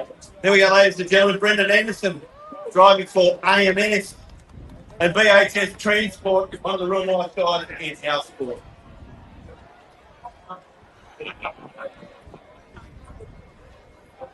Before you drop it, Yeah, you got to have that. give us a smile. Thanks, Ada.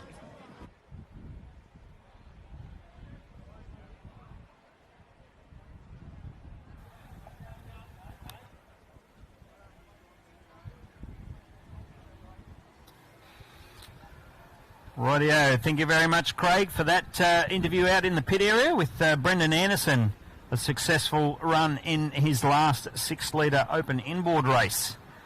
So now we get ready for the final of the Bert Hines Trophy. 6 starters in the final.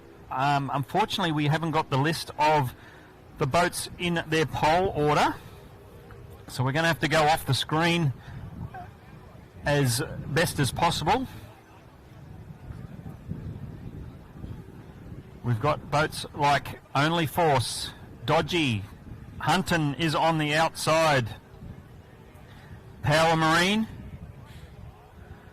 We've probably got the boat Hollow Point in 1.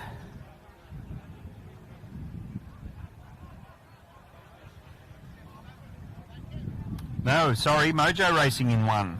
Power Marine 2, Only Force in 3. I think it's Dodgy in 4.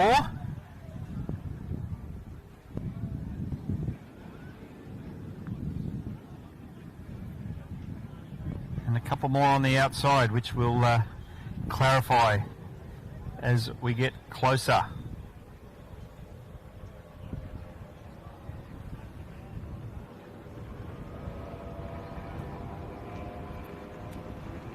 It is Hunton on the outside, the Haynes Hunter, right out on the outside. White flag is down. 4 laps the distance for the Bert Hines Trophy final. Mojo Racing keeps it tight around turn 1. I think that might be Josh Heather in only Force trying to go with him.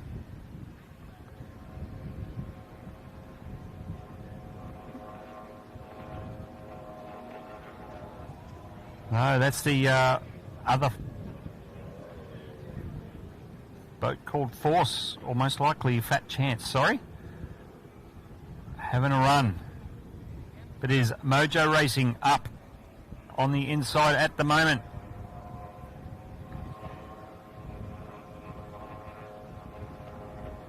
And then we've got back in the pack, I think that was Dodgy, the white and blue boat there on the inside run. That is Power Marine, the white boat on the outside there, running the Yamaha branded power unit. But Thomas Carl at the wheel of Mojo Racing, he's becoming synonymous with the mono class here on the St George Spectacular events. He doesn't race too many race meetings throughout the year, but he makes special effort each and every year, certainly the last few years, to get here for this event. And it's paying off so far. We heard he did pip Josh Heather in only Force for one of the major races yesterday. It came down to the wire on the line, but it fell to Thomas Carl yesterday. At the moment, he's got the wood on the field, but only just.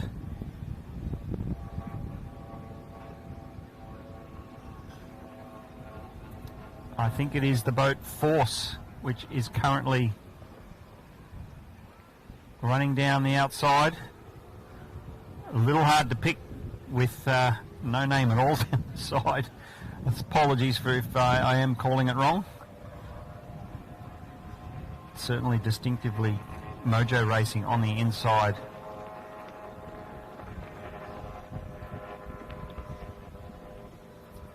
So I'm pretty sure that is 3 laps down with 1 lap to go in the Bert Hines Trophy.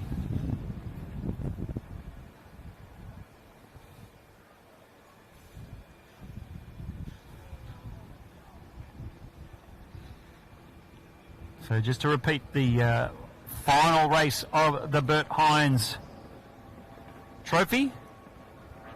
Last lap. Thomas Carl out in front at the moment of Mojo Racing. Force currently in second place.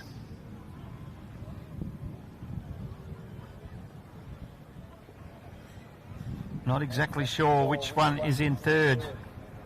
Whoever they are a fair way back. Should be a couple of boats still to come across the line.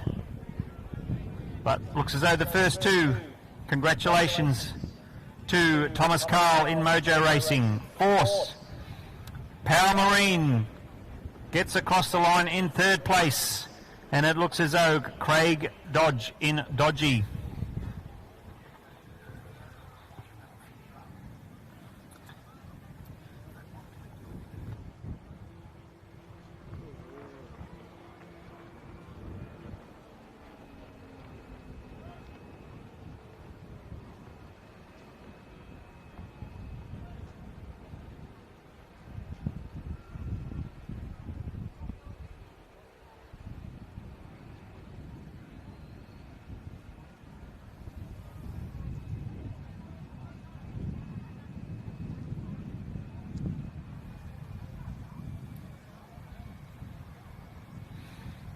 Yeah, congratulations again to Thomas Carl for taking out the win in that Bert Hines Trophy. These pictures coming from Hayden Chesser down on the wharf next to the ramp. We have Alex Wilbo in Cobra getting ready for the 95-mile-an-hour race. Anthony Nibbs in Eliminator in the middle of that pack. And Rhonda Wadakovich in Hot Lemon, the bright yellow boat on the far side. These guys getting ready to get pushed off the ramp, head out onto the race course.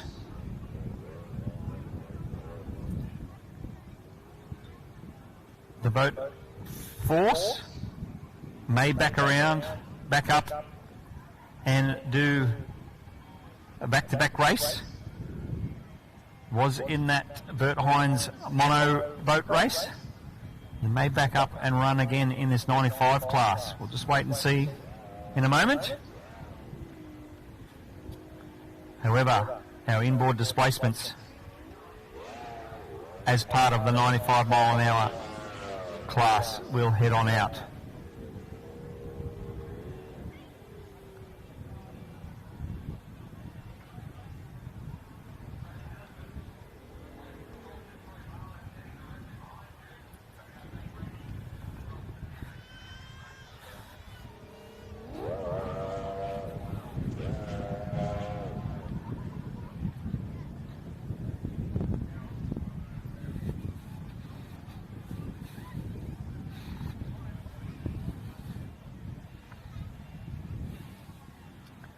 So just waiting on the boats from this 95-mile-an-hour race to come in off the course.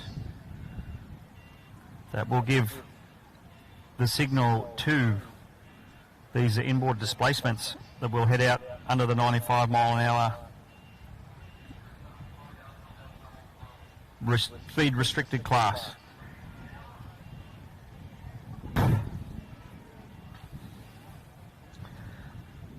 Up on screen at the moment, we can see the logo for the High Speed Garage podcast. Probably the newest kid on the block in terms of racing podcasts. A couple of the guys involved in powerboat racing get together every week, have a bit of a chat about all things powerboat racing, all things motorsport.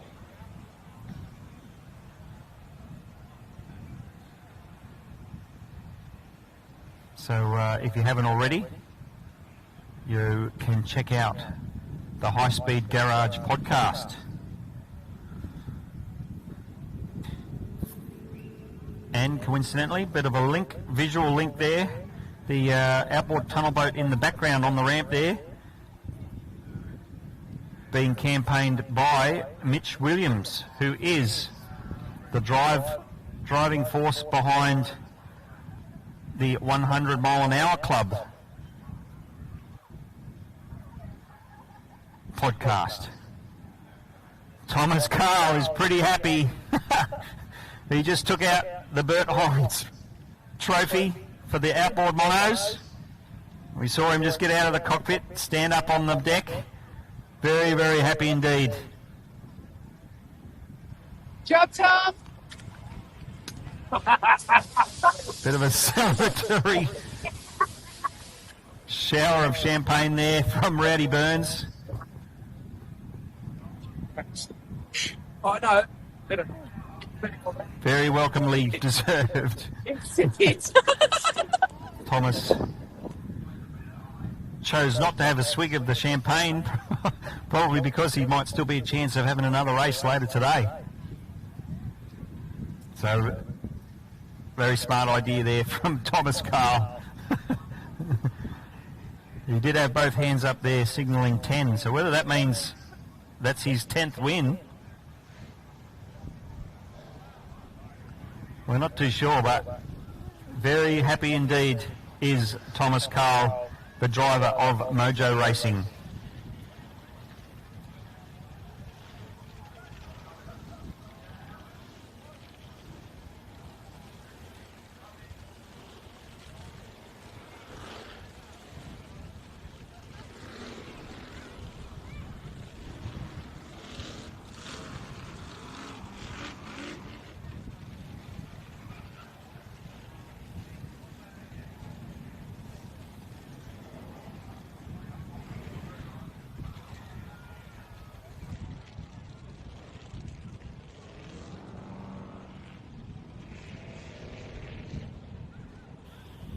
it looks as though we've got our 95 mile an hour boats heading out onto the water.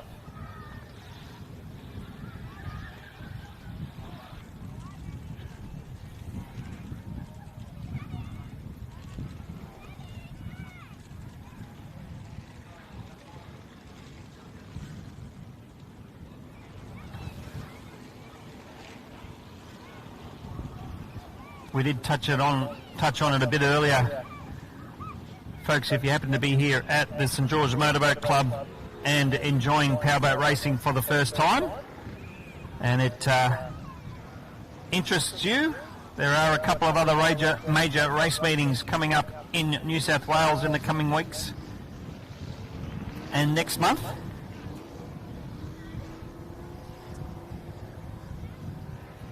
At the end of August will be the Dargle Winter Spectacular, based on the Hawkesbury River down at Lowell, Portland, hosted by the wonderful family that run the Dargle Valley Farm and Ski Park. That is the last weekend in August. And then 3 or 4 weeks later, in September, is the annual Windsor Spectacular on the Hawkesbury River at Windsor, the heritage town out there in the Hawkesbury. An absolutely spectacular spectating venue and one of the biggest annual race meetings from throughout the country. So won't be any of the Grand Prix Hydroplanes that we've got here this weekend. Unfortunately, the Windsor Marine Stadium racecourse simply not big enough to cater for the big hydros. However, the inboard displacement racing and outboard racing, both the monos and tunnel boats, absolutely second to none. So keep that in mind. You want to search for Windsor Spectacular, hosted by the Upper Hawkesbury Powerboat Club in September, and the Dargle Valley Boat Club hosting their annual Winter Spectacular the last weekend in August down at Lower Portland. But back here at St George, we have the 95 mile an hour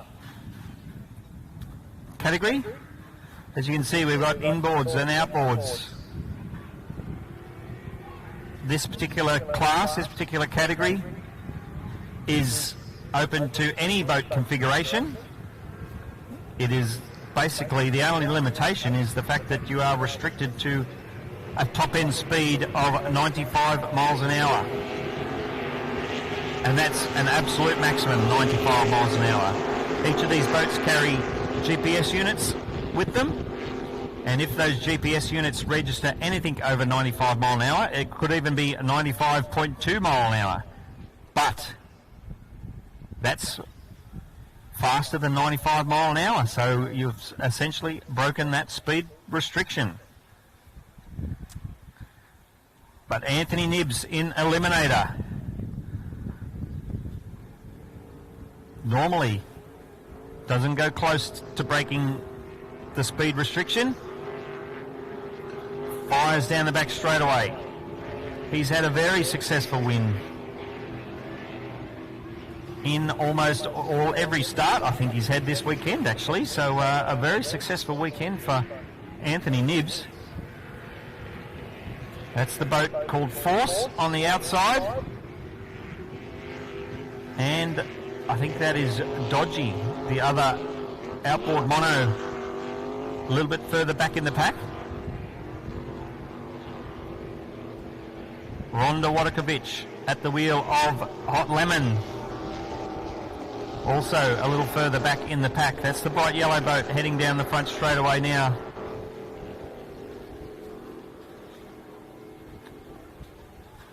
Even though Nibsy didn't start in pole one, he's now made his way across to lane one. Great shots from the drone there, where the drone just hovers on above the action as the boats curve around these turns directly underneath. Oh, the boat called Force gets up and over the top of Eliminator down that back straightaway. That's going to be interesting to see. Nibsy's been pretty consistent and running pretty strong. So the fact that that Force boat got up and over the top and that far in front by the end of the straightaway, I'm sure the officials are going to be checking that GPS unit for sure. There we got Dodgy on screen at the moment, Craig Dodge. He's had a pretty good weekend as well. In the big 21-foot bullet. But last lap, Anthony Nibbs in Eliminator. He'll be pushing that boat as close as he can to 95 miles an hour, but he won't want to go over the top. If you do exceed the speed restriction in any one particular race, you are disqualified from the results of that race. That's why you don't want to go over. So Anthony Nibbs, 95 mile an hour, crosses the finish line. Checkered flag for Eliminator and Force. It's going to dodge.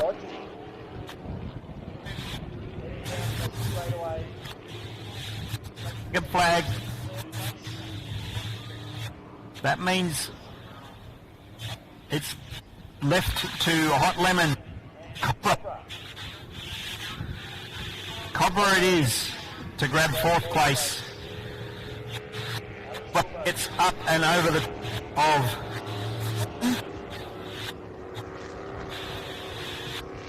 around the Seacall Marine turn. All time.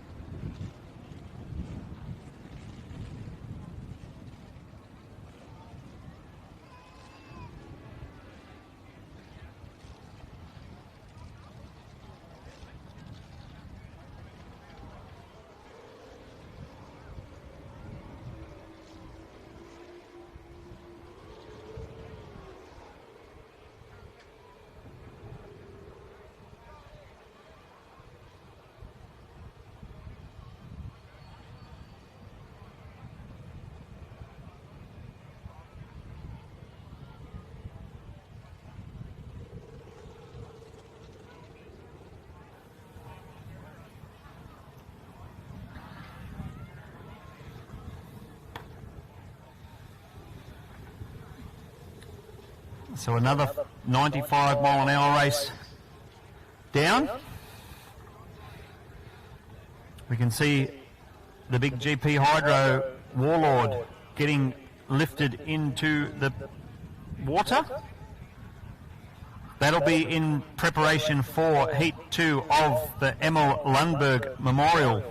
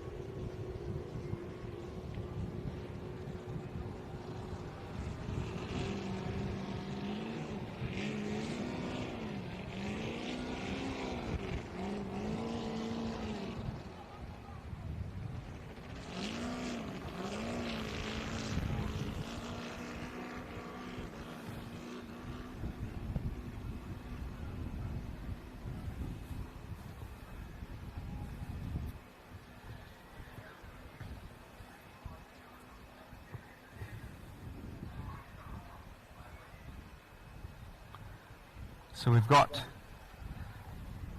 the next race on the water under control of the start boat.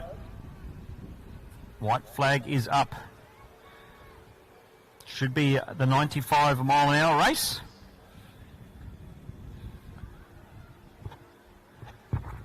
And then a little bit of a shuffle around of the program.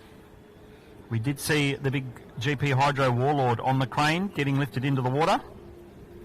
We understand that that is in preparation for the Champion of Champions race. Traditionally, that is the last race of the weekend. However, a little bit of concern over the wind conditions here at St George. So after this 105 race, we will be running the Champion of Champions race. And then we will continue on with the program as best we can. It's just that potentially the longer we leave it, the more chance there is of the wind coming up and causing a bit of havoc with the race program.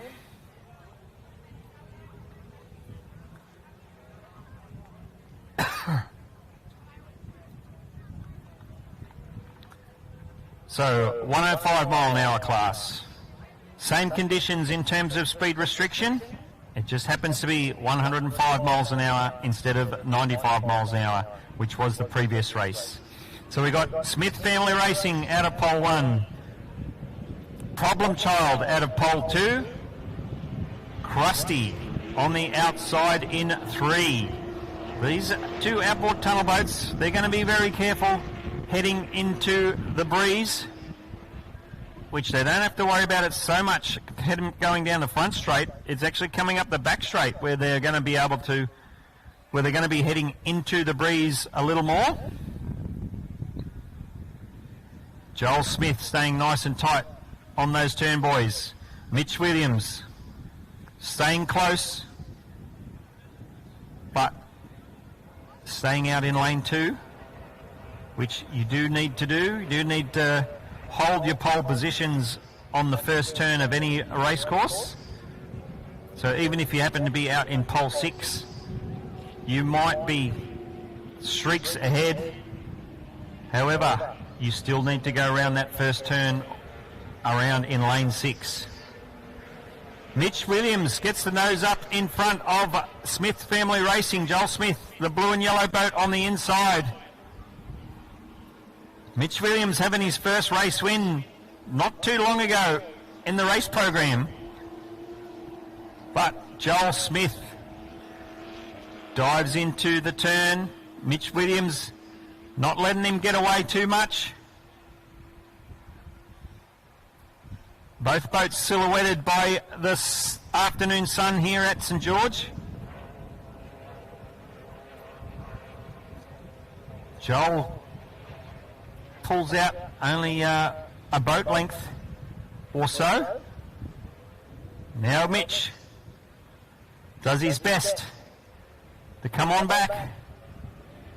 Now Mitch Williams on the outside getting the nose in front.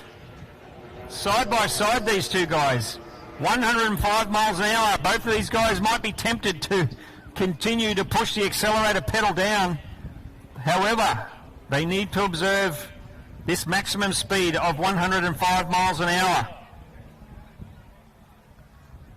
Joel Smith gets the nose out in front on the lead out buoy of that turn. Krusty, the inboard displacement, now crosses the start finish line. Roughly half a lap behind these two out in front. Mitch Williams has dropped out of frame a little bit at the moment. Hopefully everything's all okay. Joel Smith's gone in real strong in that last turn. Oh no, he's come to a stop. Mitch Williams in the Problem Child has succumbed to some sort of mechanical gremlin on the last lap of this 105 mile an hour race. The camera searching for the boat Krusty, who's going to come across the finish line.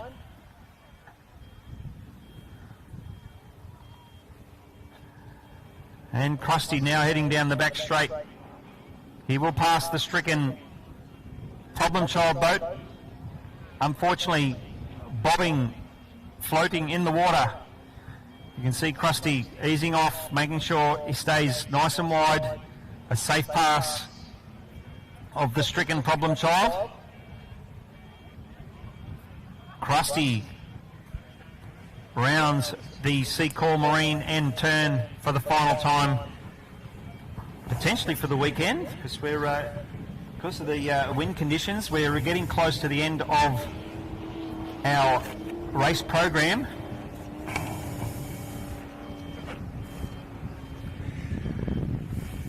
Krusty crosses the finish line to take the checkered flag.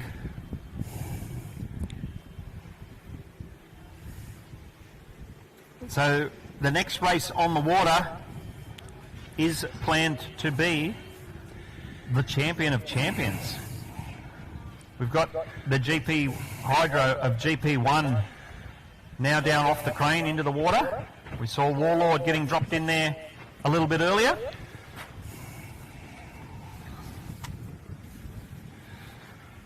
Like we mentioned, officials being cautious of these water conditions thanks to the wind. That's why we brought the Champion of Champions race up in the order of things in the program.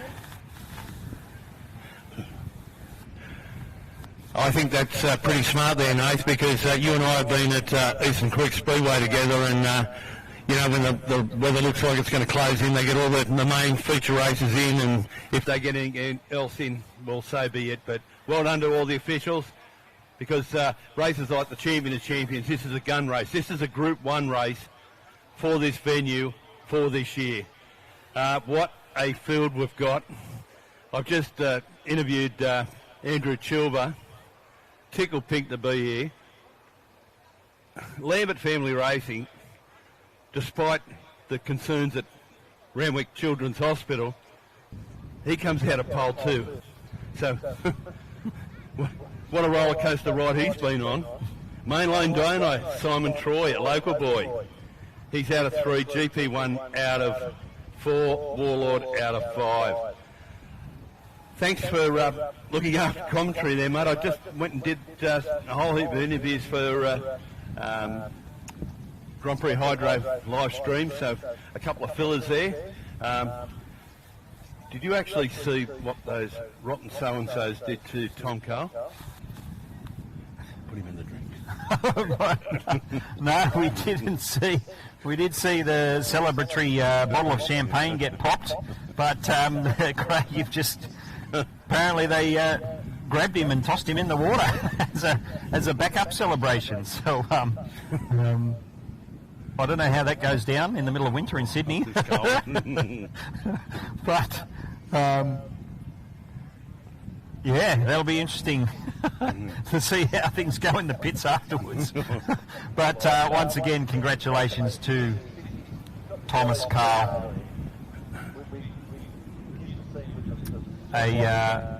Another great win for the Mojo Racing team. So we've got a replay on the water at the moment, on screen, of that recent 105 mile an hour race as we continue to get ready for the Champion of Champions. Now, just in terms of the Champion of Champions, the boats we're expecting, we can see the 2 GP Hydros, they're already in the water. So that'll be GP1 out of pole 4, Bobby. Warlord out of pole 5. Can you just have a look at that aircon? See if you can, I can't just get on the inside. Fixed on. Chillax out of pole 1. Lambert Family Racing out of pole 2. Mainline Dinos out of pole 3. Then, as we mentioned, GP1 out of pole 4 and Warlord out of pole 5. These are the fastest race times. These are based on the fastest race times. So some of the fastest races we've got. Chillax registered a race time of 2 minutes 16. Lambert Family Racing, 2 minutes 17. Mainline Dynos, 2 minutes 19. And GP1, 2 minutes and 2 seconds. Warlord, 2 minutes and 5 seconds. We can see in the picture-on-picture set up on screen at the moment the mainline dyno boat of Simon Troy getting lifted into the water via the crane. You don't see that often. We do see outboard tunnel boats get lifted in and out of the water via the crane at some venues. Obviously, to help up with the speed up of proceedings, the outboard tunnel boat is being lifted into the water via the crane instead of a potential traffic jam at the ramp, because we had the 95 and 105 mile an hour races. Most of those boats in those races are ramp-based boats, so there's potentially a bit of a backlog, and it was going to be quicker and easier to get that outboard tunnel boat mainline dynos in the water via the crane. So the replay on screen at the moment, that's where we saw, this is from a little bit earlier in the day actually, where we saw Smith Family Racing unfortunately come to a stop, which let Mitch Williams take, I'm pretty sure, his first race win in this outboard tunnel boat called Problem Child.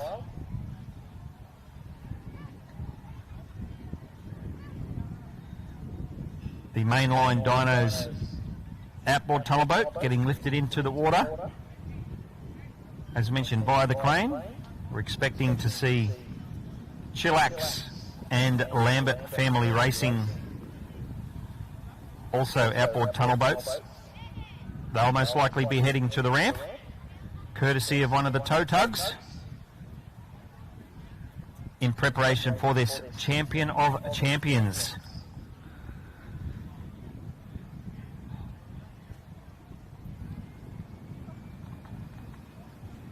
A quick mention of the GP Hydro live stream service. It's pretty cool. A pretty cool service provided by Scotty and the team. And we mentioned the fact that it's obviously a global broadcast, if you want to call it that. So I mentioned we've had messages, people watching on from Las Vegas in the US.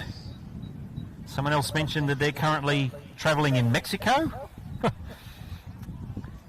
And then more recently, someone's watching from New Zealand as well. So a little bit later in the afternoon or in the evening over in the land of the long white cloud.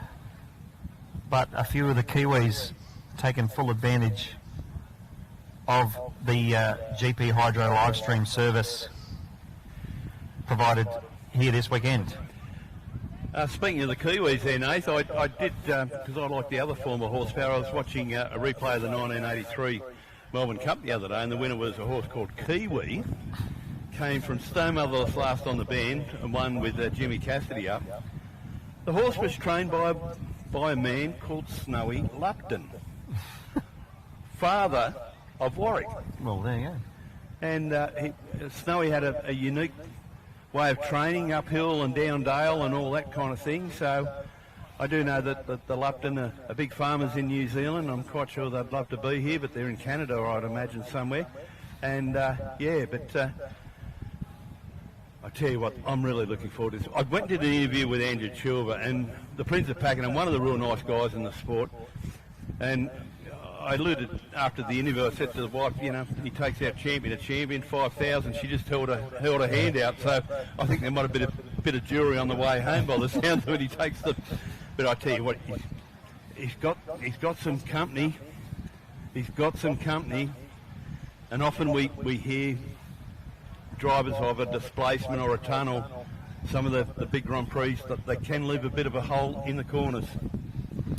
Yeah, it's going to be interesting to see. Obviously, on the first lap, the two GP Hydros, they're going to have to stay wide around the outside, and it won't be until they stretch the legs and potentially get a little bit of an advantage that they're able to come in a little bit tighter. But in saying that, the fact that when these guys turn left and the big skid fin helps the boat get around these turns, the wash from those turns end up sort of rolling in towards the centre of the turn. So these guys might go around the outside on lap 1, and then as they come around the South Sydney detailing turn at the end of the front straight on lap 2, they potentially will run into the wash from the GP Hydros from the previous lap. So these outboard tunnel boats, they'll be very cautious of the conditions, especially with this the wind blowing around today. So they'll be very conscious of especially the trim button, keeping the engines trimmed out enough to give them plenty of speed, but keep them trimmed in enough to keep them completely in control. So just to repeat, the Champion of Champions race is about to commence. We will have Chillax Outboard Tunnel, pole 1. Lambert Family Racing, pole 2. Mainline Dinos, pole 3. Simon Troy at the helm. GP1, the big white Grand Prix Hydro, out of pole 4. And then Warlord, the big yellow Hydro, out of pole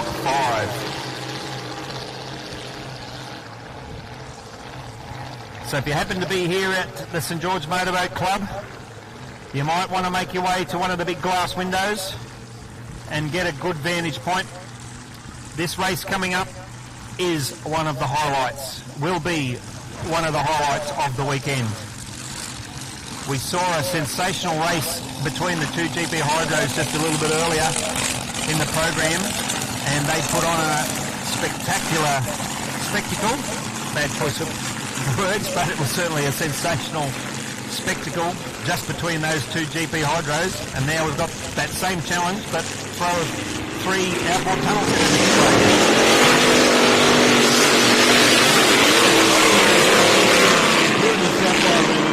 the whole heap of people in front of us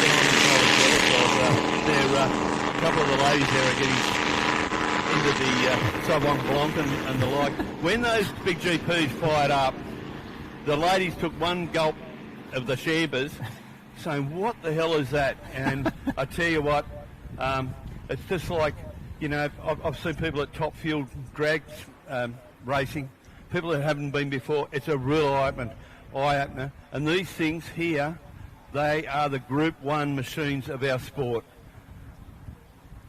I tell you what, you talked about before, Nath, these guys, the GPs, may have a little bit more. How much more do you reckon?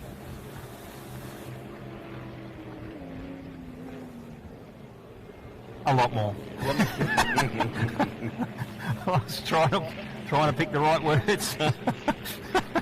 Anyway, we'll see how it eventuates. Obviously, these 3 outboard tunnel boats, they've got the advantage of being on the inside. However, I mentioned it yesterday, we've just got the brute force of these supercharged big block V8s on the outside. It will be interesting. This wind will play into things. We've got the 2 GPs on the outside.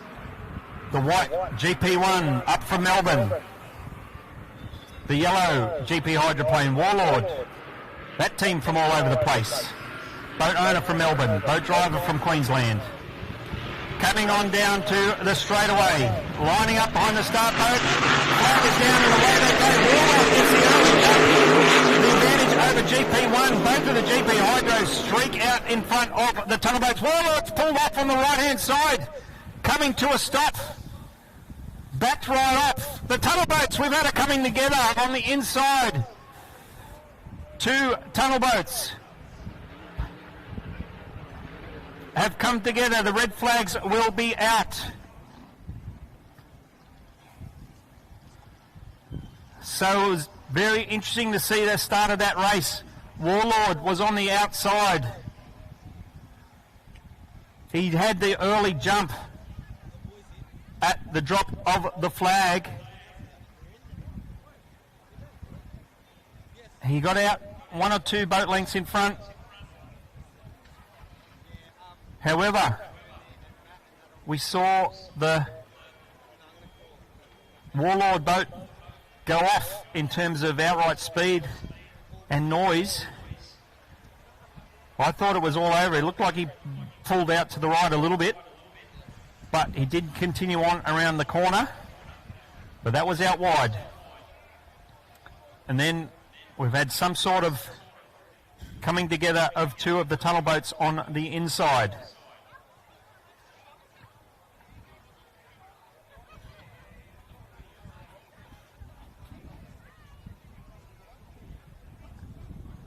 So all of the safety systems in these boats will be coming into play, especially the outboard tunnel boats. They are built and designed specifically to be one of the safest types of race boats there are. All of these drivers in reinforced cockpits, all of these drivers with a full safety harness in these cockpits and oxygen systems.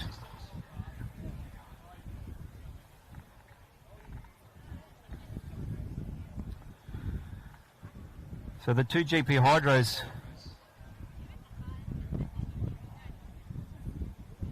were out of all the action, or in the thick of it, if you want to say that, in terms of up the pointy end of the field.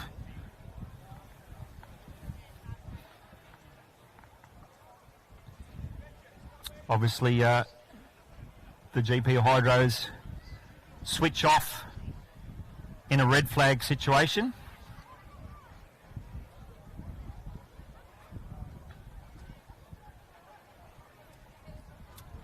The 2 tunnel boats did end up potentially upside down.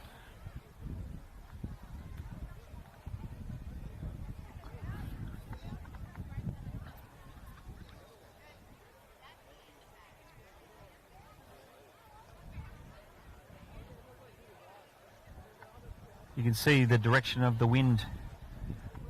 The front straightaway, all the boats are running with the wind. So everyone was going to have to behave themselves heading up the back straightaway, but it seems as though the big concern has been in the first turn.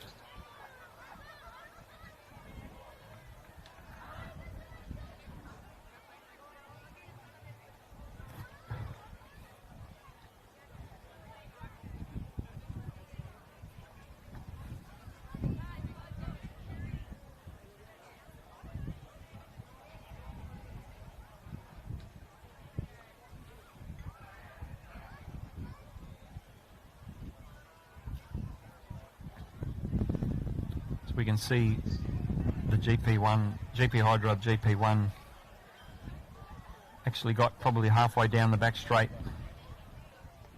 by the time he pulled up. Obviously in a situation like this, the red flags come out immediately, which means all boats stop immediately. That allows the safety crews to get underway and do their thing. So here's a replay of the start.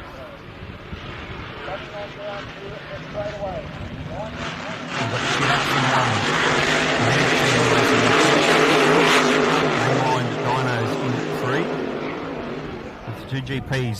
You see they got the jump out early, but then Warlord seemed to have went off,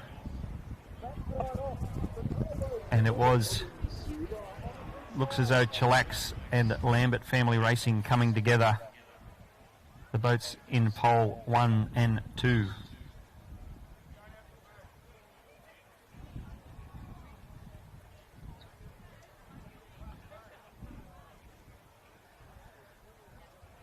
Grant Harrison, the driver of GP1, just patiently waiting, allowing the course boats to do exactly whatever they need to do.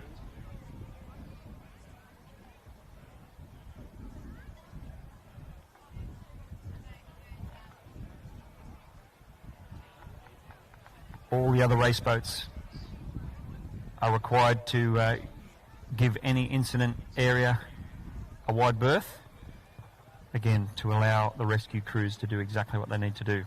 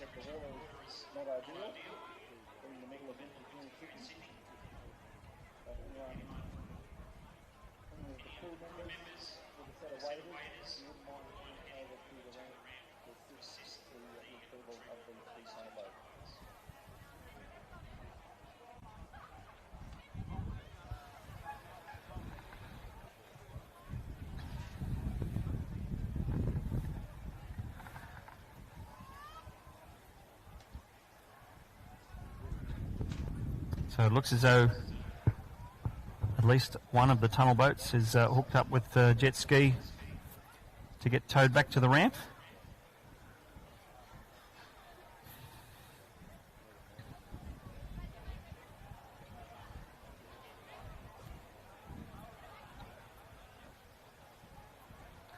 I mentioned the safety systems in these outboard tunnel boats, second to none. You see the boat under tow already actually has a self-inflating buoy that they're actually built into the cockpits. They're designed to activate if they get wet.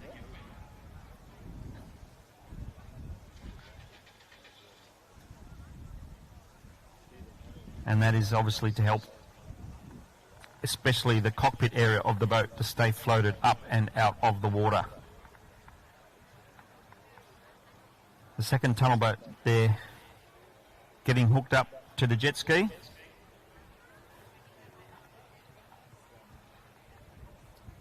So that boat will get towed around a little bit to get any excess water ideally out of the bilge area, which will assist the retrieval of those boats back onto their trailers.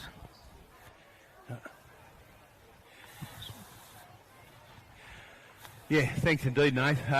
Geez, what an anticlimax. Look, the main thing is, I've just spoken to officials who were just radioed by our crash crew. The boys are okay, which is the main thing. Not sure about the boats, so it doesn't matter. But the boys are okay. Now, if there's any crew here, I've just spoken to the family of Chili's. They may be getting a change of clothes for Andrew so we can get him in a warm shower. If someone's here that's assisting Greg Lambert, we'd like to hear from you. Because needless to say, the boys will be pretty cold. They're upside down in the water. So we need to ensure we bring their body temperature back to where it should be. But look, the good news is, Nate, we just saw a sea of spray and water, but the guys are okay. And look, we hate paying our divers, we hate paying our paramedics. We want them to do nothing. but they did a sterling job. Yeah, absolutely worth their weight in gold, all of the safety crews that attend and assist at these powerboat racing events. So apologies for the slight delay in getting that news to you guys, to everybody, but we obviously need to wait to hear and confirm that everything is A-OK if we're able to try and communicate that, so we can appreciate some potential frustration in the delay of that news, but obviously need to be pretty sensitive to what's going on. But the best news is that both of those boys are A-OK. Like I said, they might have to spend a couple of minutes in the hot shower to get themselves back to regular body temperature. You mentioned the divers. I mean, sure enough, they have to get in the water, but they've got wetsuits. Whereas the drivers, they probably, obviously no one really accounts for the possibility. Well, sorry, we account for the possibility, but certainly not something we aim for.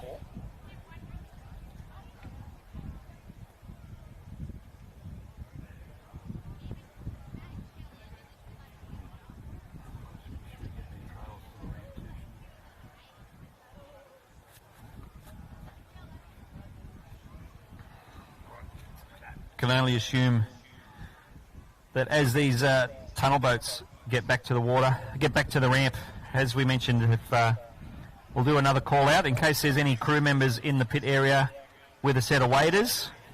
If you're able to head on down to the ramp area to assist and help out,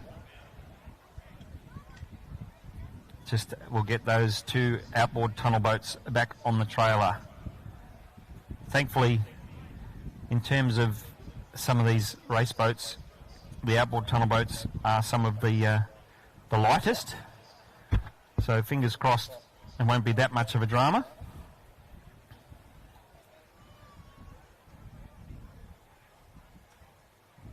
Poor old Simon Troy, he'll have a bit of a story to tell. He was the outboard tunnel boat that was just off the pace a little bit. He was back a few boat lengths. But all of that happened right in front of him. So that'll be interesting to get his perspective on things. But the best news is both of those drivers are A-OK.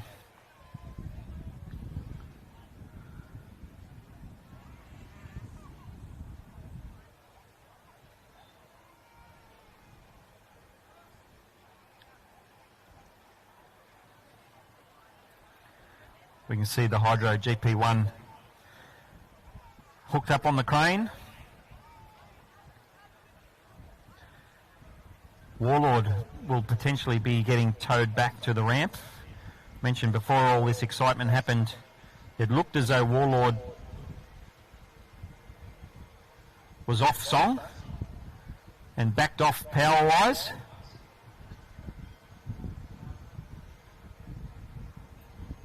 It didn't seem that he came to a complete stop, certainly by the time all the action happened on the inside of the turn.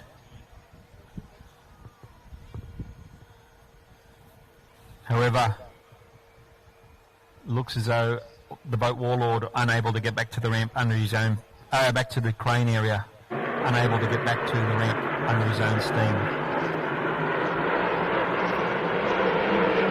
So this is a replay of the GP Hydro race earlier today, I think.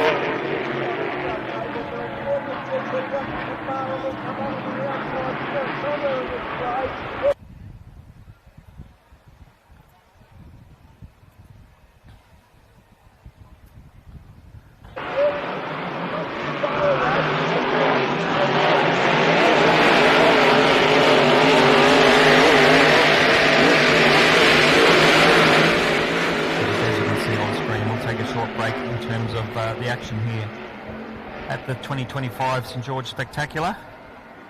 We'll have some replays playing on the live stream until we're able to get any further action back on the water.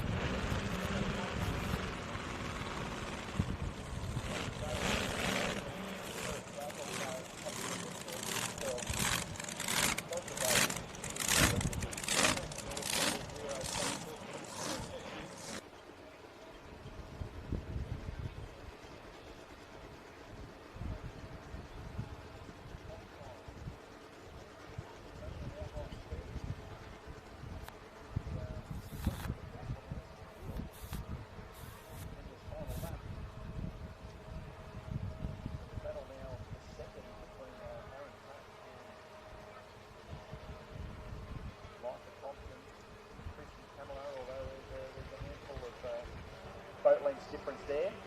But race one on the Sunday program goes to Rowdy Burns in the Gambler.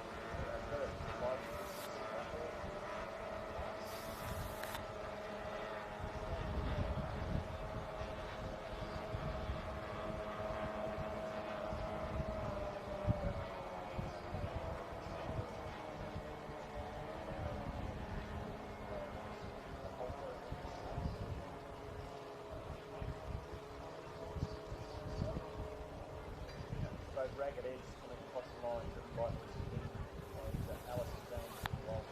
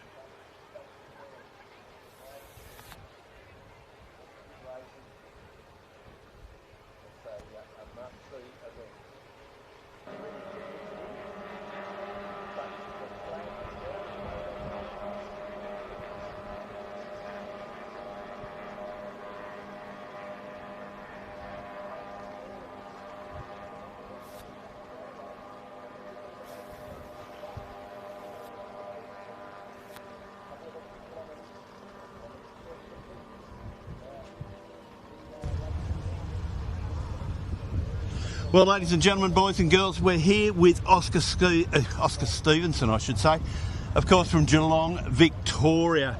This was a guy, young guy, that we said yesterday, I reckon was one of the drives of the day, the young fella. He really put it up to Grant Harrison in the 1.6s. Oscar, welcome to St George. It's been a good track for you. Yeah, so obviously he was here last year and had a very successful year. Even managed to pit Brad as well in his new boat. Yep. And obviously back here for the second year running, and this boat just loves this course, loves the salt water, and loves the boogie. Okay, loves the boogie. And a bit of chop in the water like we can see at the moment? Yeah, so the chop, it's not the best boat in the chop, but obviously the salt water a bit more buoyant. Yep. It's likes to ride on top, and I can keep the speed up, and We can't thank the Holland family enough, can we? No, exactly. So the whole reason I'm in this boat is to, big thanks to Greg Holland. So I purchased this boat with him when I was 18. Right. 21 now. So, I paid the boat off. I think it was $150 a week as a first-year apprentice. So, he fronted the money and I paid him off. And, now I'm here, fully paid off, and, Okay. Now, it was great stuff, as we saw yesterday. In fact, your stablemate, Twister, Bradley, Greg's son, he was behind you all. That's not meant to happen, is it? No, not meant to be. It's not team orders, but sadly, Brad had a bit of bad luck with just some fueling and issues, and finally chased the tail and was out and running heaps better today. So. Okay, all right. You started off through Formula Future? Yeah, so I started off Formula Future. I think I was 13. Started racing a boat called Voodoo from the APBA at the VSBC was the first race. Yep. And obviously from there, graduated when I was 16. Yep. Started crewing for the Hollands and travelled around them, learning about hydroplanes. Always addicted to hydroplanes. And one day Holly was like, "Do you want to buy this boat?" And I said, "Why not?" And here we are, and loving it. Just travelling around with Greg Holland would have taught you a few bad habits, but a couple. But look, I think you moved in Formula 4 at one stage. No, so never. Okay. Straight from juniors, and didn't want to drive an outboard at all. Didn't interest me. I wanted a hydroplane, and so now we are 3 seasons in, and Okay. So what is it? The more you spend behind getting, the more confidence you're getting? Yeah, definitely. So this is one of the older boats on the field. It's the old Howard Timber hull from 97. So I'm up against the new composite boats, Brad and Harrow, but just making little changes, learning and keep changing. But as long as I'm smiling and having fun, that's all what it's all about. And you talk about Harrow, I can also throw in Paul Cunningham. Those guys, they've, as experienced as you'll get, how good have they been for you? They've been awesome. So obviously, the trust is there between them and myself. They trust me in the corner, I trust them. I've been able to learn heaps, following their racecraft, following their lines, and obviously being up there with Harrow, it's awesome to be racing against someone who's won world champions, and it's awesome. And sometimes when you run second, it's not so bad, as you say. It's not too bad, you're learning the lines, learning their craft, and picking up things for later. Exactly. You happy where you are at the moment in Biohazard, or you want to move on in years to come? I'm happy where I am now. Obviously, still got stock cams, so there's a rule change. And so looking at putting the upgraded cams in and just chase a bit more speed, a bit more competition. But eventually the end goal is a GP Hydro. But just need the financial backing or a really good job. So we've got a race coming up, mate. I'm sure you'd like to thank a few of your sponsors. Obviously I'd like to thank EKP, Fix and Fasten, BHS Electrical, and the Hollands Racing family. And just a big shout out to Mum and Dad. So without them, they've been to every race event. Without them, I wouldn't be able to do what I love. And it's a very family orientated thing that we got going on, and it's good fun. And just finally, our good mate Dave Bishop, how does a boy that born and bred in Geelong, should be a Cat supporter, end up with Carlton? How does that happen? I think that's many thanks to my old man. So Dad sort of brought me up the right way, I must say, and I'm proud of the Blues, even though we're not doing too well, but I've got a soft spot for the Catters. All right, ladies and gentlemen, Oscar Stevenson, thank you. Good. Thank you. Cheers. Good on you, Oscar. Thank you, mate. Good on you, son. Thank you.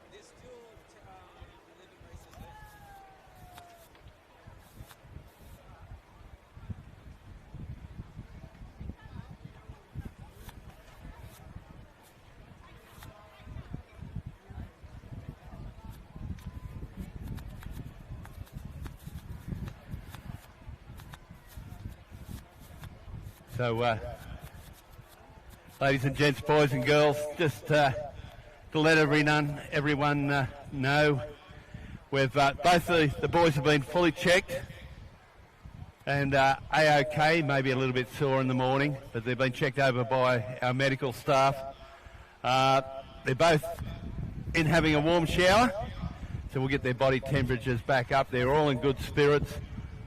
Both of them, they both said the first thing they said was, "How's the boat?" So that's always a good sign. So to Andrew Chilvers and Greggy Lambert, they're both okay. They're both in the showers getting their body temperatures up.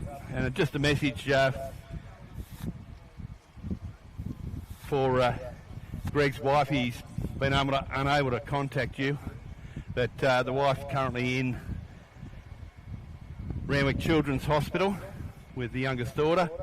Just a message to you, or if the nurses hear this, pass it on to Wadawi, the wife, that he's good as gold, and he'll contact you later. So just really happy to inform that everything's okay. We pay our divers, we pay our paramedics. We often say that we want to pay you to do absolutely nothing, but they did a sterling job today. And on behalf of everyone, thank you very much.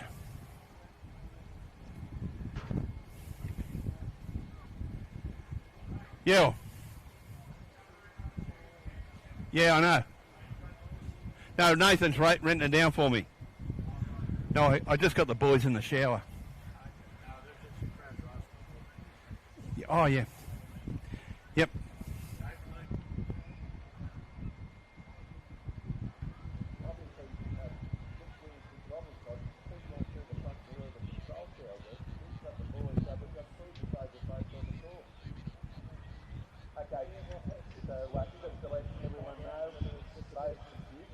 Venue and at home, whether in Australia or overseas. We will run the Champion of Champions, but what we will be doing, we'll have a couple of 95 mile per hour races, and then after that we will get our 3 remaining contestants, GP1, Grant Harrison, Warlord Troy Marlin, and Simon Troy in mainline dynos. So we'll be rerun. We've just got a couple of 95 mile per hour races coming up. And we will run the Champion of Champions.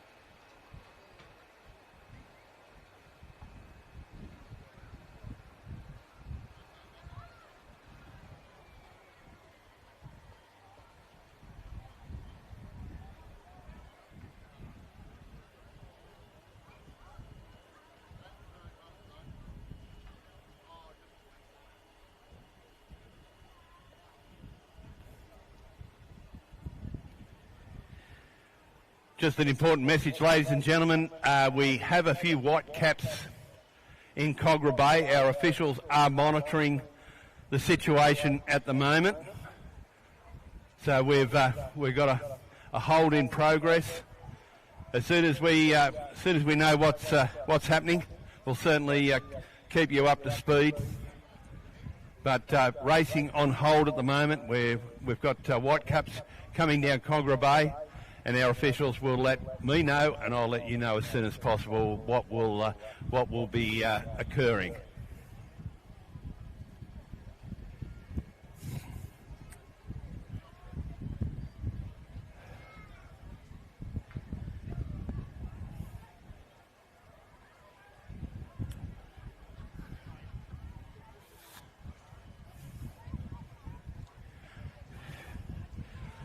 Yeah, mate, sorry, before the officials rudely interrupted me. What are the... So you were here with Daryl Hammett. That was an awful day, mate. Yeah. Yeah. Yeah. And what we're going to do. That I just jumped off the announcing because I know all the people. I've been in the sport a long time. I know everyone. So you've got to settle down the wives and the kids. You know, and you get the information. As we mentioned, you can still see the yellow buoy. Yellow buoy draped over the front of the boat. Trusty annual race.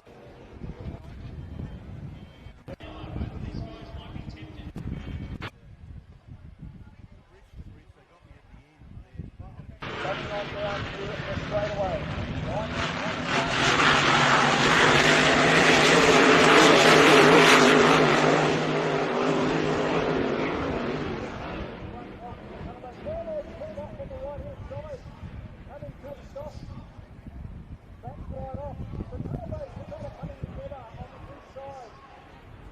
Checkered flag, Woolwich, dangerous balance.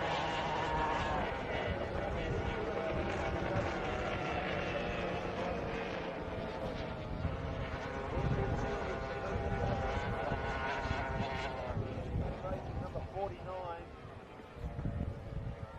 And running the 2 litre, the number 7, Mitchie Williams, Wellsborough Circuit Powerboat Racing. Of course, Mitchie's made his name. Stu Racing, great to see him.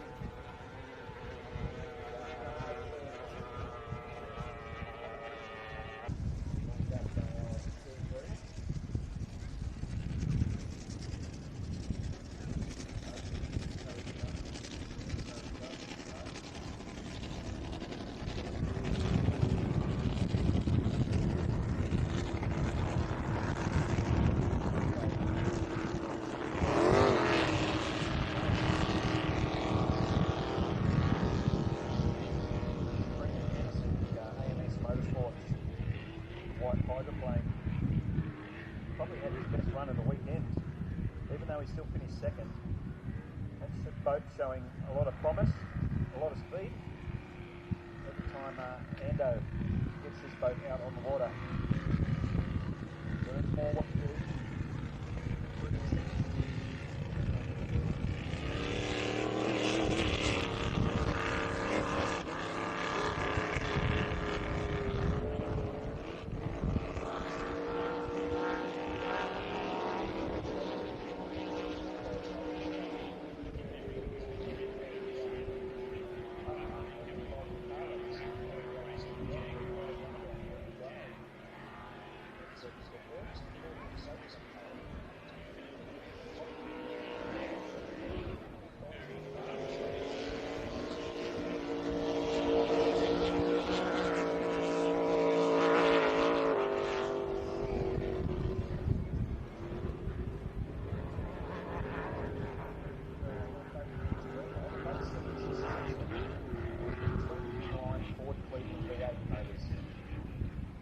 Powering that bit.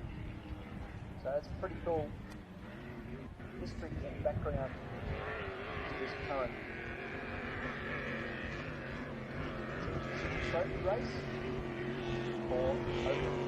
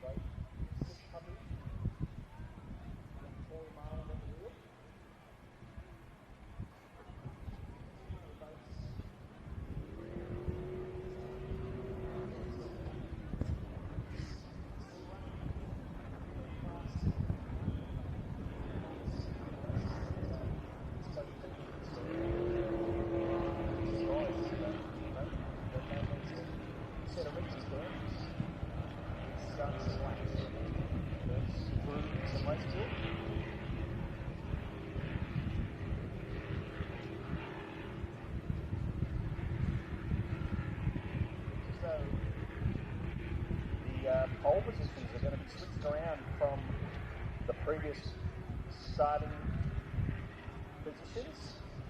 The race earlier today we had Sick Puppy out of pole 1 and the AMS Hydro out of 2. But it looks like we're going to be around the other way. Looks like Ando is in pole 1 and Corey Marlin on the outside in 2. So there's going to be an absolute drag race down to the first turn point. It's going to have to be able to keep it tight.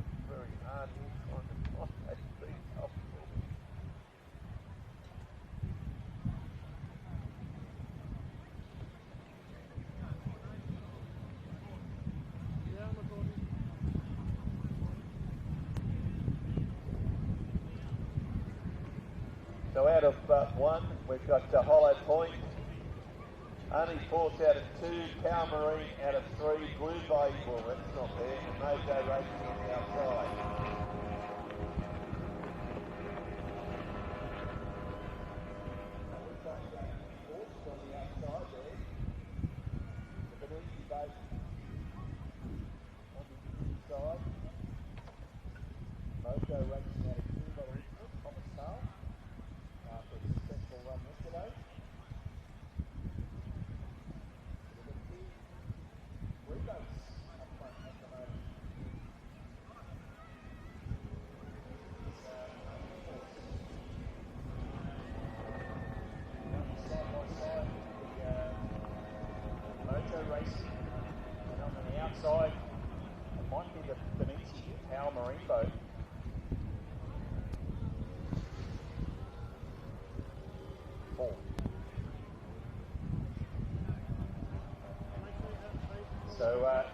tail. It's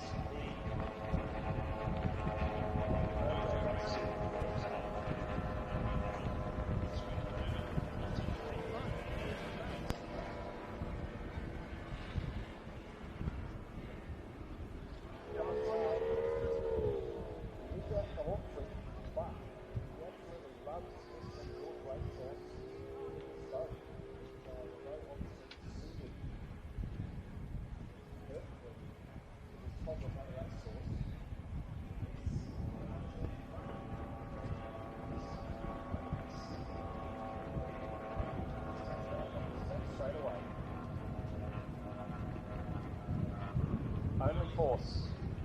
Josh Heather at the wheel, currently in second place, just in front of Power Marine, beneath.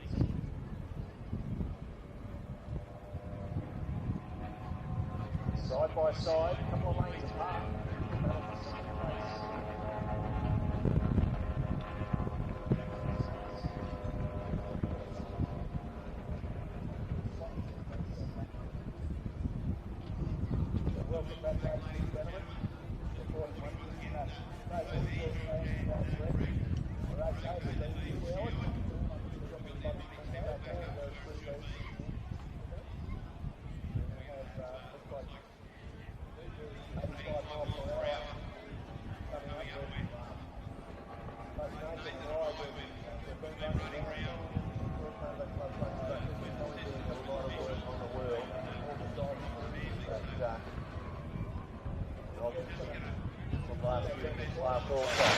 It's been a happy hunting ground for Tom Darwin and the Moto racing force. So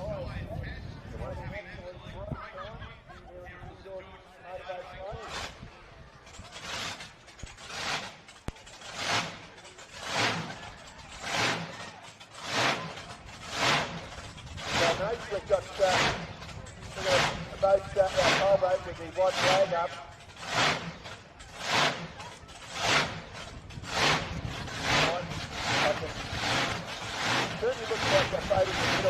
The short fuse boat of Ryan Edmiston. That could be Pat Benucci on the inside, and on the outside is Hunton, and the boat right on the outside, I think that's Pat Benucci. That's Pat Benucci, the boat on the inside. Hollow Point, I think. May well be Hollow Point, Mitch Perry. It was a pure white boat. That's the problem we've got. We haven't been given any race sheets because of... No, you're correct, mate. You're back to OPSN for me. Looks as though the boat Hunton might have pulled up to a stop in that first turn. You can hear in the background, folks, the boat, I think it's Warlord, fired up that engine. There will be a rerun of the Champion of Champions, so that's why they're getting ready for that. But out on the water at the moment, St George Powerboat Club local, Mitch Perry in Hollow Point. He's streaked the rest of the field on this first lap. We've got Short Fuse on the inside, Pat Benucci and Power Marine on the outside. We did have Hunton as well. There he is, Hunton, the Haynes Hunter. I mentioned earlier, that's a type of hull you don't traditionally see in powerboat racing. Haynes Hunter, normally there might be a rod holder sticking off the back with a fishing rod hanging out. So either that or a little kid doing some water skiing off the back on a tube or something like that, but certainly not a hull you normally see here as part of the circuit boat racing. But in saying that, the little 1850 Bullet up front, that is one of the boats you see in circuit racing. Very famous hull indeed in Australia for powerboat racing and ski racing, social skiing, and probably more recently the Force hulls, which is the type of hull for the boat Power Marine, currently in second place on the outside of Short Fuse. Of course, Mitchy Perry, secretary of the St George Powerboat Club, just going out of shot. Look at this race for second and third. The Haynes Hunter and Mitchy Burt there. Pat Benucci on the outside, beg your pardon. That's Short Fused on the inside. No, that's Hunton. That is Hunton. Beg your pardon. Of course, Mitchy Burt, the boat on the outside, Pat Benucci. But it's good to see Mitch behind the wheel. He's put in a huge effort for this weekend. So boats virtually all up at the South Sydney Detailing, Cars Park into the corner. Mitch Bird, one of the quiet achievers in our sport. And our... Oh, we're back. We're back. So... That's Hunter. So the hunting boat of Mitch Bird still in second. Mitch Perry had a great Blake's Marine Series yesterday. Top qualifier, come out of 1. Came home in 3rd. But a really good job from Mitch Perry. And a lot of these guys in these classes with the monos and the like, we see them on our regular Super Series days, no? Sorry. Yeah, so these guys stepping up into the big game down here at the St George Spectacular. So it's great to see these guys obviously getting familiar with the race course over a number of club days.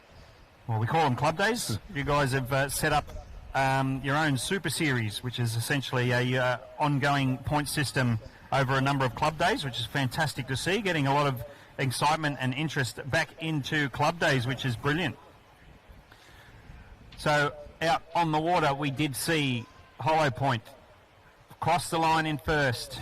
Looks as though Hunton managed to get across the line in second, with Power Marine third and Short Fuse in fourth. So that was a good run by the boat Hunton. They did drop off the pace a little bit early on lap 1, but over the course of the race managed to get back up and take the win.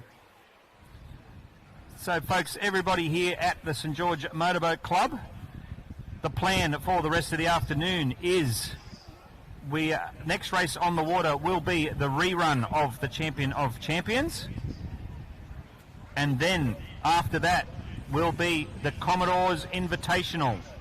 So right at this point in time, we're just aiming for 2 more races.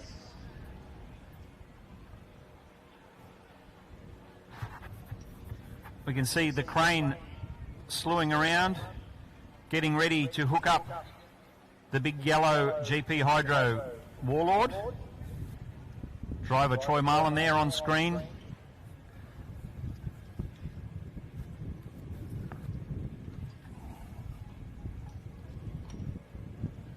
I said, sorry, yeah, driver there, Troy Marlin, getting ready.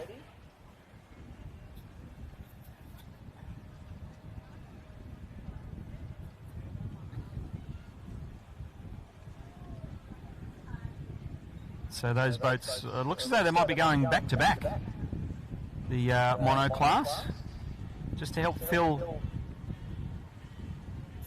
a little bit more time, give the 3 remaining boats of the Champion of Champions. We can see the Hydro of Warlord on the hook, as we call it, up in the air. I think GP1 is already back in the water, with driver Grant Harrison getting ready.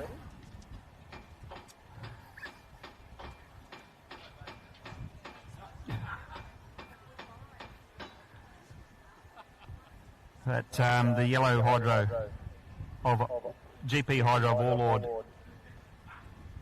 up in the air at the moment. The outboard monos are going back to back. They're already head down into the river end of the course. Get themselves all lined up.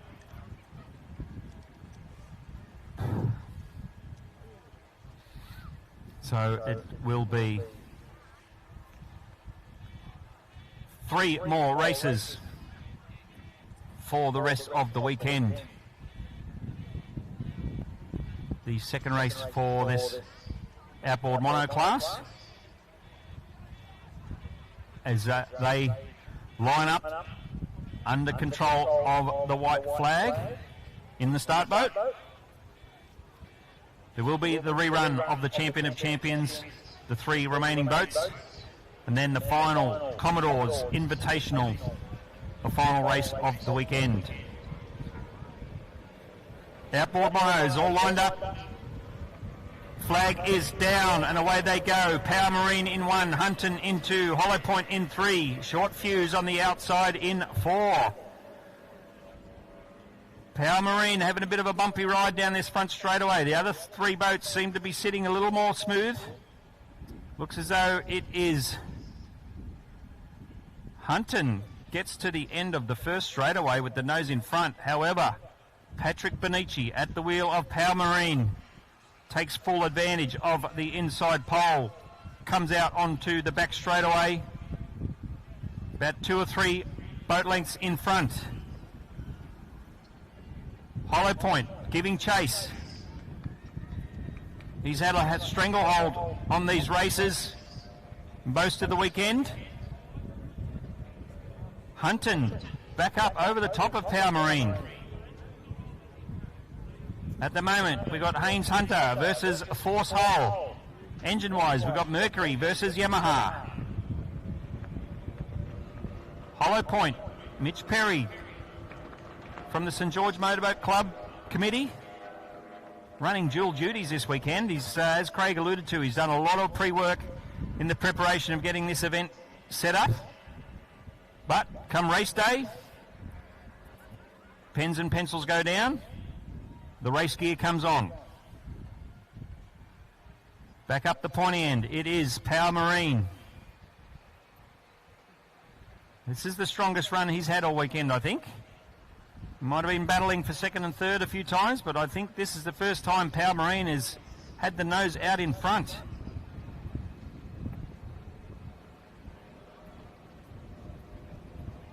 A few clouds coming into play. The course in full sunlight in some parts and in a little bit of shade in others, keeping these drivers on their toes. The yellow last lap flag is hung out at the side of the control tower. We also have flags in course boats throughout the course, so these drivers, they know that they can look to the tower to see the flags. However, there are a couple of other course boats strategically placed around the course with additional sets of flags. But it is Power Marine, Patrick Benici.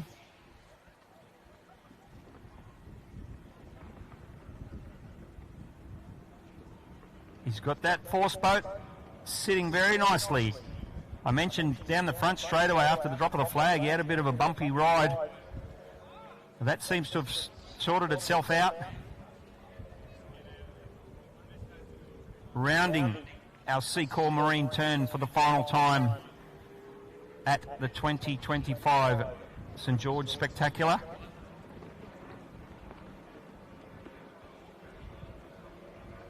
Checkered flag for Power Marine. Congratulations, Patrick Benici. Hunton, the Haynes Hunter, second place. Hollow Point, Mitch Perry in third. And it'll be Short Fuse rounding out the 4 competitors in our mono outboard category for the weekend. So congratulations to those guys.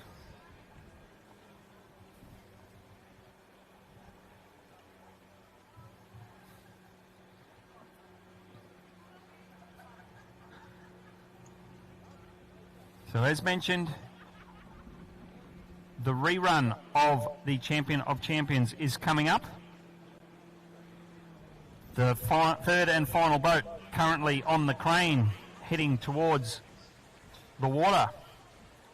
Simon Troy, he'll be walking his way around, getting the race gear back on.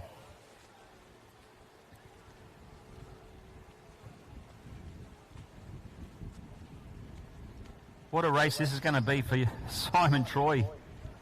The lone outboard tunnel boat up against 2 GP Hydros.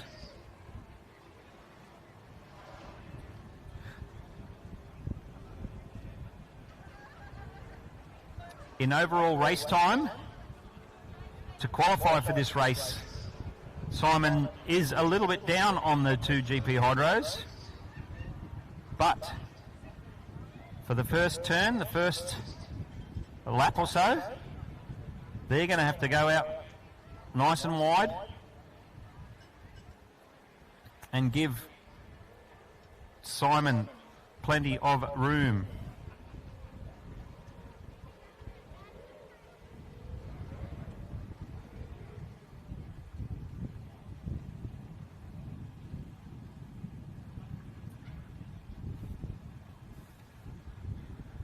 As mentioned, the third and final boat entering into the water now. There is one more race to come after this, which is the Commodore's Invitational.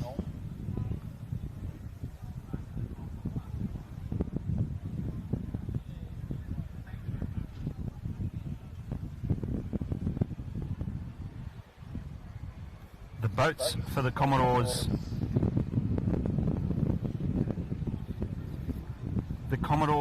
Cup Invitational. We will have Anderson Motorsports, 5 litre hydro, Titan unlimited displacement, Octane Racing, Outboard Tunnel, Outboard Tunnel, and Sick Puppy inboard displacement. They're the 5 starters in the Commodore's Cup, which will be the final race of the day. We can see in the pit area where AMS Motorsports normally parked. They're not there, so chances are he's already on his way to the ramp, getting ready for the final race of the day. But before that, we have the rerun of the Champion of Champions. This is the power of social media, Nate. Just fielded a call by a lovely chap by the name of Lindsay. He came through on one of the St George Motorboat Club phones. He said, young man, he said, you're one of the commentators? I said, yes. He said, I used to race back in the day, and he said, the Haynes Hunter won championships many, many, many years ago. So that's the power of social media. And thanks very much, Lindsay. And thank you very much for that. It's this club here at St George, as Lindsay just mentioned to me, it's steeped in tradition. We look at some of the trophies in the, we've got them downstairs today, but up in the main cabinet, some of the trophies over the years. So hope you're enjoying the coverage as everyone else is. I've just been outside, Nath, and I've been to the personal Grant Harrison fan club. There's Di, JC and Kaz. They're out there. The Sauvignon Blanc has gone down very well with the ladies this afternoon. So they've said the first time that they've been to the races. They're big fans of Grant Harrison. They're friends of the Harrison family. But they do live in Sydney, and they absolutely love their powerboat racing today. So we're going to certainly see CJ, or JC, Kaz, and Di back at the races more and more often. But look, we can see on our shot here, Nate, the top tier of the club absolutely overflowing with people. The St George Motorboat Club has been a wonderful supporter of the Powerboat Club here, but we certainly hope we've been a great support for them also. There wouldn't be a square foot left in the club. We can see the first boat of our rerun running for mainline dynometers, of course, Simon Troy, the local boy. The hull is a Mulgard, it's a 2.5 litre fuel-injected Mercury running on methanol. Shire Steel and Fabrication, Sports Film, Advantage Marine, Go Boating, Blue Pacific Marine are his sponsors. GP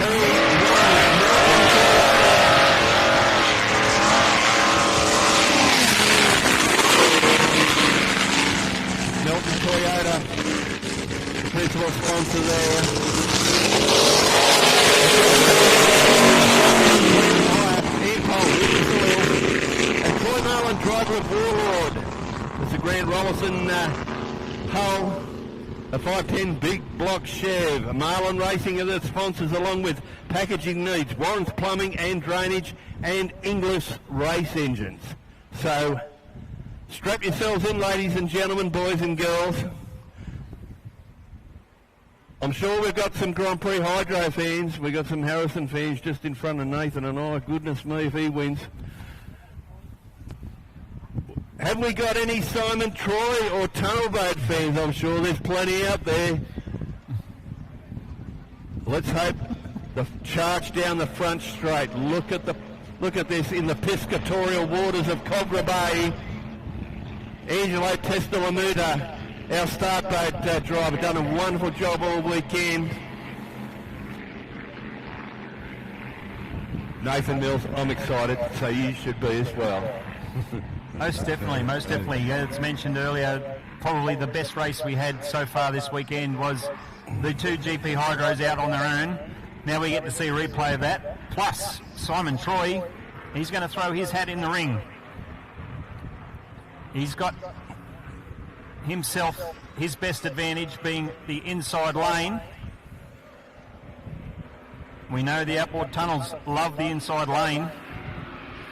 But again, I did use this phrase a bit early in the weekend. These GP Hydros, they've just got the brute force of a supercharged big block on the outside. Flag is down and away they go. GP1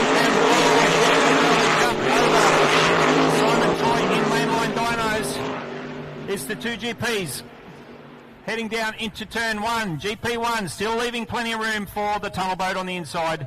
Warlord drifts back a little bit on the outside, having to go around the long way. It's going to be another drag race up the back straightaway. Grant Harrison in GP1 at the moment. Both Hydros heading up the back straightaway. Marlin's having another run on the outside. Grant Harrison cuts in tight. But Troy goes around. Drag race again down the front straightaway. Grant Harrison with the ever so slight advantage at this point in time. 4 laps overall, 1 down. We saw this similar start pattern in the race earlier, although the positions were swapped around and then Grant came up and over the top. How hard is Troy Marlin going to push? Heading down the back straightaway, Grant Harrison got this boat sitting absolutely beautifully. Troy Marlin having another lash. You can still see the haze from the rooster tail of Harrison, so he's not that far behind. Only one rooster tail in it. Troy Marlin heads on down the front straightaway. Grant Harrison, he's already set. 2 laps to go. We can only assume Simon Troy is still all good. Just happens to be a bit further behind. Grant Harrison in frame at the moment. Troy Marlin still under full power, heading down the back straightaway. A little bit of a gap opening up with Grant and Troy. Back onto the front straightaway. Grant Harrison's going to grab the yellow last lap flag. A little bit of an advantage. That lead out for probably 2 or 3 rooster tails. While Warlord has backed off. Warlord has backed off. The challenge is over. Whether that's a full major mechanical issue, Simon Troy is going to take full advantage and grab the second place. GP1 driver Grant Harrison, he would have been told. He's probably eased off a bit. 1 lap to go. He's probably only doing 3/4 of throttle. There's no use risking any damage or any mechanical issues. Simon Troy is plenty far back to not cause too much of a risk. But Grant Harrison, GP1, 2025 George Spectacular Champion of Champions. The checkered flag goes out for Grant Harrison. Simon Troy still coming around the final turn.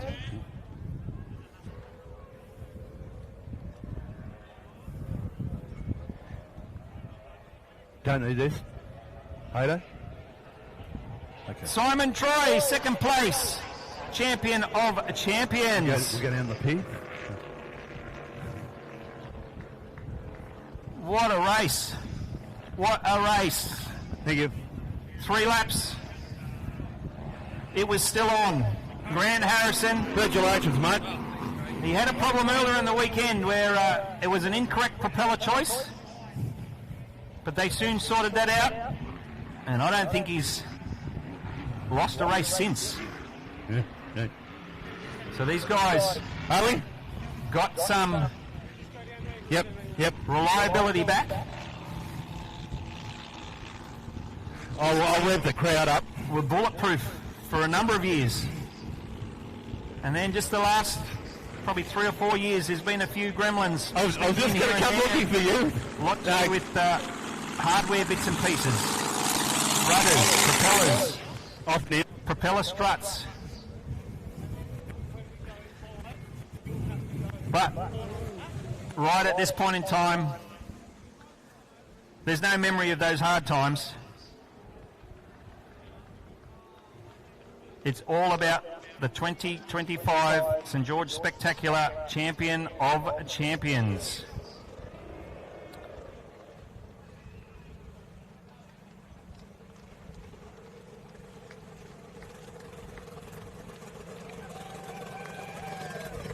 So when you get the chance, folks, a round of applause. Grant Harrison, 2025 Champion of Champions. He can hear you down there.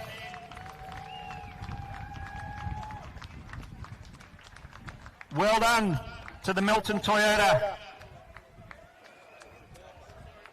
GP1 GP Hydro team. A fantastic result for Grant Harrison and the team. A massive congratulations to Simon Troy as well, coming across the line in second place.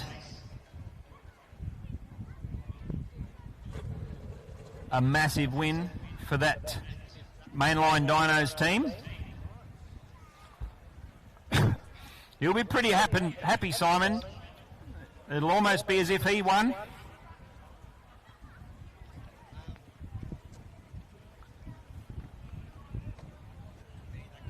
But a pretty successful run for the Outboard tunnel boat up against 2 Grand Prix Hydros.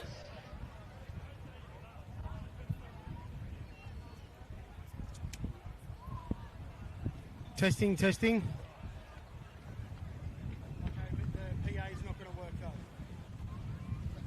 My partner in crime, Craig Lynn, is out and about there somewhere. They're with the cameraman, Hayden Chesser.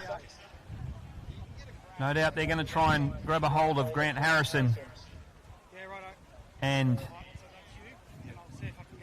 get the thoughts and feelings of Grant Harrison, the 2025 Champion of Champions winner. On screen at the moment, Troy Marlin, unfortunately having to pull out at the end of lap 3. Unfortunately just 1 lap short of the overall race total. So unable to make the finish.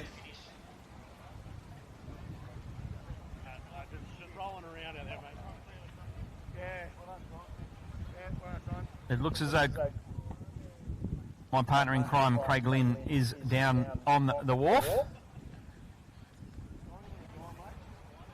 Possibly just waiting on cameraman Hayden Chesser.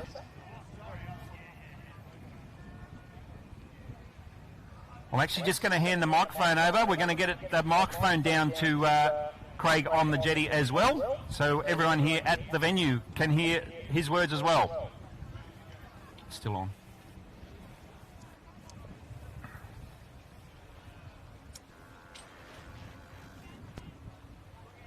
So for those on the live stream, we're just getting our audio sorted out so we can get some words from the successful winner, Grant Harrison, Melton Toyota GP1. Troy Marland in Warlord.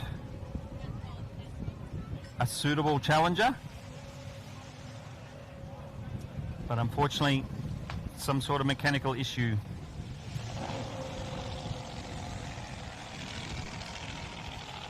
Bringing an end to his Champion of Champions attempt. I know, you should be able to... So it looks as though we've got the microphone sorted out down on the jetty. I know, turn that off. The two drivers there, Troy Marland and Grant Harrison, having a few words after the race.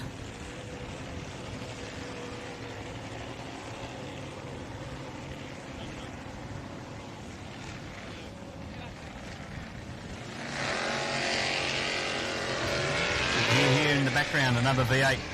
That will most likely be Anderson Motorsport Hydroplane, 5-litre hydroplane, contesting the Commodore's Invitational. We'll throw to Craig down on the jetty.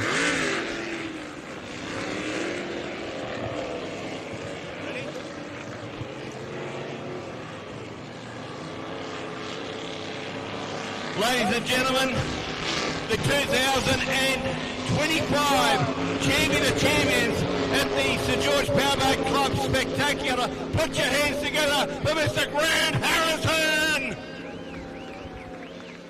Hello. We spoke yesterday after you took the Riverside. Those Chinamen you were running over before, they've disappeared. Well done, mate. Great victory. Yeah, it's very satisfying. I know we ran over, we did something, we kept breaking propellers and that was out of our control and other people, but look, credit to our team for giving me such a good boat, a good engine, and to be reliable. You know, like we've used one engine this entire weekend. So a couple of people said we're back. Well, yes, we were never gone. We just had a few failures and a few stoppages, and you know, sometimes you win and you're very lucky, and we had a lot of wins and we've had a couple of losses, a couple of breakages. Hopefully now we can be back on the right side. The propeller issues hopefully dissipated. Yeah, hopefully. Look, it's only been one race meeting, so we don't get ahead of ourselves. You know, Troy was out there in that race and would have given us a heck of a run, and you know, down that front chute there, I saw him out my right-hand side, and he was there at the back chute again. I knew he was there, and then he's had a fail with his boat, so his exhaust head had failed. So had he not failed, you know, it could have been a different outcome. He could have driven around the outside of me. We'll never know, but we're happy to be winners today. We've got the Commodore's invitation coming out. Quickly, mate, there's a few people you'd like to thank. Oh, look, I've just got to say a huge thanks to my GP1 team. Glenn Harrison, he's my cousin, he's my crew chief. He's the man on the radio telling me how to drive a boat. Newcomers helped us a lot. Brett Nidry being our engines, mate. Building a brilliant engine, Brett. Troy Kelly is a great team member, full-time with us at Melton Toyota now, Melton Toyota Racing.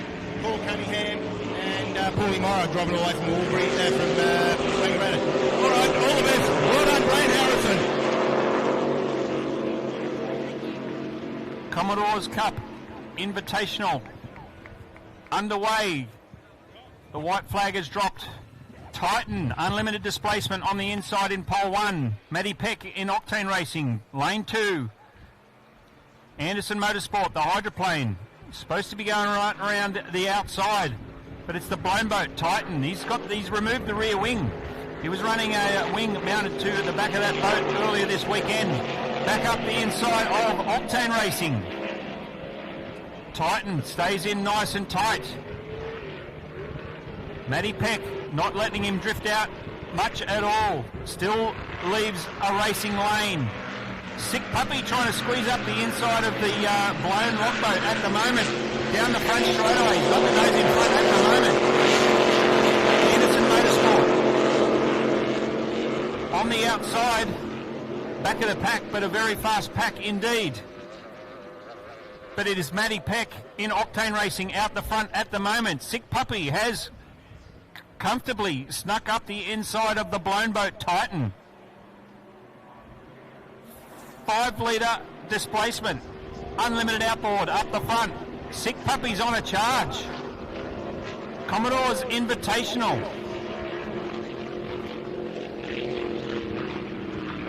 Titan still in 3rd place. Sick Puppy still making gains throughout that last lap. The Commodore's Cup Invitational, only 3 laps, so 2 down. He's only got 1 lap to go. Titan, the blown displacement, fires it down the front straight away. Octane Racing.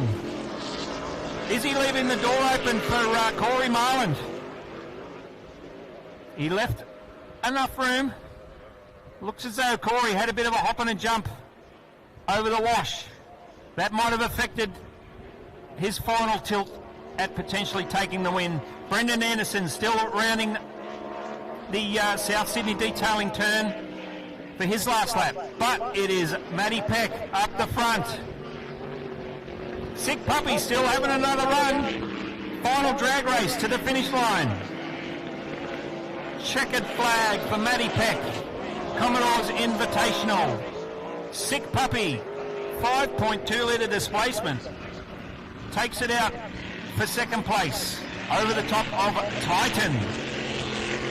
The Blown Boat crosses the line for third.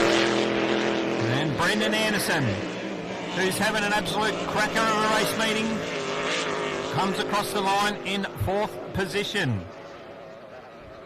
Crazy Duck also out on the water, finishing his third lap. Apologies for Peter Zala there, not quite in frame at the start, so I wasn't sure he was there. But 5 starters, 5 finishes, another successful Commodore's Invitational for 2025.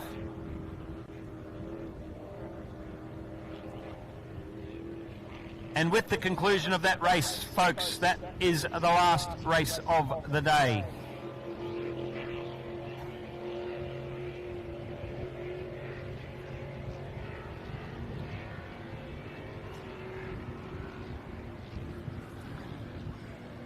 So with that, Craig, I mentioned the final race of the 2025 St George Spectacular. In one way, it's felt like a pretty short weekend. In other ways, it's felt like a pretty long weekend. We've had some pretty awesome racing and a couple of unwanted bits of action out on the water, but unfortunately that is powerboat racing. But the best part is everyone's going home in one piece. Most of the equipment's going home in one piece, but certainly a great weekend. Yeah, it certainly was, mate. It's, main thing is we had the incident in the original Champion of Champions. The boys are okay. They've been showered. Their body temperature's back up to where it should be. Everything's fine. We'll fix the boats. Wonderful 2 days of racing here, mate. We just want to thank all the divers, all the paramedics, all the officials, all the tower stuff. I want to thank you. You've been a wonderful co-commentator with us this weekend, and thank you for our friendship. It's just like some of these things are like a wedding. There's so much preparation, and it's gone in a couple of days. But we've had a packed club at the venue. Hopefully we've had a lot of people at home watching. You mentioned some of the places people have been watching from. Yep. We thank you. We thank Scotty Lambert and the GP Hydro team. Of course, Paul and Neil, his cameraman. Wonderful job, mate. We'll have presentation probably about an hour and a half. Great to see Grant. He's walked out with some silverware and some money. Troy had a bit of bad luck this weekend. Guys like, Troy's son Corey's had a great weekend. You know, some of them, Tom Carl, what a weekend he's had. So we're going to have a wonderful night here tonight. Just want to thank everyone for their contribution. Want to thank the directors of the St George Motorboat Club for assisting us. We certainly hope we've helped you in some way as well. Next couple of meetings, Dargle have got their big one 31st of August. Of course, Windsor have got theirs on 12th, 13th, 14th of September. We want to see you there. If you can't catch us, I'm not sure about Dargle, but we certainly see GP live stream at Windsor.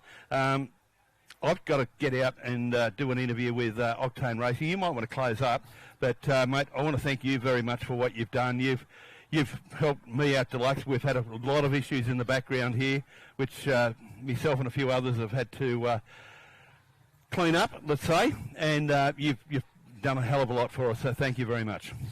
No worries, you're welcome. Thank you very much to your good self, Craig Lynn, getting everything prepared. Lots of information prepared for both of us, so thank you very much. But yeah, final thank you again to the GP Hydro live streaming service. As you mentioned, it provides that service to anyone in the world can watch, which is pretty fantastic. But again, congratulations to all the competitors, all the crews especially the officials, all the volunteers. We wish everyone a safe trip home, and we'll see you at a boat race event in the future. And we'll see you next time, as Nathan said. We'll presentation in an hour and a half. I tell you what is important, and this is really important. We need plenty of help, ladies and gentlemen, to help get all the fencing, the bunting, and everything down, because we need it back in pristine condition prior to tomorrow. So all those boaties, particularly in the park, if you can give us some form of assistance getting it all down. Once again, thank you. We'll see you at the next event. And as we often say, we'll see you next time. We're going to do, we'll close off now, but we're going to tee up an interview with Matty Peck from Octane Racing with the Commodore's information, and that will close our telecast for this afternoon. Nate, thanks again, mate, and we'll see you all shortly. Thank you. Thanks, mate. Champion.